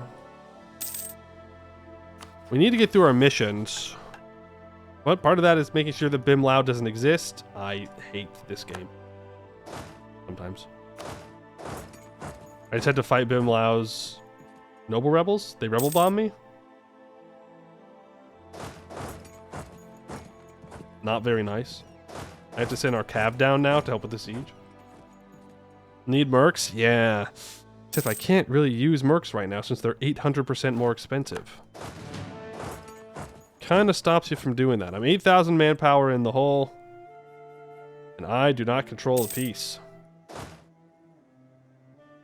So that's something. Slacking? I don't believe I have professionalism. I have 1%.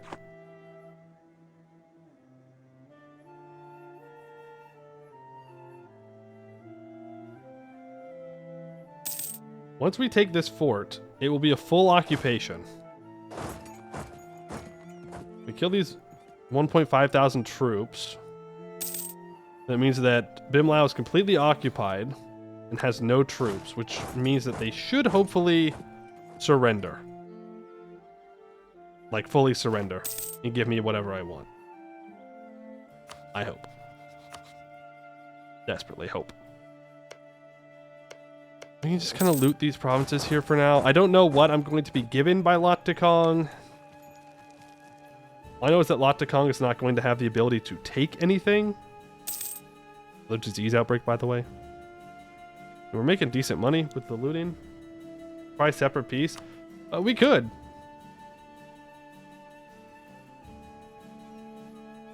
We could be dastardly in separate peace. They don't really seem interested in it, though. I wouldn't be able to take much. I think I'll get more if I don't do that.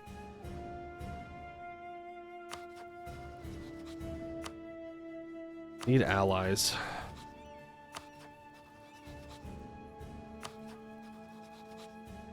I'd really love to ally Jad, but we all know how that goes. He allied the Raj, so it's not going to happen. You're in a Wine Lord to the Laurent run. It accidentally had the most blurst game ever. Ended it with the Laurentish Lich Emperor of the EOA with a Gwed PU. That is crazy. I will give you that. That is a crazy timeline. Focusing on Devon for a bit worth it. I do need to develop Renaissance. So, in a way, yes.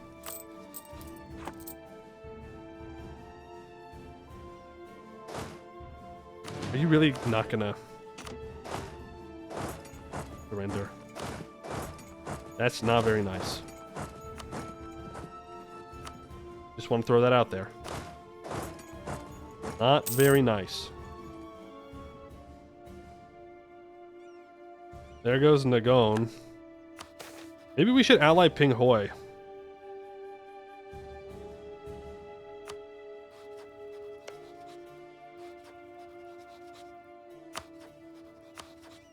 will. I'm at my max. Well, if I just get rid of my guarantee on Lotte Kong, we'll be fine. I cannot slacken, no.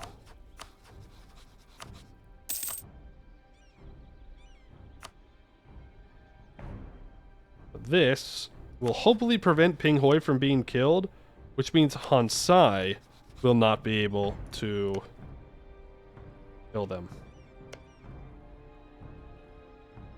Which is great. Maybe we should take Ping Hoi land? Oh, eventually? For sure. Like, eventually, yeah, I want to kill him. But I gotta deal with Han Sai before I deal with Ping Hoi. Order of priorities. Ooh, government reform. Tier 3. Consolidation of power or frequent elections? I don't know. Frequent elections, I guess.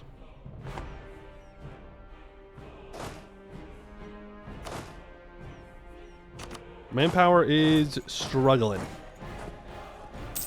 We're 7,600 in the hole. We only gain 183 a month. Okay. Well, would you look at that? We got pretty much all the useless land. But that's alright. You got any homies? Tibet to Lenny. Oh, and Sarasung. They're in the same trade league.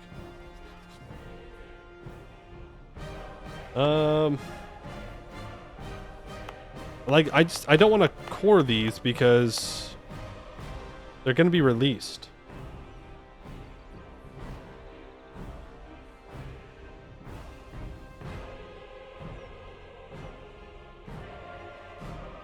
These are special interest, but Lotte Kong also has them as special interest. So he would not give them to me. Which is fine. Did he break any alliances? He did with Tibet to Lenny.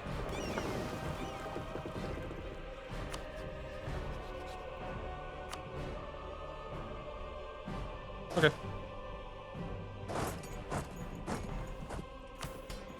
That is fine.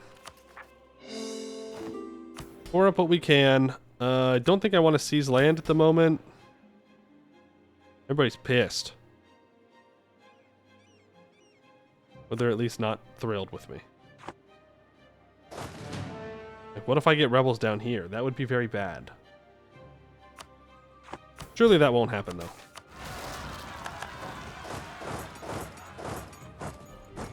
It did. Alright, agenda of the diet. They want me to go to war. They want me to build up my navy. They want me to get manpower to 50%. They want dev. The jungle. You want dev in a different jungle. I can't promise that I'm gonna get that manpower. You like the beard? It suits you? Thank you. We'll see how it goes when I also get a haircut with it.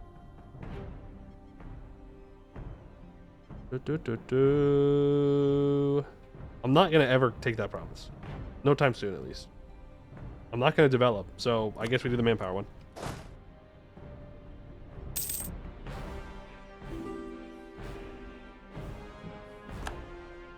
And with the money that we took, let's go for marketplace in these centers of trade. Help try and gain trade dominance in our node. Then I could decide to not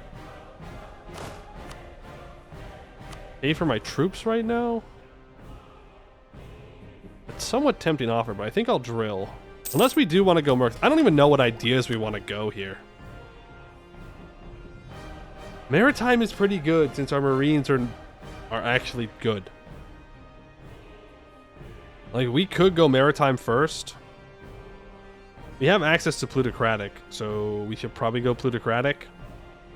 I'm just a little bit worried about the command, right? We got to build to beat the command. That's the real kicker. Go Merc ideas? I mean, we kind of have to, right? Like, we kind of have to go Merc ideas in this run. I don't know when else we're going to do it. Maybe it's a halfling nation, but...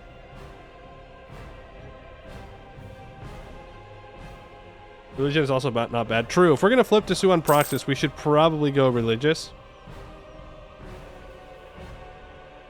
Deus Volt would be really nice for expansion. Over here wondering why your music is so damn loud. Obviously it's on my end. Is it too loud? Trade? I mean, I guess. I guess trade ideas in the second most valuable trade node in the world is probably a good idea. I suppose. Oh, the command's killing these guys again. Oh, man.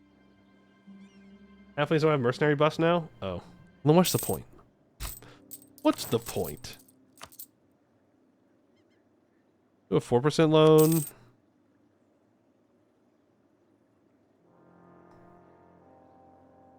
My war exhaustion should be going down. Yep. Okay. And we just regain our manpower. I mean, that was a tough war, but... Or I should say it was a costly war. But worth it in the long run. The Raj will declare on you with the Crush the Raj. Crush the Praxis when you convert. Cool. How am I supposed to beat him exactly?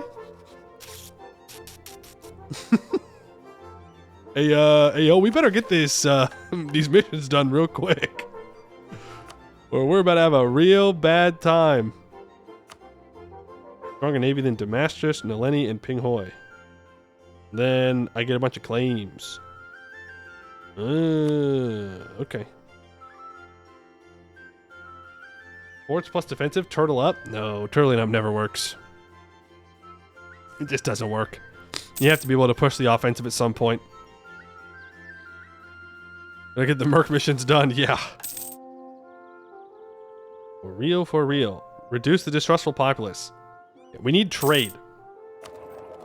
We need to get this trade done. Artisan arrogance. Goods produced for 5% for 10 years? Yes, please. Or 4 now. Roshanga declares war on Kadisrapur, the betrayer. Oh right, yes, the precursor relic's new icon.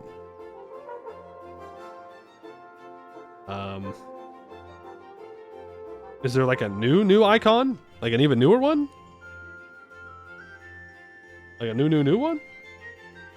Or is it still the circle? Let me just... Yeah, this one. Yeah, I like this one.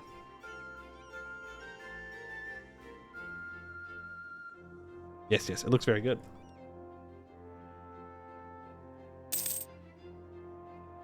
Tournament mode works if you have high enough attrition and fort level. No, it doesn't. No. Eventually it will not work. Eventually you will run into an AI nation who doesn't run out of manpower and who has plenty of people and plenty of dudes, and you will suffer and you will die. Yeah, looking strong? Yes, thank you for the reminder. But remember, Jad is strong, but eventually he'll be a paper tiger. Paper elf. Paper elf. Are my estates not mad at me? They are not mad at me anymore. Go ahead and encourage development here. 44, do 1 point, immediately expand. I was gonna upgrade the center of trade. Take a loan. Pay off the 1% loan. Go to the middle caste. Go indebted to them again. Gives me 850. Upgrade that bad boy right there.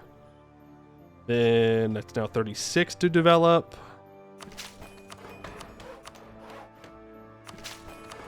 Do 21. Do a couple of admin clicks here. I'm developing Renaissance, by the way. You once killed 800,000 of command soldiers as Abdel Koznad. I mean, yeah, you can kill a lot of dudes, but did you take land? Like a lot of land? Maybe I'm just too greedy with my peace deals. Maybe that's the problem with turtle strategy.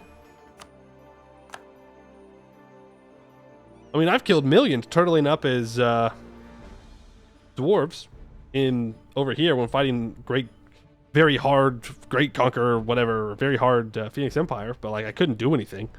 I was just barely hanging on for my life every 10 years. Turtle strategy works by declaring like 4 wars and taking 30% peace in all of them. See, I don't like that.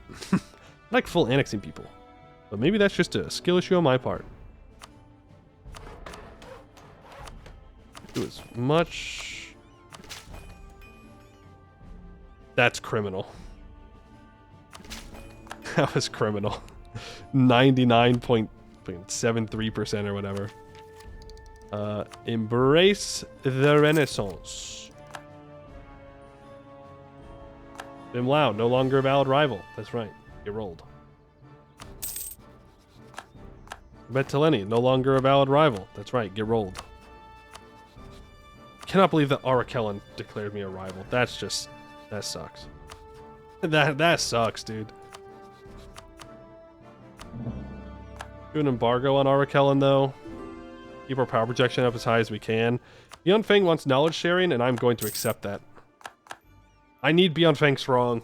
I just do. If we're going to be able to take out the command here. I'm sure I'll come to regret that decision when Beyond Fang is a pain in the ass to fight, but, I mean, that's a long-term problem, you know?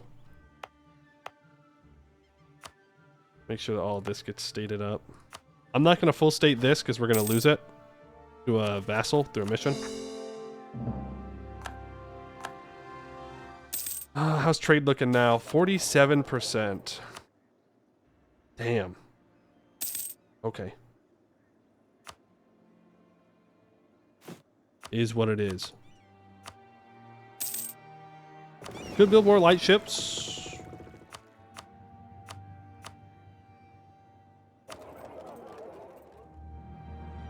We get 7% if we take all of Ayar Shahar's land.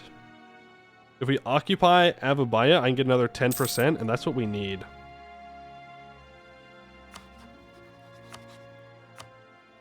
Davra will not join. They would. I think all of Ayar Shahar's troops are down here, though, aren't they? Let's send a little exploratory expedition. It is. So up here, we'd actually only be fighting 10,000 troops. Now, they'd probably occupy this. I don't care. I have no manpower, though. I need 50% manpower. Once we get to 50% manpower, I think we're good to declare that war. We can move our troops over by boat to our ally, and then we can move in from there. I think that's our best bet. I'm making 13 ducats from trade right now. Balanced, by the way. Balanced trade node. Remember when they said they were going to nerf this trade node? I remember. I remember when those claims were made.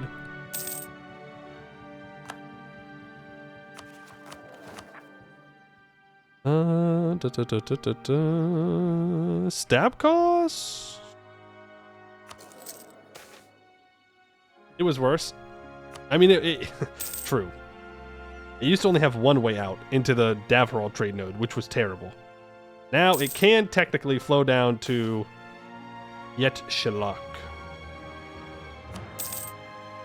We are losing 2.21 ducats from it, but like, now you can bring in all of Sarhal trade as well. So, I don't know. I feel like even with that, it's better now. A 424? Cheaper idea cost, I guess? Let's see here. Are they going to be a powerful mage? No. The guy can dream. A man can dream. Build tax money. That's what I wanted to spend the money on. I was sitting here trying to remember. Thank you. Because I wanted to build tax buildings in all of my cities. I want as much tolerance of half-orcs as possible. Also, when I was gone, I was not keeping up with the Tinto talks, so I'm gonna have to go back and do that. Where are you?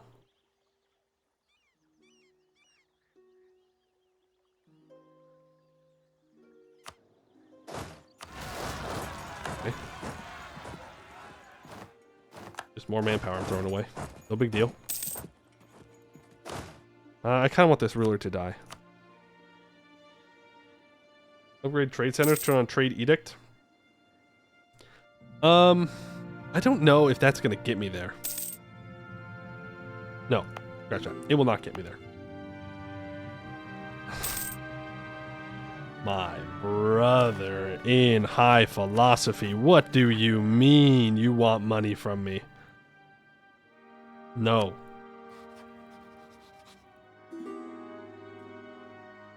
The command wants access.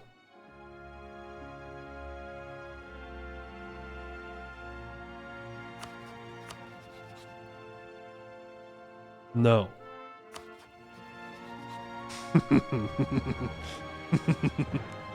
Oh boy, oh boy, oh boy, oh boy, oh boy, oh boy. No. Fuck you, command. This ship mission and spam light. That might be the play. And just build some more light ships. Ship one was a bunch of Diplo development though.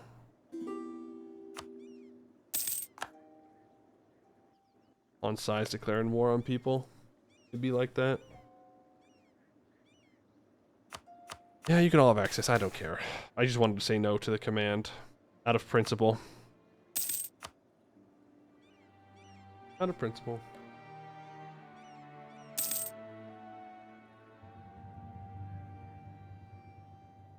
Like to run an upgrade trade center? I'm so glad we got that stack wipe. Wow. Wow. That could have gone very poorly. Eventually our trade ships are going to be goated. Oh my god. I feel like the game's already over, boys. I'm not going to lie. I feel like it's already over for us. Embargo. I do. You're right. Our Kellen is no longer a valid rival. So who's a valid rival? The Shiakin. Alright. Yeah, what's he gonna do? Gonna leave him alone for now. That's alright. Sure, you can have access, man. Why not? Casual 40,000 command troops walking through. If I did want to try to turtle up and prevent the command from getting to me, I need to get control over Fangban, over Semferong, and Lapton Amrik, and Kibet Teleni. Like there is a circle here that I can defend in. There is going to be a gap in the circle though right here.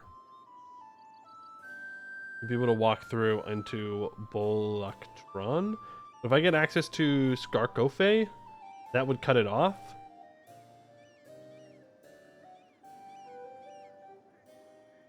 Something to consider.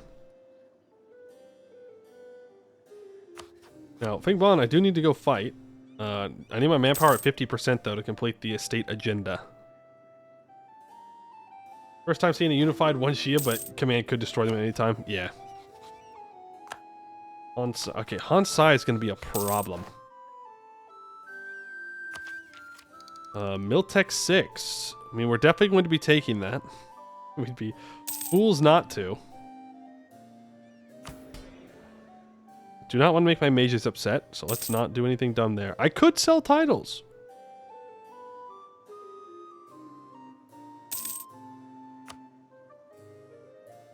I could sell titles. That would give me a little bit more money. Up to 45% control. But I think what we're going to do next is go to war with Ayar Shahar. Whatever their name is. Those bozos. Ooh, I could stab up and get rid of a bunch of rebels.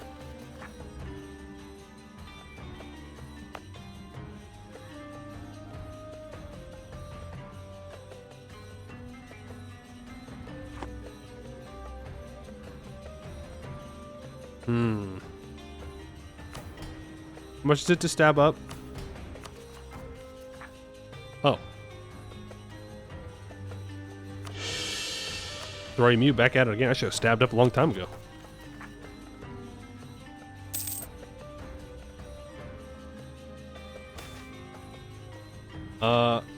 Yakshini.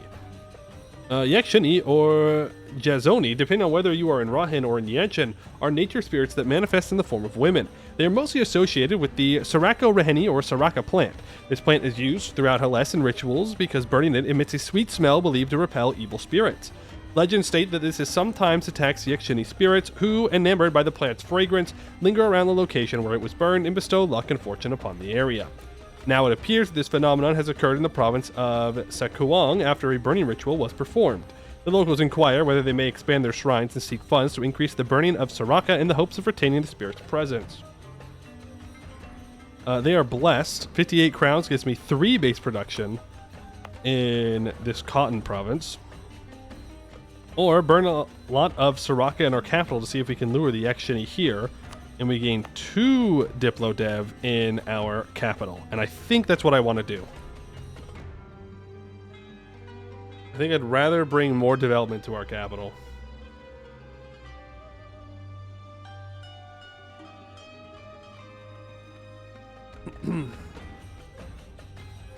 Are you gonna put your mass butcher around the Vosh channel? No, we're gonna have to go back and redo it at another point.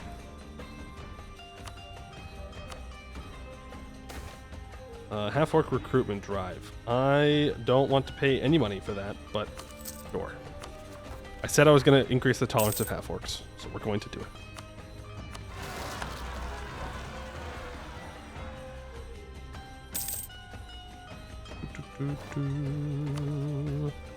Well, hey, if Suhan Praxis could spawn now, that'd be great. And we're good with all that. There's Miltech 6. We can upgrade the Dujati Raiders to Nadamraj Cavalry. As time went on, although the Raheni made extensive use of elephants, it gradually became clear that their elephant tactics and the newly adopted Nadamraj-style infantry tactics were not compatible. As such, elephants would, for a brief time, take on a more supportive role in Raheni warfare, acting as shock troops on the flanks rather than on the front lines. Okay, 2 offensive and 2 defensive shock peps. 2 offensive morale, 1 defensive morale. I mean, they're pretty good. You mean hew the orcs? No, I mean love them, cherish them, respect them. That's what I mean. That's what I mean. We can call Ping Hoi into this war. Rakasabid will not. They will if I ask them to join. Still want that stuff, which makes me a little nervous. Let's deal with the rest of these rebels. Give me that mercantilism. And I will repay that 4% loan. Force summons up to 31. Man, I can have a much larger military. Let's go ahead and take this here. Our first national idea needs to be a mill one. I think plutocratic makes the most sense for us. We'll go ahead and take it. Ravine Minstrel, we can get up to 2 stability. Sure, thank you. Mercenaries flock to the standard. More mercenaries will become available for 10 years. Wow! Man, if only I could afford them. If only they weren't 24,000 ducats to hire. That'd be really good. Marines to top up on force limit? Yeah, we could build probably like 2 more. On the meaning of life. One of our philosophers has come to our court and entertained our Adesiddata with a timeless yet complex question. What is the meaning of life? Our rulers secluded themselves for the rest of the day to think on the question. Afterwards, they visited the philosophers at their gathering. Questioning their answer for a while, they stood up and gave the philosopher one of their insight. A wise leader does not seek eternal life, but eternal respect. Gain 5 prestige, and they become a scholar. Cast fluidity will see a small decrease. The only thing that is more valuable than my life is that of another being. Cast fluidity is increased, or we can go for a medium increase. The life of a peasant is in truth more valuable than even the wisest of philosophers. Uh-oh. Communism moment. Well, here's the thing. Do I want neutral?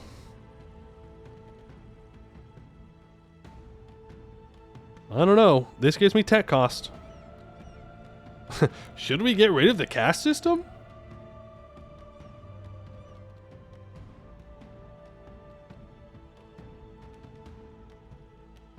Scholar would make this tech cheaper. We need fluid for missions? Well, well, well. That answers that question. We destroy the caste system. We need 10,000 manpower. We'll build 3 more Marines.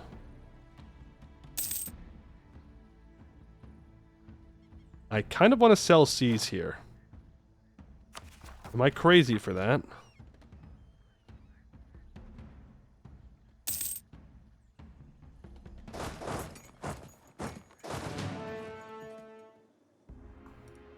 Yes, I'm crazy for that? Alright, cool, I'll do it then.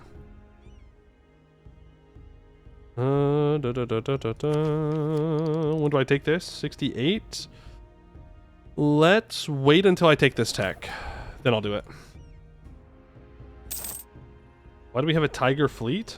Because we like tigers more than Haramari? Is that an answer you were looking for?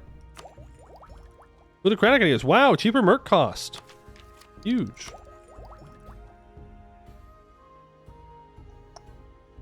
No matter. Don't matter. Gives a cheaper regiment cost in general. Attack limb ouch to finish them off.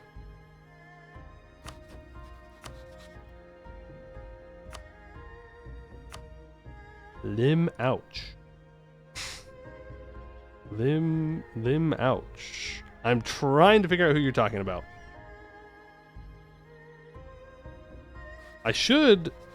Well, I can't. This alliance may be coming to an end.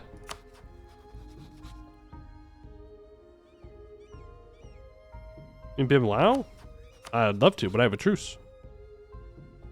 Till 75, which is why I want to go do another war. But I need to please the estates. Mostly because it gives me a cheaper advisor, though he's level 3. Maybe that's not so great. 47%.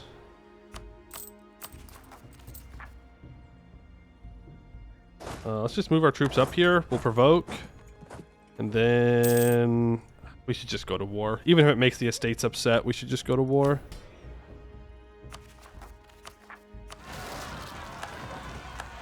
Like, if I go to war, I can get all my autonomy back. Mass exploit mill dev for manpower. That's crazy. You complete your mission tree and thought, hey, I'll finish Landshark's mission tree before you annex them. They have to select a certain cult poet. Oh, surely they'll pick the one you want.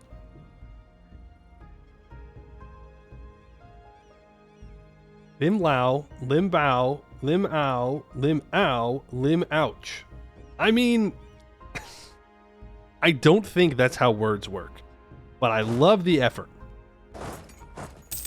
I respect the effort you're putting into it. I do. All right, can I please have access through you? Can't have access through all of you because no fun allowed. Wait, can I still do the thing where I walk around in circles and then walk through black flagged over to here? I don't know. Move my troops.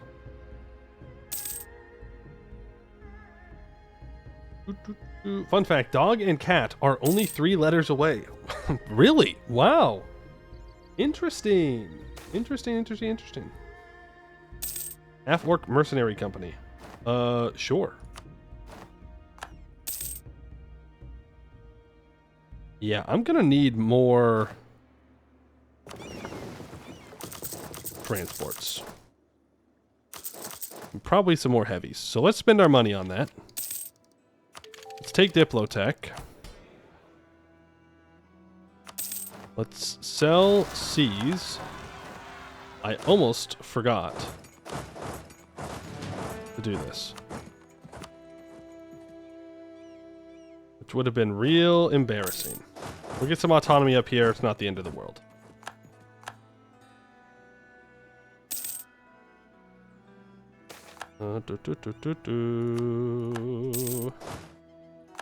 Ascendant Soul is no longer here. Let's get that back up immediately. Give me that monthly admin power. Thank you very much. Our religious unity is down to 82%, by the way.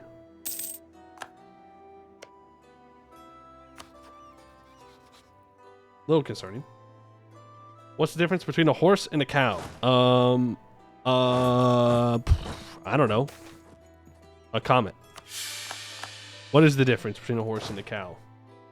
One's a horse and one's a cow. Okay. Well, I don't think you understand what a joke is.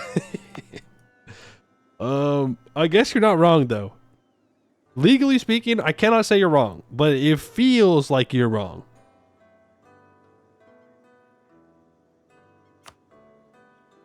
Got him. Okay. All right. Difference between toilet paper and a curtain. Oh god. I don't know. What's the difference between toilet paper and a curtain? Knowledge sharing from Sarcassabid. Sure. So it was you. Okay. Okay, nice. That's a good one. I like that one. Fair enough. Time for a high philosophy? What? Homie's out here worshipping beast memory? It don't matter. He's gonna die soon. It doesn't matter.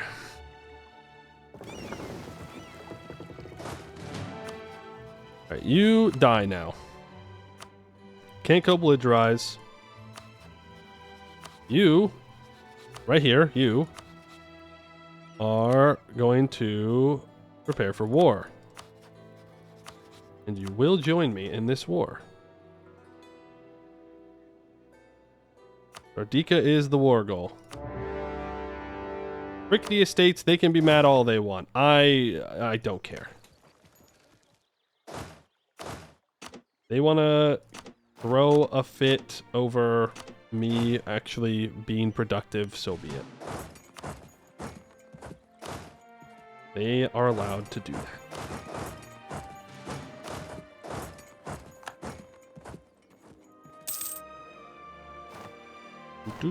Okay, he has 6 galleys. Bunch of my boats just finished. Guy's about to have a very bad day. Yeah, I would not recommend trying to fight me in the Gulf of Rahen. It's not going to go well. Sure, you keep protecting trade here. Go home while at war. What do you mean? What do you mean I can't take this? I need 10 guys in total? What a scam. Okay. Well. Can't exactly do this way.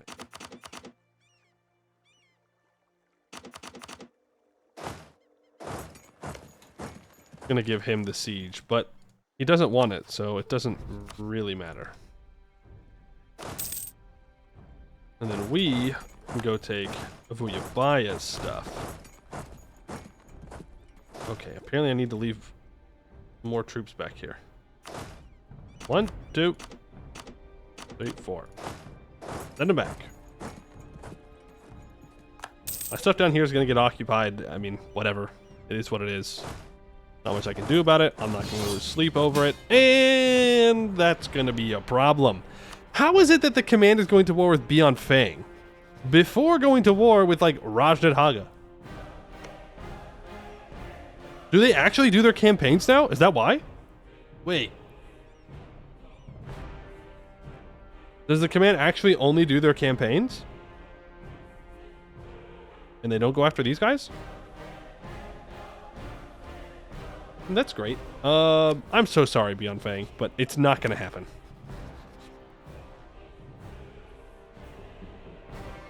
I was hoping you had more time. I was hoping we all had more time. But time does not seem to be a luxury that we can afford. Well, that's cool. We need those mercs like yesterday. Especially if I have to death war with the Raj.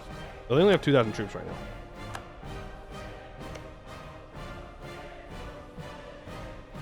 Ooh. Yeah, all my stuff down here is being occupied. That's whatever. The command best nation for Anbennar World Conquest? No, not even close. It's Centaurs. Centaurs are a horde, which makes them automatically better than every other nation for World Conquest. And on top of that, they're a very strong horde. Extremely strong. Perhaps unbalancedly strong. So they're the best. Centaurs are hordes? Yes. Lugdin Sarai is a good one? I mean, yeah, but if you're going to play a horde, like, the Centaurs are just better. They really are. Like, all the bonuses they get through their mission tree, like, you can literally, like, truce break for free. It's nuts. What formal do they achieve? Kuren Uleg. Legion takes the fun out of horde gameplay. True. If you were going for non-hordes, the command is probably up there as the best. There is just one thing about the command that makes it not as good, and that's that it starts in Helles, which means you only have one expansion route. Helles. Like, none of this land up here is all that useful for you. You do have to get down into Sarhal, but you have a couple of big disasters that you have to get through as the command. But once you secure all of Helles, you're pretty damn strong. You could say unbeatable. But yeah, Telem is the best world conquest nation. Telem and Jadari, best world conquests. Cassador as well, because those are the only ones I've done it with. You can't assault forts as Centaur, because no infantry either. I mean, true. But I don't really assault forts anyways, so it doesn't really hurt me. Telem lol, OPM. I'll tell you this, it's most certainly possible. I know for a fact it's possible. 10% morale of armies, -1 national unrest. In fact, you could even do a true tag. True one tag world conquest is Telem. Hansai's going after Kibet Teleni now. Man, oh man, Hansai, I should have warned. Should have warned Hansai. I might want to defend Kibet Teleni. No, I don't. Hopefully they don't full annex them, and then I can vassalize them and have a bunch of reconquest. I got boat out in the ocean. Oh, thank you.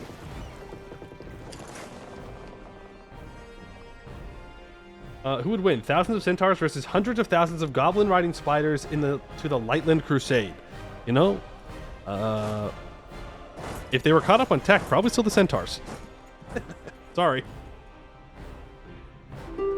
Hidari would be a great world conquest tag if it didn't have disasters. Well, it only has the one disaster. And while Jad is very strong, extremely strong, I would argue that the command would still be better than Jad. Jad has a better starting position.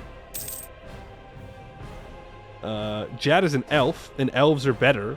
for their rulers, since you can get 666s eventually for like, 200, 300, 400 years. But the command's bonuses are just something different. They're just something different. 65% control of trade. How am I going to get that? How am I going to get that? Gasped has 11% of trade power. Is it really my ally that's destroying me here? Can I build a flagship yet? Yes. Make it a light ship. Give me...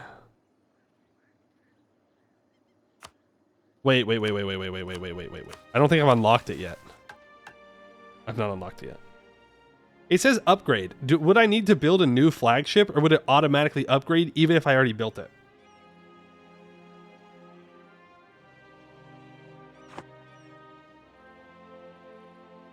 Trade Center is not level 3, but I can't upgrade it during war.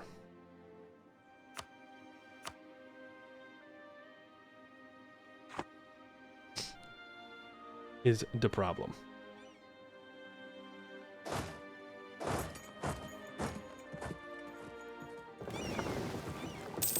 Trade Edict is not on. I can try and see if that gets us there now. 60%. 62%. I do protect trade on all of them. I have another boat in the ocean. You can peace out. I mean, soon. That gets me to 64%.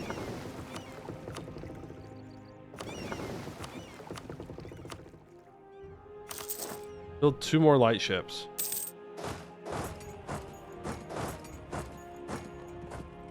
Two more. This is giving me a little bit of prestige. Was that enough? Yeah, the prestige was enough. Okay. Business as usual. After long last, we have finally repaired most of the damage wrought by the Great Ishidin Cyclone, as well as regaining control over our trading territory. It is time to show Rahen that Stremaya is back in business. For now and forever. Let it be known that nothing, not even the great winds nor the inexorable spirits themselves, stop Bhuvauri in our domination over all things commerce and trade. Gain 3 mercantilism, 50 prosperity, progress in all Bhuvauri starting lands.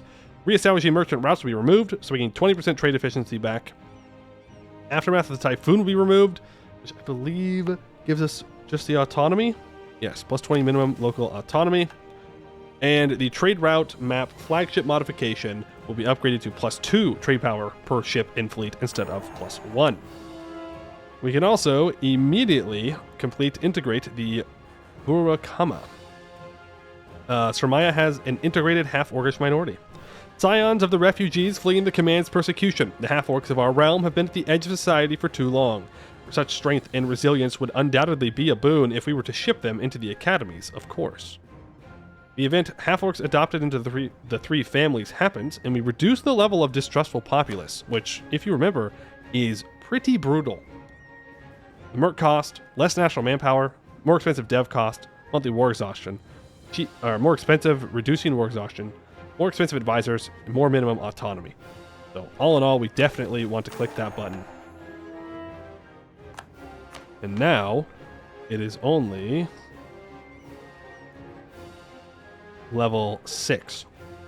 So now it's 5% dev cost, 25% less national manpower, 400% merc maintenance and cost, plus 0.01 monthly war exhaustion, 50% cost of reducing war exhaustion, 25% advisor cost, plus 5 minimum autonomy. So hey, cuts our merc cost in half. Half-orcs adopted into the three families. With the opening of the academies to all, it was expected that other races would join the ranks of the three families. And now it is the Burakama, resilient and noble, who join the leadership of our great nation. And there is one question at the heart of it all. What caste will they be part of? This is an important question, as it would affect their role in Bhuvauri society and therefore their ability to contribute to the state. They will be most useful in the upper castes. Okay. Interesting decision. So half-orcs are present in the upper class, which means that we have cheaper military advisor cost. Which, fine by me. Now, Gawakiza needs to have improved relations of at least 100. I need 20% or more trade power in the Mabidi Sea.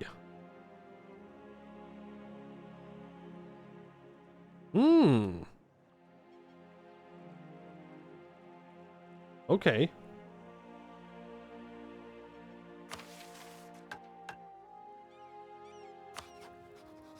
We can do that. Let's start improving those relations. Either, not both? Oh. One to five. Oh, okay. Yeah, we'll just improve relations. That's easy.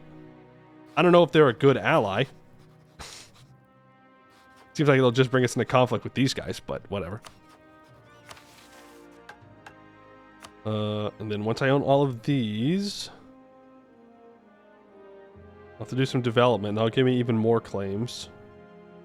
Bimlau needs to not exist. That's in 5 years. And I need to do some Diplo development, but like... You know how that goes.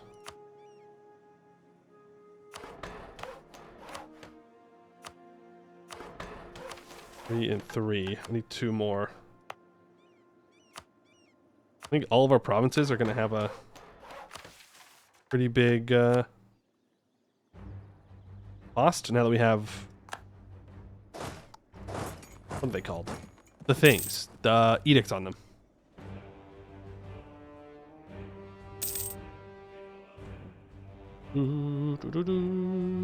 Is Devon the jungle worse than the desert? No. Mechanically? 50% for desert. 35% for jungle. Nope, sorry.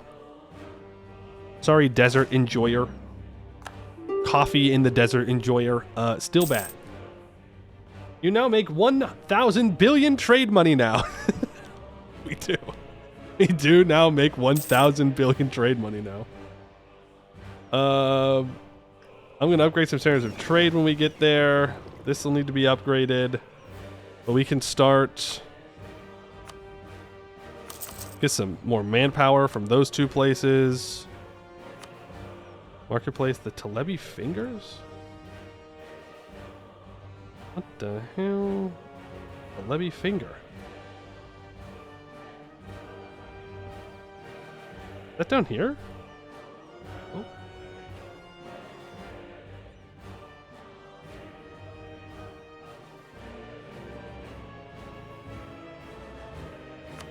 Telebi Fingers. Oh, it's an estuary. Full power estuary. Yeah, do that. How long till end of stream? I don't know. A little bit. I don't have an exact time for you, I'm afraid. We build those buildings. I'll even build some marketplaces there. Build another barracks. Okay, now we make a bunch of money. Oh! Hey, look who's here. 24-hour stream to celebrate being back. No, I don't think so.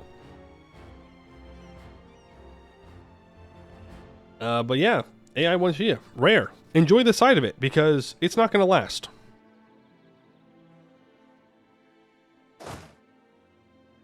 Not going to last, I am afraid. Okay, which means I can now piece you out. I want your war reps. And I want you to break your alliance with...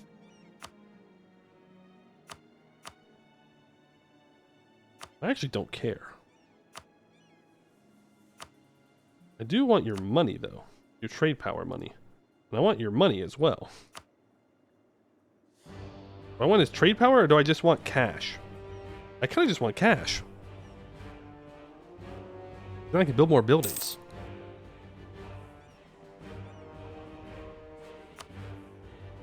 I can probably get enough to...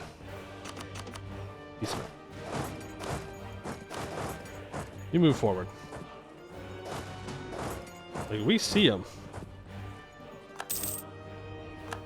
We don't really have to be afraid of them jumping us. I hope. Famous last words before my small stacks get jumped. I don't really want to fight them if I don't need to. I'm simply not going to. I will push his troops out. Oh, wait. If I take land from Davharal here, that's a huge trade company. Wait, actually, don't let him get away. Oh, they got him. Shoot, dang. There goes the Dameseer. Ooh, we did catch Davharal's troops. Nice little stack wipe there. So our Cassabid probably wants that land, so we're not going to be able to take it. Cool, man. Yeah. I can't take the one I want, though. Guess in the end, it doesn't really matter to me.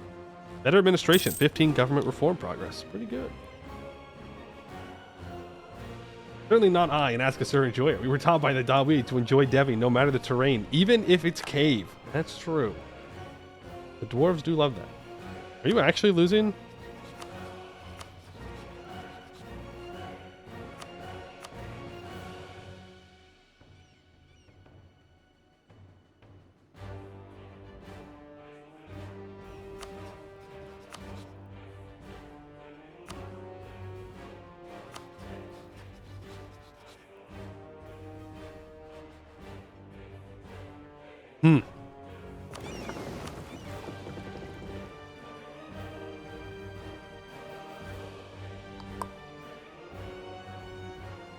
That might be the moment. This might be what we do. Fighting Han Sai now might be the play, just to weaken him. What trade good do you get? What do you mean? Trade good where? Strengthen the clergy, curtail it for more religious unity, expand temple rights, or I can maintain the balance of power for an extra diplomat and more loyalty. You know it. You know what I do.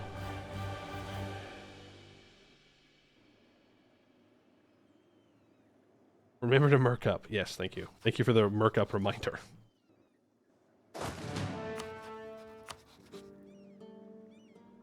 I kind of want to take this. On the other hand, I kind of want to get out of this war. On the other hand,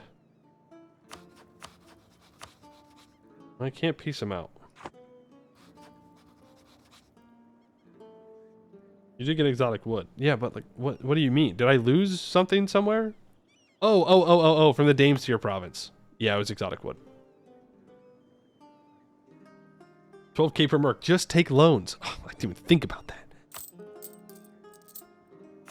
How could I not just think about taking loans? Let's repay off the loan, by the way. Make it 17 ducats now. Let's start moving our troops back across the water. And I think we're just going to go for this.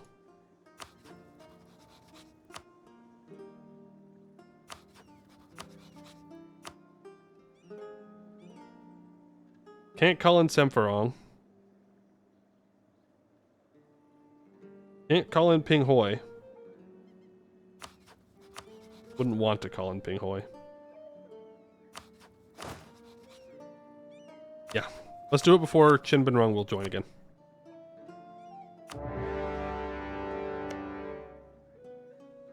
If the command's gonna expand like crazy, we gotta do the same thing. Shadow play. Give the masses Kapati bread and shadow play, and revolts will go away. These are the wise words of a long-lost Shamakati ruler, and they still ring true today. Giving the common folk distractions always works, and the nation is in for a treat. A circus that specializes in shadow play has arrived in our capital. Shadow play is the art of using shadows on a large sheet of cloth to tell stories of far away and of older times. While they normally just come and go, we may want to invite them to perform into the royal palace to give them some extra financial support. Yeah. Keep increasing that fluidity. Hey, Imiguman, how you doing? It has, in fact, been what some would call a hot second. Nirmali. Death and mourning. Death is one of the few universal human experiences, one that, in some part, touches each and every one of us. This is true for Heiyao, as one of their close friends passes into the darkness beyond life, and hopefully into Pertara. In this time of loss, he meditates on the dichotomy of life and death. In the High Temple of Lenjinkun, a series of steles within the inner temple wall depict Nirmali, the high god of healers, tending to a variety of different diseases. Sometimes she is shown to cure the sick with a wave of her hand. On other occasions, one of the snakes upon her necklace descends to the dying and sucks fluids from their veins, and in many more she kneels by the bedside of the dying and administers a salve or potion. Most of the diseases and afflictions are known commonly to the people of Hellas, as are some of her curses. Yet there is one stele perched upon a stone coffin lined with silver metal that depicts something different. The upper quartile is lined with images depicting Nirmali attempting several different curing methods to no avail, until finally, in a large image taken upon the rest of the stele, she seems to pray. Her stoppered flasks lie broken upon the ground, her hand only faintly glowing, and her snakes join their master's hands in defeat raised over a body in seeming exultation. The body itself is coated in sickly black lines. Thin wisps of smoke rise out of the brilliant orange hues which surround it. Heiyao looks up at this image, replicated in a hand-painted tome, and considers its meaning. Gold prosperity growth, kind of nice. Cheaper dev costs, kind of useless for us right now. But a school and a 5 dev brain province for free? Let's get that dev, or the prosperity growth. Hydrate, you got it.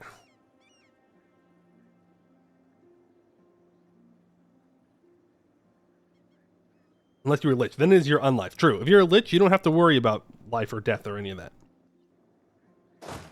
You just simply win. Vuyabaya. Money, you're breaking your alliances. Thank you very much. I do see him sieging me down here, and I don't appreciate it, but there's not much I can do. Can I get rid of some... Oh, I need to lower autonomy. What am I looking for? States. Get rid of all of these. Protect trades, I don't need them. Development edicts, I don't need them. Look at that. Streamer remembering? Remembering to get rid of the edicts? It's a miracle? It's a late Christmas miracle.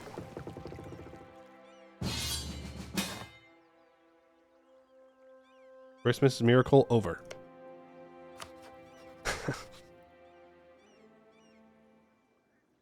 Do I just let him go?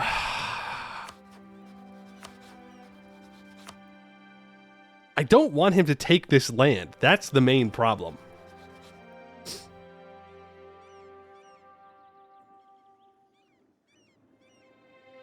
But I just got involved in a war in the east.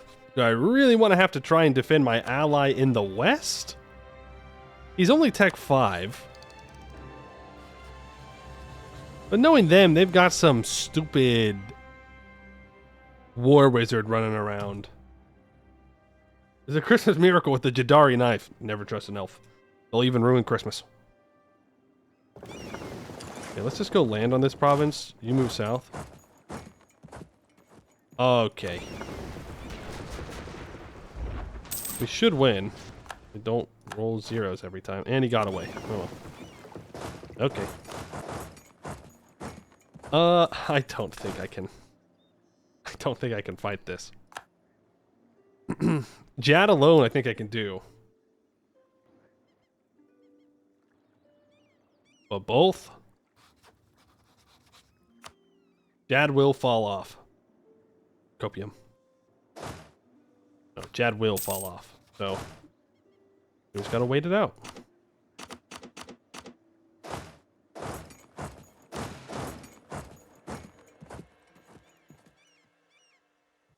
Just gotta wait it out.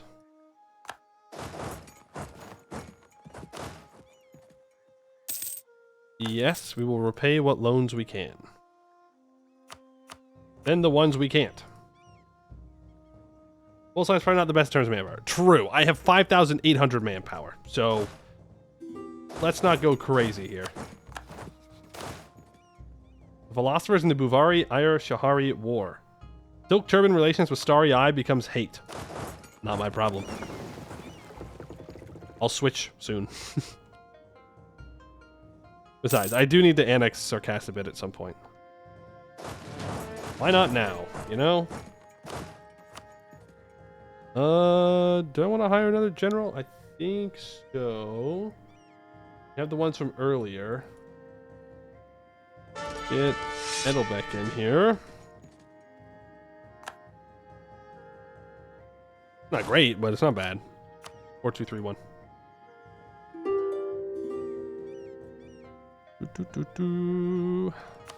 Dav Haral. He won't accept full annexation. Yes, he will. I'll give this province over to Sarcassabid, and I will take the other one. Nice. AKA, I get the valuable province, and Sarcassabid does not. I can't take anything down here. I don't need to either. I'll take 140 crowns. I'd like war reps. I can wait for war reps. Not a big deal.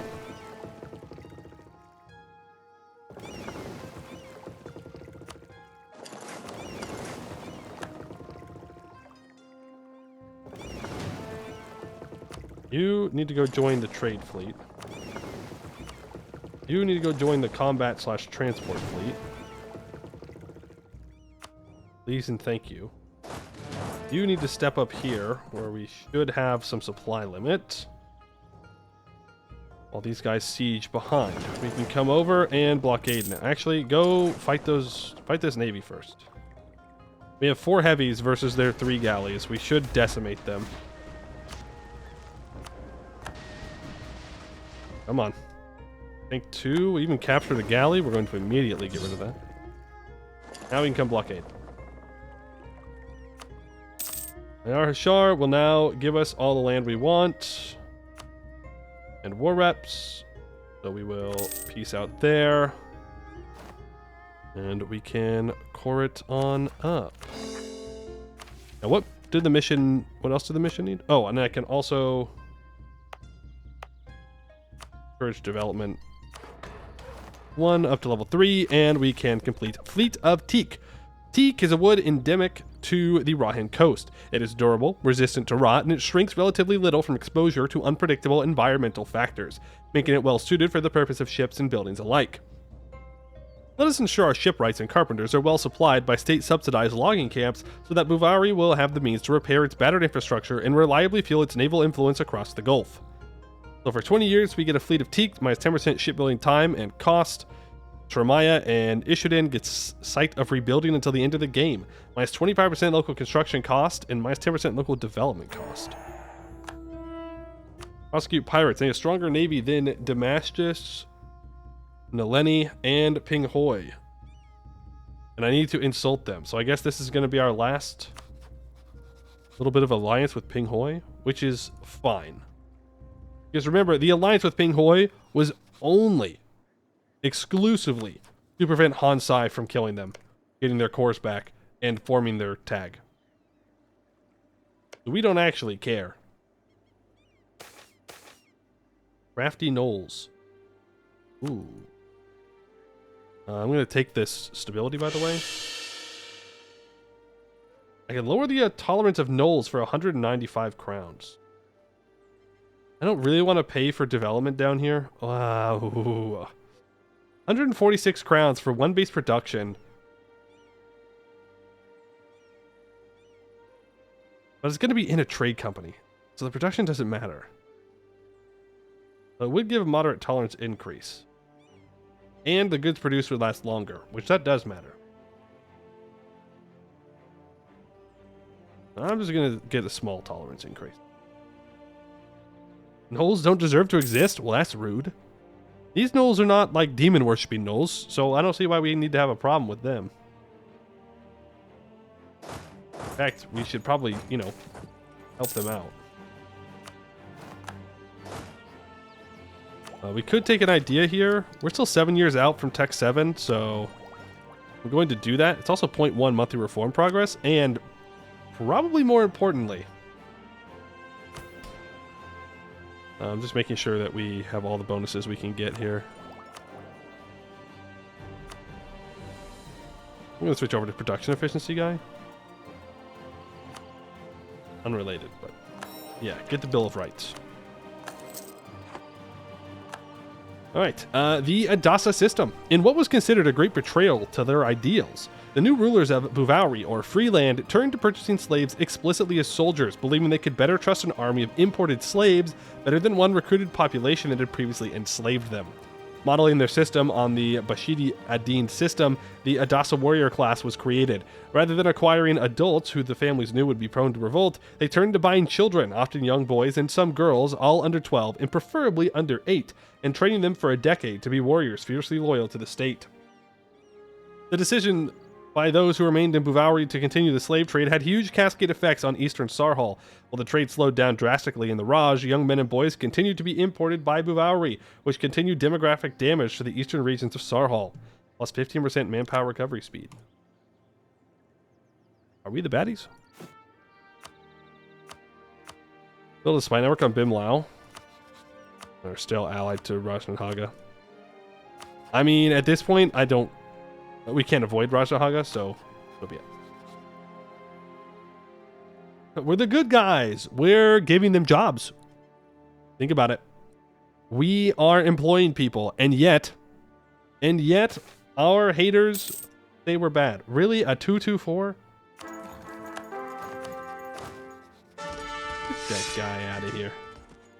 What kind of trash is that? What kind of trash?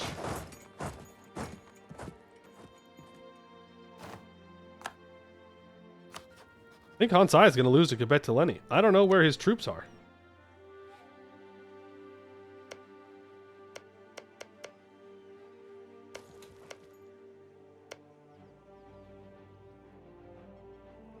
Where is bro hiding? Don't know. Honestly, don't care. National Unrest -2 is nice, though. I have that extra merchant. I can go back to transferring from here. Got any heavies? That's a lot of galleys. I think we just put our guys into port. No, I'm throwing. They're already dead.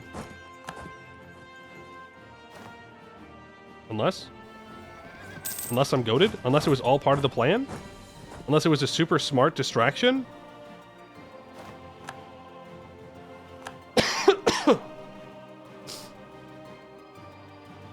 Wait. He trapped? Is that what's going on here?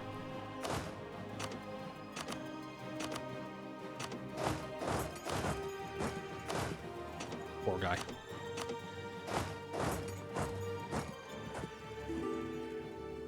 Ouch. Ouch, Hansai. I bet that hurt real bad.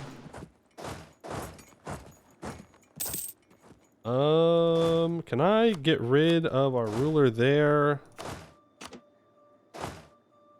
Pick up our other general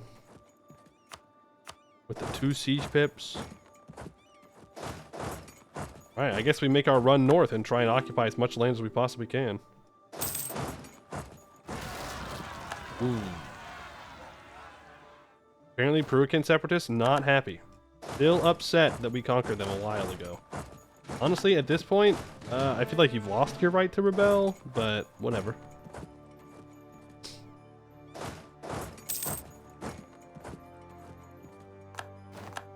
That should...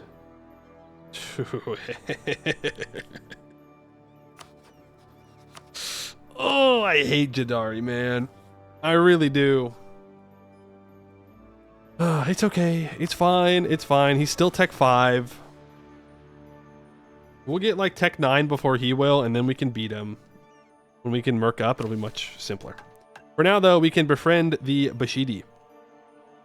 It is a common misconception among our customers that slaves grew on trees in Bhuvauri. obviously untrue, for while we do contribute to the overall production of slaves in all of Halan, we would prefer to buy and sell slaves rather than create our own. The burden of supplying our ever-expansive markets with fresh recruits largely falls to the hands of our industrious partners, the Bashidi, whose mark was made on the slave trade long before some of their slaves ever had a chance to overthrow the Raj and proclaim the founding of our great nation. Even now, our ties to them remain strong, with our Adasa modeled after their own Adian armies. It is high time we seek closer relations with them for both more slaves and a boon to commerce. We gained a bunch of permanent claims on Femtwik area, Nagon area, and Baalbek area. Because we completed with relations, we create an alliance with them. We add them as a historical friend in the event Silk for Slaves happens. Gain 15 prestige. Oh, otherwise. Silk for Slaves, at long last, we have the opportunity to forge stronger trade links with the Bashidi to the south and bolster our Adasa academies with new recruits. The deal is simple. They get access to our vast quantities of silk, and we in turn get clutches of lizard folk eggs, so that we may raise them from birth to our example. Okay. Vermaya and Ishudin gets lizard folk minority size increase. Local dev cost minus 20% in Ishudin. Regularly spread lizard folk minorities through your jungle provinces that have a marketplace, a trade depot, or a stock exchange. Civilized lizard folks, yeah. We're doing civilizing, guys. It's okay. It's fine. When you really think about it. When you really think about it, we're the good guys, right? Civilization. Yippee, woohoo. Are those mercs? What kind of coward hires mercenaries? Not me. And it's not because I'm not allowed to. We are not the good guys. We are not the good guys. Oh, damn it. He's going to take this province, and I need that one.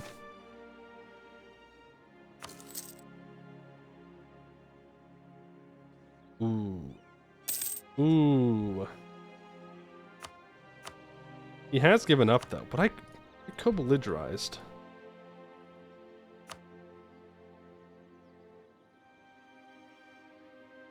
Are you a historical rival by any chance? No.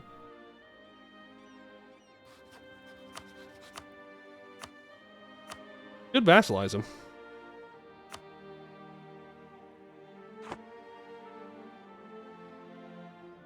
A different trade node.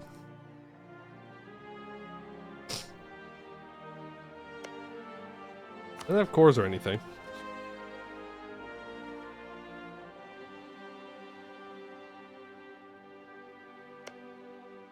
I want to border with Pinghoi. That's not really an option. Did I not co-belligerize?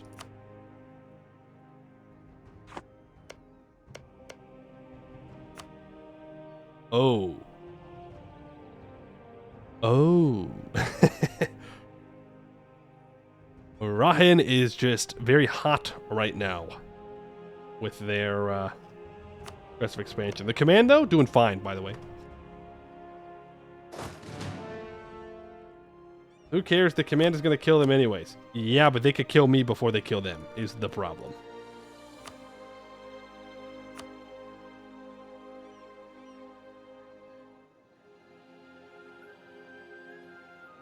And remember, I need to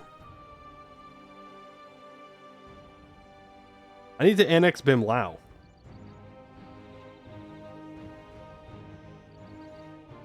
Why is Rebecca Kerr able to join? Oh, right. These guys can join even though they're subjects. They're just loyal subjects. Oh, this is a tricky one. Well, we've done our job of weakening Hansai.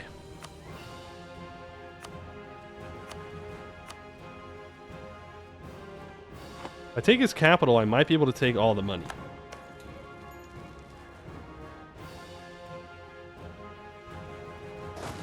Again, it's not about the truces it's not about this war, it's about the next war. I need to annex Bim Lao.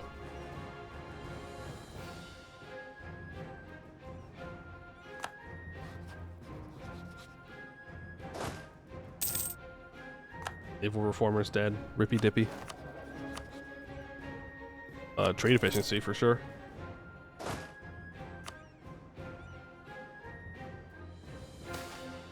And we sacked their capital. Thank you for the professionalism. Appreciate that.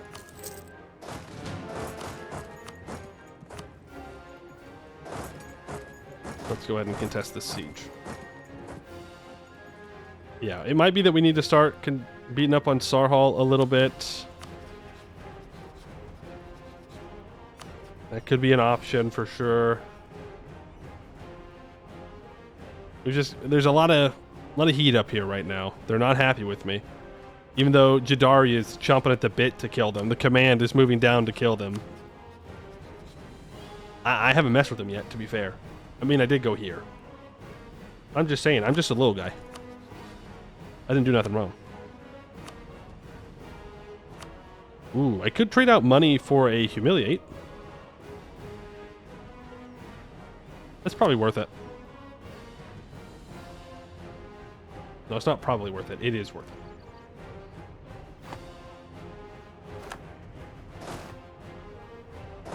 it. It is 100% worth it. Once I get this diplomat back... Hold on. Interesting.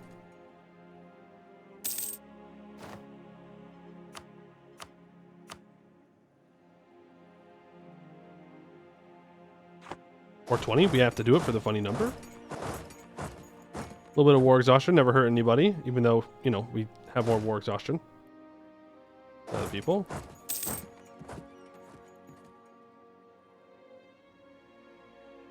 But Teleni announces me as a rival. Careful. They're going to re-ally Bimlao, by the way. Maybe, unless they rival them. Never mind, they rivaled them. We're good. That core done. Let's quickly try and get all this occupied. Get the money. So we can build more buildings. Tan declares war on Hansai. Okay, so we don't have to worry about Hansai anymore. They went a little too far, a little too hard, and they didn't, or they decided to defend their little buddy when they shouldn't have.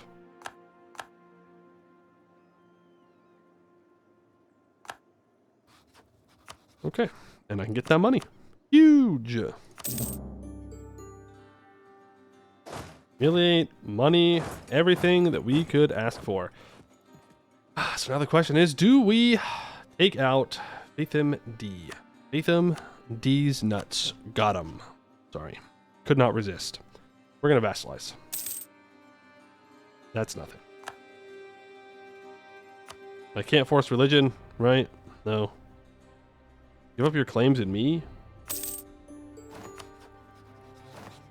And we will begin to improve relations with them.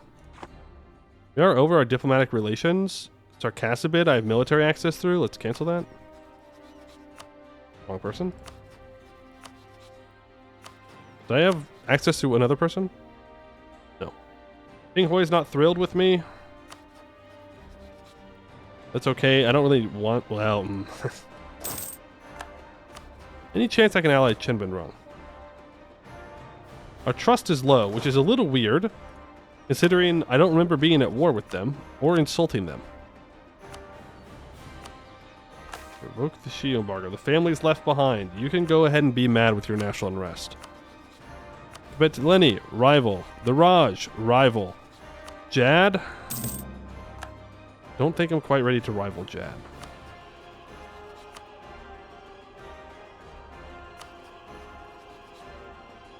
Don't think we're wanting to do that. Poking the bear and whatnot. We're making 25 ducats a month, by the way. We've paid off our loans, and now we can start building manpower buildings everywhere to spread half-orcs. It is wonderful. There's our truce with Beyond Fang up. Okay, we know the command's going to keep going at Beyond Fang, so I'm not going to re-ally. Oh boy. I'm glad that the command actually does their campaigns now.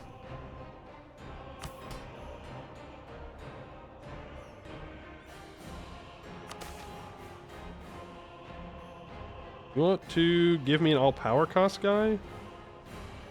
Manpower level at least 50%. I'm going to do that one anyways. So I'm going to accept that.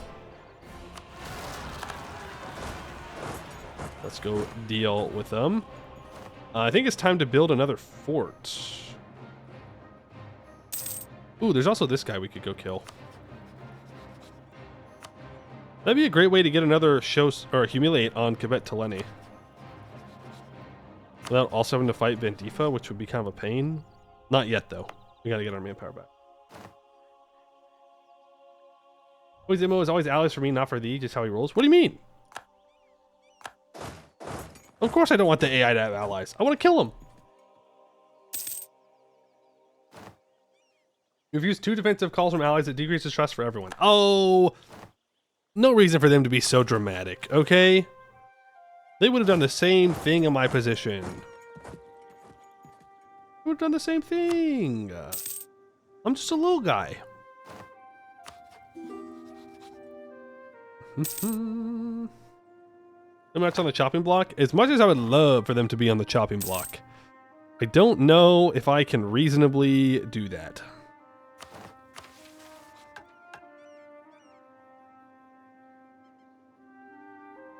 I 500. 15 provinces need a temple and a barracks.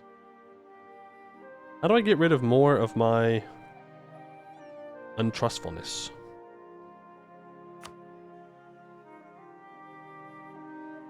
Well, I gotta build up those 2 provinces.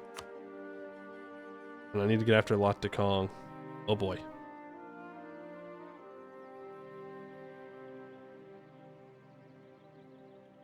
Looks like we might still have a while.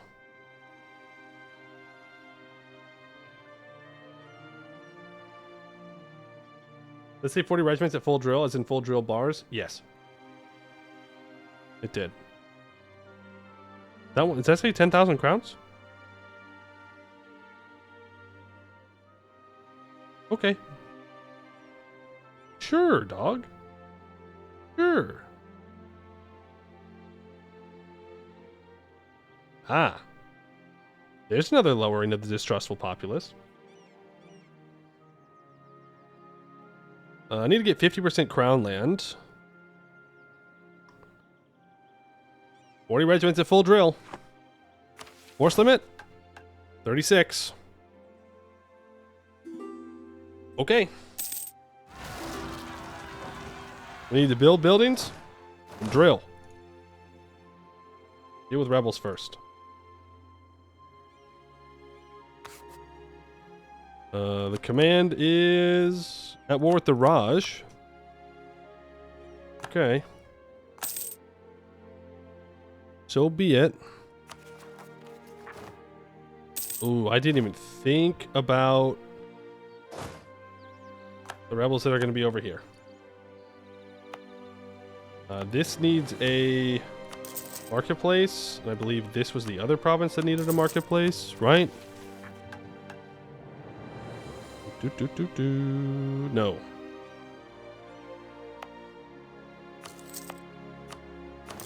Here, and this one does. There's our truce with Bim Lao up.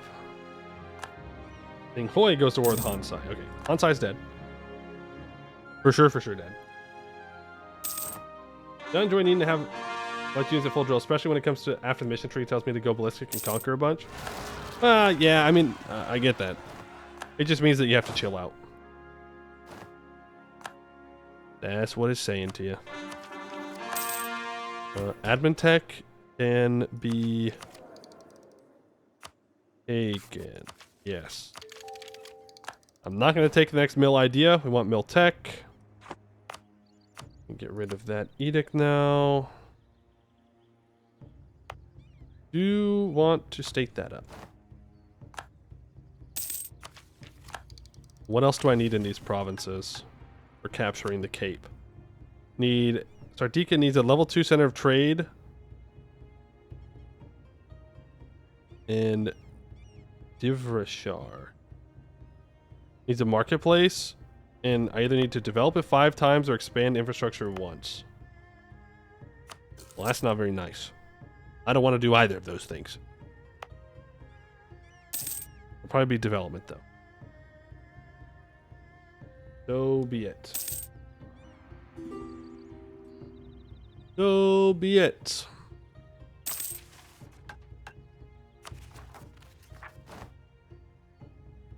Anbennar rebels? Oh, those are down south. Let's move our troops down there. I kind of want to build a fort in this province. I almost think it's worth it. But I always hesitate when it comes to trade company regions. But we are bringing in 6.23 ducats from down there, so probably worth it. Have you enjoyed it so far? I'm enjoying it. This is good. Sucks to watch one Shia just die, but that's not my problem. Also, I'm throwing. I don't know why I'm hiring level 1 advisors when I make this much money.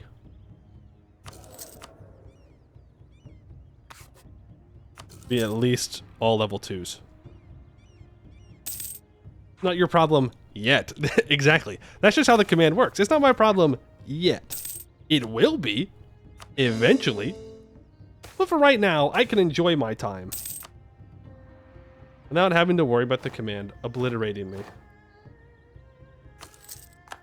Oh, there goes our extra merc companies that I could definitely do something with. Alright, aggressive expansion goes down pretty fast.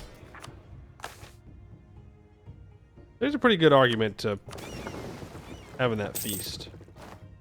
Cast fluidity, always increase. I get a cheaper Master of Mint. So let's bring them in. Due to changes in your country, middle caste will no longer have the privileged land of commerce. Because we've switched to neutral. Which means we only have minus 2.5 tech costs now. Instead of minus 5. The middle castes have lost some power. I haven't even checked my governing capacity all game. We're getting a little high on it. Private trade fleets could be decent. Freedom of syncretic practices is a possibility. Well, it doesn't matter. That's literally free. Literally free. It's just 5% loyalty. And it will help with our religious unity as well, since we're not converting yet. Oh, it's a merchant though. Invite centaurs? Yes. We might go tolerance later in the game. I'm not sure.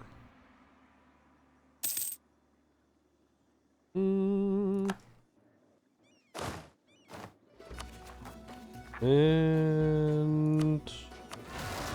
work these rebels down here. Yo, reachability moment? Hold on. Most stable Bhuvauri? Army of Halan, Bhuvauri, all are equal in our slave military. Hold on. That's kind of funny. Black powder innovation. Wait, these are different. The kobold masses. Less morale of armies? Where did Army of Halan go? No! Don't tell me you've removed it. You wouldn't do that to us. No, it's not here. No, the memes, the memes. No fun allowed. No fun allowed.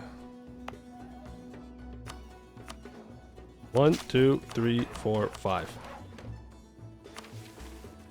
Capturing the Cape. Our neighbors in Ayar Hashar are something much worse than our rivals. They are our competition.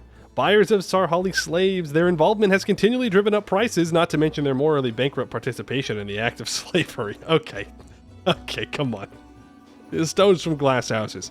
By eliminating them once and for all, we will finally achieve dominance over the Raheni side of the slave trade and gain the ability to use Sardica as a suitable springboard for future expansions along the coast. Yad is going to lose Rahen land. Let's hope. Unless he declares war on Avuyabaya. Alright, I gained a bunch of permanent claims, and we gained 2 base production and manpower in Devir Ashar. Bhuvauri does not exist. All provinces in the Telekenid region that are those starting lands need to be owned by me. And that one province needs a level 2 center of trade and a dock. Okay, I mean, we can get there. Oh my god. I watched Scrubs. Thank you for the 20 gifted. Crazy. Thank you. It's very kind. Damn. Very kind. Very unexpected. Sheesh for sure. Yes, make sure you say thank you if you got a gifted sub. We have manners around these parts. That's a lot. That is a lot. Jet King 1, thank you for the sub. Appreciate that. Very kind of you. Here's we do. We should. We should have manners around these parts, okay? Maybe I raised my chat wrong. Maybe they don't have manners. It's time to learn. Say your pleases and thank yous. Very basic form of manners. Oh, workshops? Money. By the eye. By the eye of Agamotto. Thank you. Yes, you always got to hit him with the by the eye of Agamotto. You got to tell your teammates. That way they actually go and kill him, you know? You got to have them do it. Alright, I need to get up to force limit. 39,000 troops. Let's get up to 30,000 infantry. We need a little bit more money. I don't think we need to... What? Oh, wait.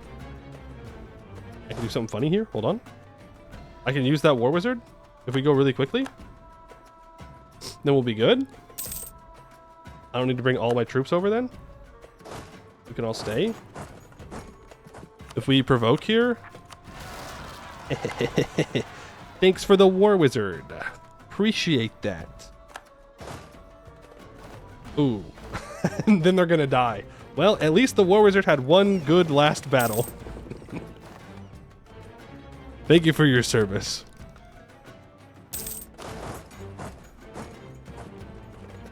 Alright. 33,000 troops. Let's just start drilling. Chilling and drilling. I want to make sure that I can take this next idea group, so I don't want to go to war with Oya Baretti yet. His homie, though, would not join.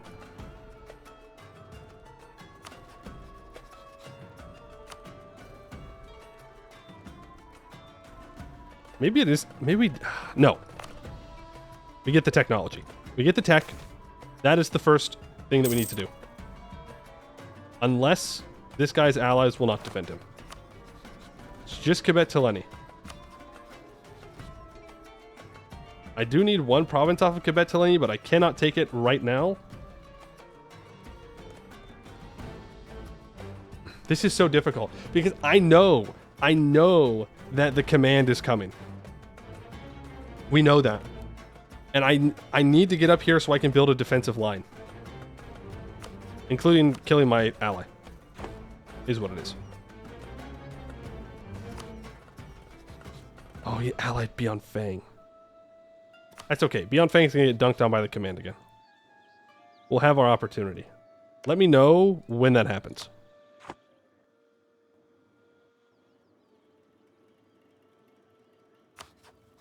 I could just code belligerize Kibet Tileni.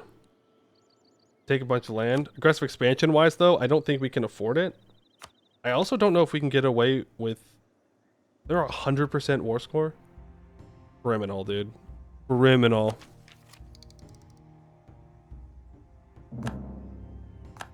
Okay, there's Ping Hoi. They've gotten up to a border with our vassal now. They're just allied to Sertan, who I'm definitely not afraid of. The lizard folk multiply.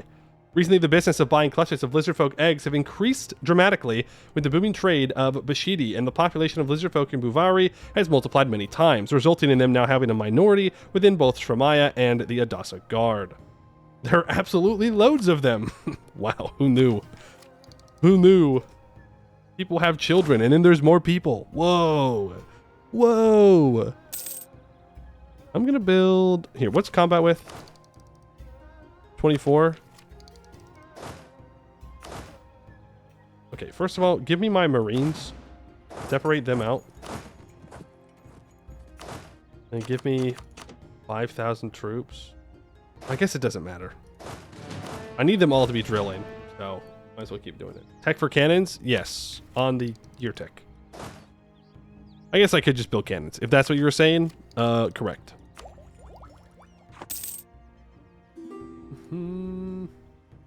Boy, would it be funny if there was a lizard folk revolt. No, no, no, they're loyal. We captured them before they were even born. Liberated them, saved them, civilized them before they were even born. What could they possibly want to rebel against us for? Us, they're friends. Sure.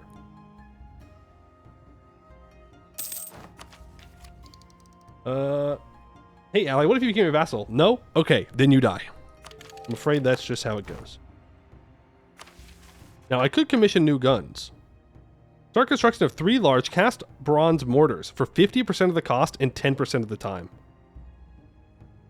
Commission new guns description. Yo. Massive. I get up to 20%. Oh, I don't need that. That's not good. Now I'm going to get 3 cannons for essentially free. It's like half price. I can get these bad boys drilling. Half-orcs adopted into the 3 families. Ooh, I can decide if they go into the lower or middle class? Half-orcs in the middle castes give missionary strength. In the lower castes, they give manpower recovery speed. So, that's where they're going. Manpower recovery speed is very good. You keep drilling.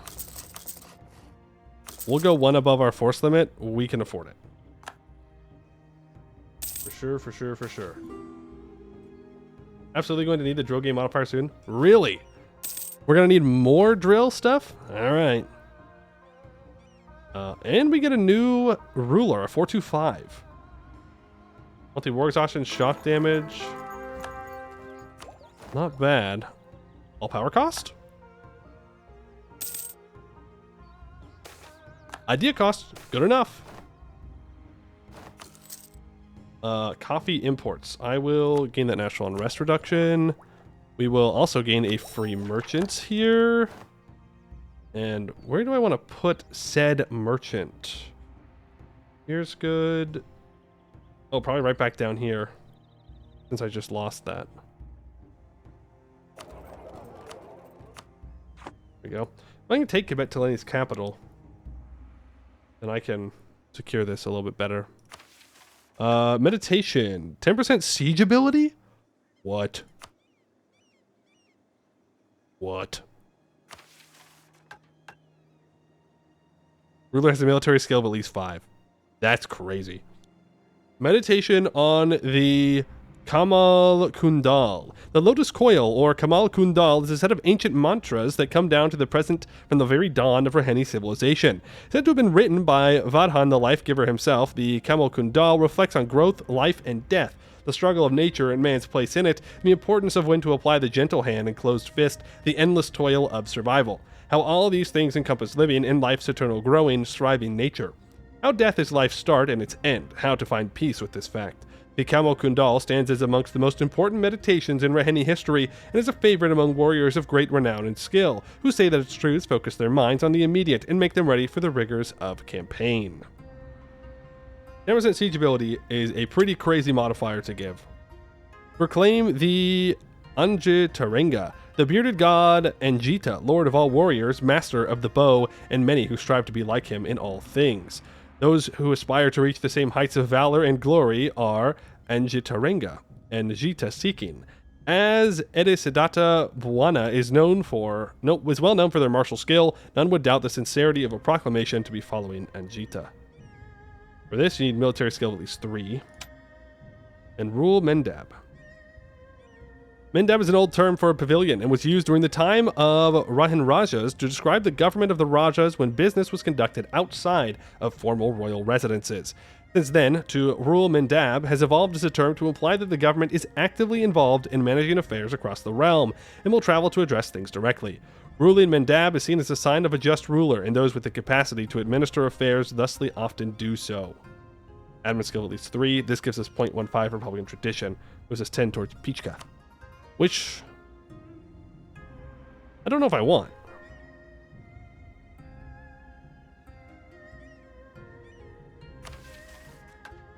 That's a button, I'll click it. Even though I think it's actively not good for me to.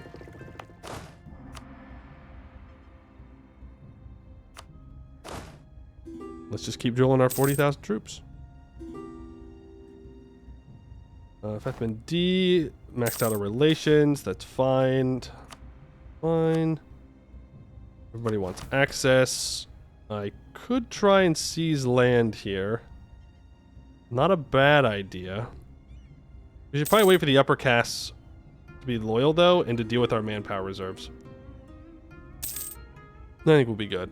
Ping Hoi wants knowledge sharing. I'm going to decline that. Oh. Oh. Oh. I can't ally them, though. Dollar patron of the arts. Unfortunately, I just can't afford to do it. They are an enemy through and through. I'm not going to be able to use them against the command. I just gotta deal with that. I'm going to get claims on him sooner rather than later. I need to build a bunch of temples and a bunch of barracks. I could take loans for it. I'm not really against the idea either. Filthy Kitty, thank you for the 14 months. Appreciate that.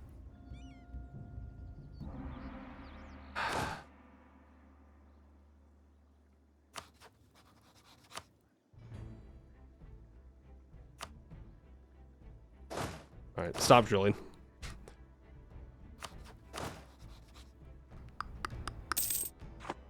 We gotta kill Bimlau. The command ticking time bomb is... It's ticking. It's ticking for sure. And every time I see the command running around in my area, Zhao Do falls, the command rivals me. Every time I see that, I get a little bit more nervous. How long until I won't make my estates mad? We're close. Just a couple months.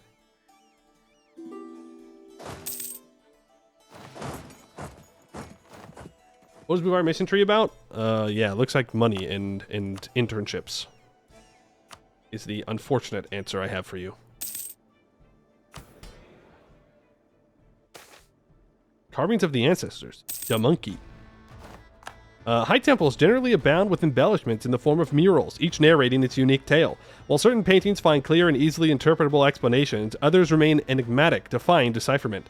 Among these enigmatic artworks, one holds the center stage in an impassioned discourse. What is the nature of this creature? The majority of onlookers and scholars perceive it to be a simian entity, yet an assertive faction contends that it is, in fact, a goblin.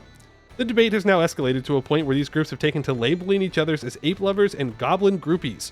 At this junction, our sovereign's intervention is sought to educate and ascertain the true subject of the depiction. This, goblin groupies, came up by a dwarf. I'd put money on it. It's neither, you buffoons. Get your eyes checked. A goblin, most definitely, or clearly monkey. Monkey. I kind of want admin points. Won't lie. We can take Diplotech, and then it is clearly a goblin. It is most definitely a goblin. That's right. We must return to monkey, but it's a goblin. Goblin these nuts. Sorry. Couldn't help it. Some things you just have to give in to your base impulses, you know? Just the way it is. I don't make the rules. Why'd you rival me, command? That's not very nice. Look at this. 128% stronger than me, by the way. Actually, not that bad. Not that I think we could beat him right now. But, whatever. Okay, let's see what we can do here. We could call in Semferong. I'm not going to, because he wants all these provinces. This is a war we must win alone. And we shall. I didn't realize they had a fort here. I thought it was higher up. Can we still catch them? Yes.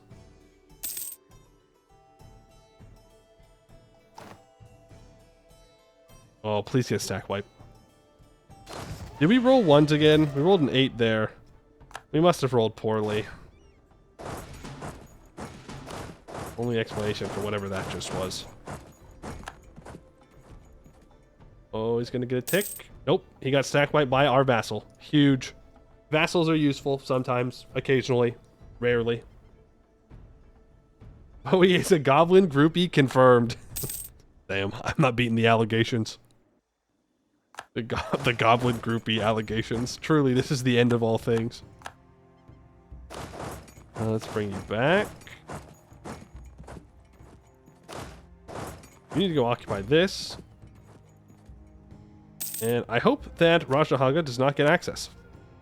And I can just fully occupy Bimlao, and they have to surrender. We can take another plutocratic idea for 10% more goods produced. We'll get cheaper development next, more manpower recovery speed, and provincial trade power, which will be really nice for us. That will give us pretty much total control over the Gulf of Rahen.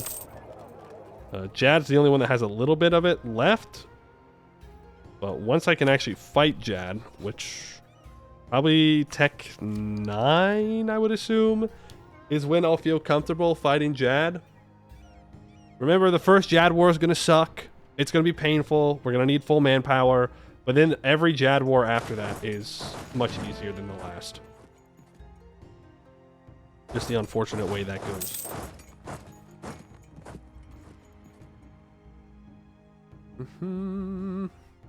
Command rivaled you because they heard you were moving in on the intern market.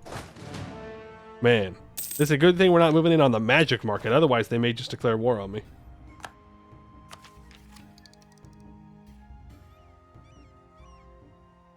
Okay. I don't own a paper province, so they didn't just steal that from me, which would have been very sad. I'm going to save my admin. Me. I'm going to save up so I can take tech. Also me. I'm going to immediately use it. Classic. They do have access. I should check. If I just YOLO it here. I don't know, man. I don't know. That feels a little risky.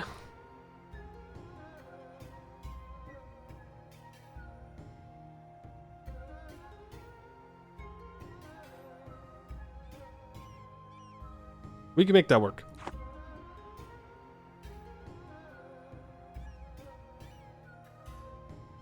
I can make that work.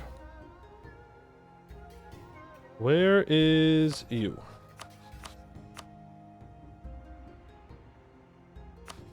And you.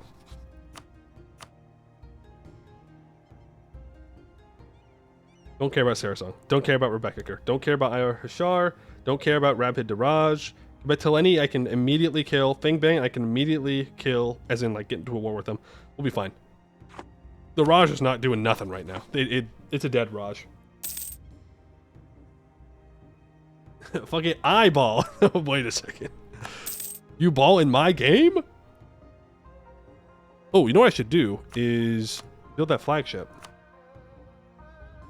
Lightship. Bhuvauri, trade power. +2 trade power per ship in fleet. Give me fleet movement speed and monthly chance of admiral skill gain. True. Fair enough. Get up to 8 heavies. 8 heavies should be more than enough. For now. I don't know who else around here is going to have 8 heavies. So. D of ringlets and chains. 20% trade efficiency, 50% trade range. Good. Cheaper aggressive expansion. Great. Combat bonus and terrain of capital.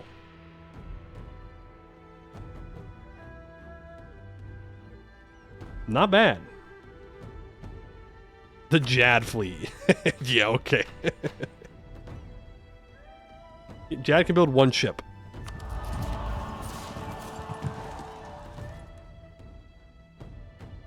I think I need to go Justified Wars. You know, trade efficiency is a lot of money. I think just being able to just like push it a little bit farther is what I need if I'm going to be able to secure all this before the command does. In any reasonable amount of time. Okay.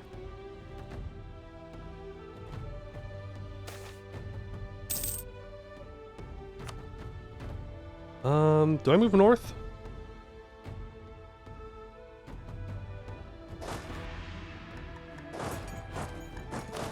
I could consider it. Oh. Wait. Wait. I wanted to convert first. Uh-oh. Wait a minute. Wait a minute. Why did they get the option to convert? I wanted to convert. Do I need to save Scumnet? I doubt it. I can just switch. Yeah, I can literally just switch. No Center of Reformation will appear. 10% infantry combat ability, plus 2 missionary strength versus heretics. Okay. I'm just slowly but surely making my way up. That's their capital. I might as well just go for it. Be careful not to run into their 26,000 troops. Wait, are you at war with Jad? No, just me. Oh no. We're gonna take attrition here. Oh, and he's gonna walk down and start sieging down my capital. That's okay. We've got some siege ability. We'll be fine. I don't need to? Okay. You might have converted first if you hadn't been at war. Perhaps there's a lesson here. Yeah, well, perhaps you're dumb. Have you thought about that? Perhaps they should crush you instead of Suhan Praxis. That's right. I said it. Got him. Got him. Flawless defense. Truly the master debater of all time. Simply say nuh-uh. I will take the next idea here. Minus 5% dev cost, 25% caravan power, and that completes the next idea. Juhana Paraka chained to desks. As Bhuvauri's borders expanded, so too did the strain upon its administrative and military capacities. The process of finding and training bureaucrats to staff our desks, as well as drill sergeants to train our troops, was largely informal and somewhat arbitrary, often resulting in subpar and nepotistic roles that stifled our ability to administer and defend our ever-expanding territory. Enter the Yuna Paraka exams. Should an Adasa soldier survive the age of 40 years, he will be pulled from active duty and returned to the Adasa academies to take an examination. If he failed, he would become a Prasikshaka and train new Adasa soldiers. If they passed, however, they would be essentially become chained to a bureaucrat's desk for the remainder of their services. Wait. If they survive to 40, they get pulled from active duty and return to the academies for an examination. If you fail, you become a drill sergeant. And if you pass, then you become a bureaucrat? I feel like you could just throw the test if you really didn't want to be a bureaucrat. Interesting. On the occasion that one of these chained bureaucrats excelled at this role, they could potentially earn their own freedom and become inducted into one of the 3 ruling factions of Bhuvauri. This system would instill a sense of attainment in ambitious soldiers, persuading them to attempt to better themselves in the hopes of obtaining freedom someday with the promise of hard work and exemplary performance. There it is. Okay. So if you're a really good bureaucrat, you can become free. Minus 1% yearly army tradition decay, minus 5% advisor cost.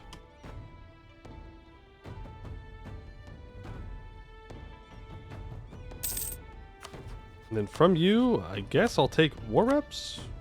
I don't know if I can get max money, but I can get some money. And we don't need to take attrition here anymore. And we can get another government reform. We have 4 options available to us. Martial yet mindful. So this is half-orc. We can integrate half-orcs into the military and gain 10% national manpower, minus 1% yearly army tradition decay, plus 1 land leader shock.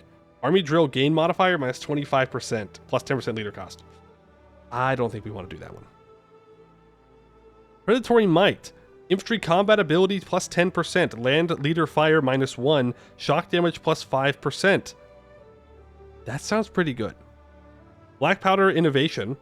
We get 5% infantry artillery combat ability and minus 5% mil tech cost. And unfaltering tradition. 0.5 yearly army tradition and 10% cab to infantry ratio. Yeah, I think we want to stack that ICA. 5% infantry and artillery combat ability, though, is tempting for sure. Keep your miltech cost as well. But if we're going to go to end praxis, we might as well do this. So let's read it. Predatory might. Haramari do not carry weapons. They are the weapons. A Haramari is not just a sentient feline. It is a large machine of power, agility, and wits. The Haramari possess claws that cut like a blade and muscles that tear any opponent apart. During combat, they excel in deadly charges, leaping towards enemies at speeds that outpace even the best cavalry regiments, shattering the morale of enemy lines with their sheer ferocity and intrinsically intimidating physique. They are perhaps not the most popular of races to incorporate into our armies due to historic grievances, yet with time our men will get used to and accept the usefulness of these Haramari shock troops to our military ambitions. 10 from reform, 10 from religion, 10 from ideas, 10 from inno policy? Maybe. I don't know, but all I know is that if we're going up against the command, we're going to need something. We're going to need something to overcome this 15% infantry combat ability that they have. We got to meet that on the field of battle. So if we have 15%, that'll be quite helpful. And also, I can't drill because I have to be in my own territory to drill. There, there, and there, there. Let's siege all this down.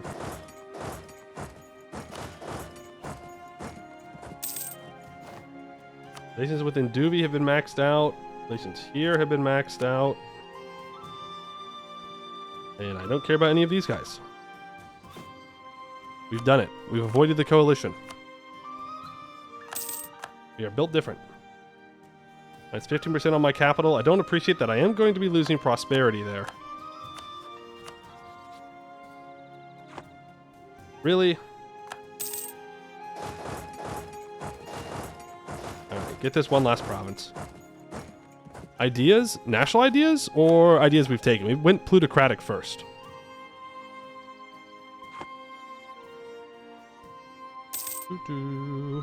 National unlocked. We have 10% trade efficiency, 5% discipline, 15% manpower recovery speed, minus 1% yearly army tradition decay, minus 5% advisor cost.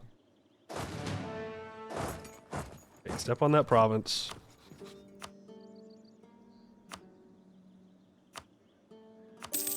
We'll walk away with that. We won't greed. Try and get our prosperity back in our capital, even though it's pretty much just gone. It's what it is. And we will full annex Bim Lao.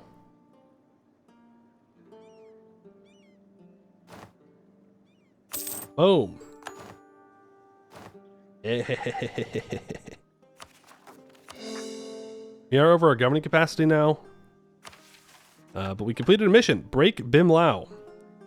While the conquest of our hated rival Bim Lao had to be put on hold due to the unfortunate timing of the Great Cyclone, it is high time to finish what we started. Now that we have reformed our standing army, all that remains is to bleed them and tie up loose ends, as though one were applying a tourniquet.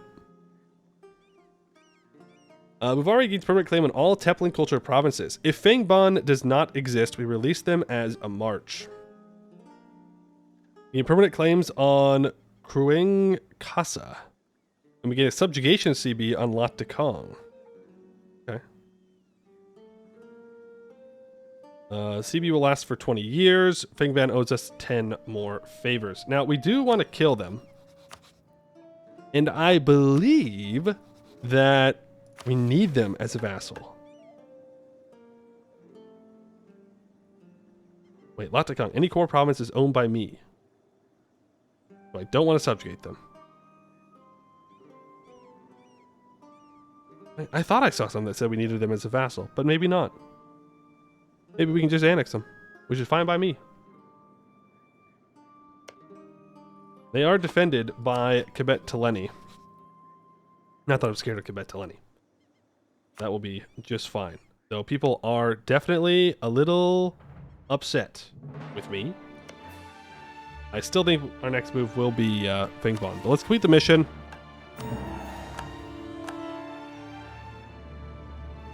Wish this guy would become my vassal. I mean, he's getting closer to it, but it's still going to be a while. Lot de Kong does have cores that we could take back. I shouldn't have been wrong. That's unfortunate. Wouldn't that be a great subject? Yeah, I think we go after Fingbon. We don't necessarily need to take things off of Quebec Teleni at the moment. So we could do a co-belligerent rising and take 1, 2, 3, 4, 5 provinces. He's high philosophy though. But I need to get up into here. And then we need to betray Semferong. And then we'll have our core territory that we could start building forts on. And we make so much money that we could consider throwing down ramparts as well. Remember colonial expansion? I want to. Don't get me wrong. I would love to go down here and start going to war, but I don't think we can yet. Again, I gotta stop the command from taking what I need. We want to take as much away from the command stopping our mission tree as possible. But really what I need to do is double down and make sure I'm building temples and barracks in the same provinces. Because this would be very valuable for us to do. To get down to Suhan's speech. Reduce the distrustful populace. So that way we can start hiring mercenaries. But that's going to have to be tomorrow. That is it for today. Good stream. Thank you all for being here. I do appreciate it. I know it's been a while since the last time that I streamed, but I will be back tomorrow. I swearsies. I do have the haircut at 4:45, so it'll be not as long as today, but we'll go as long as I can reasonably before I have to be there on time. What's the policy that gives you client states, merc trade? I believe so. We could do client states, but against the command, I don't trust subjects. Thank you for the stream. Now go read those short stories. I will read the Final Fantasy short stories. Yeah, I'll be back tomorrow, same time. That's 12 p.m. Pacific Standard Time. Let's see. Is there anybody live right now we can go and say hello to? Let's check here. Anybody out there playing some Anbennar? Nope. I'm not seeing any Anbennarians out there. That's okay. But we will be back tomorrow. All right. So I'd like to thank you all for watching, and I hope to see you in the next one.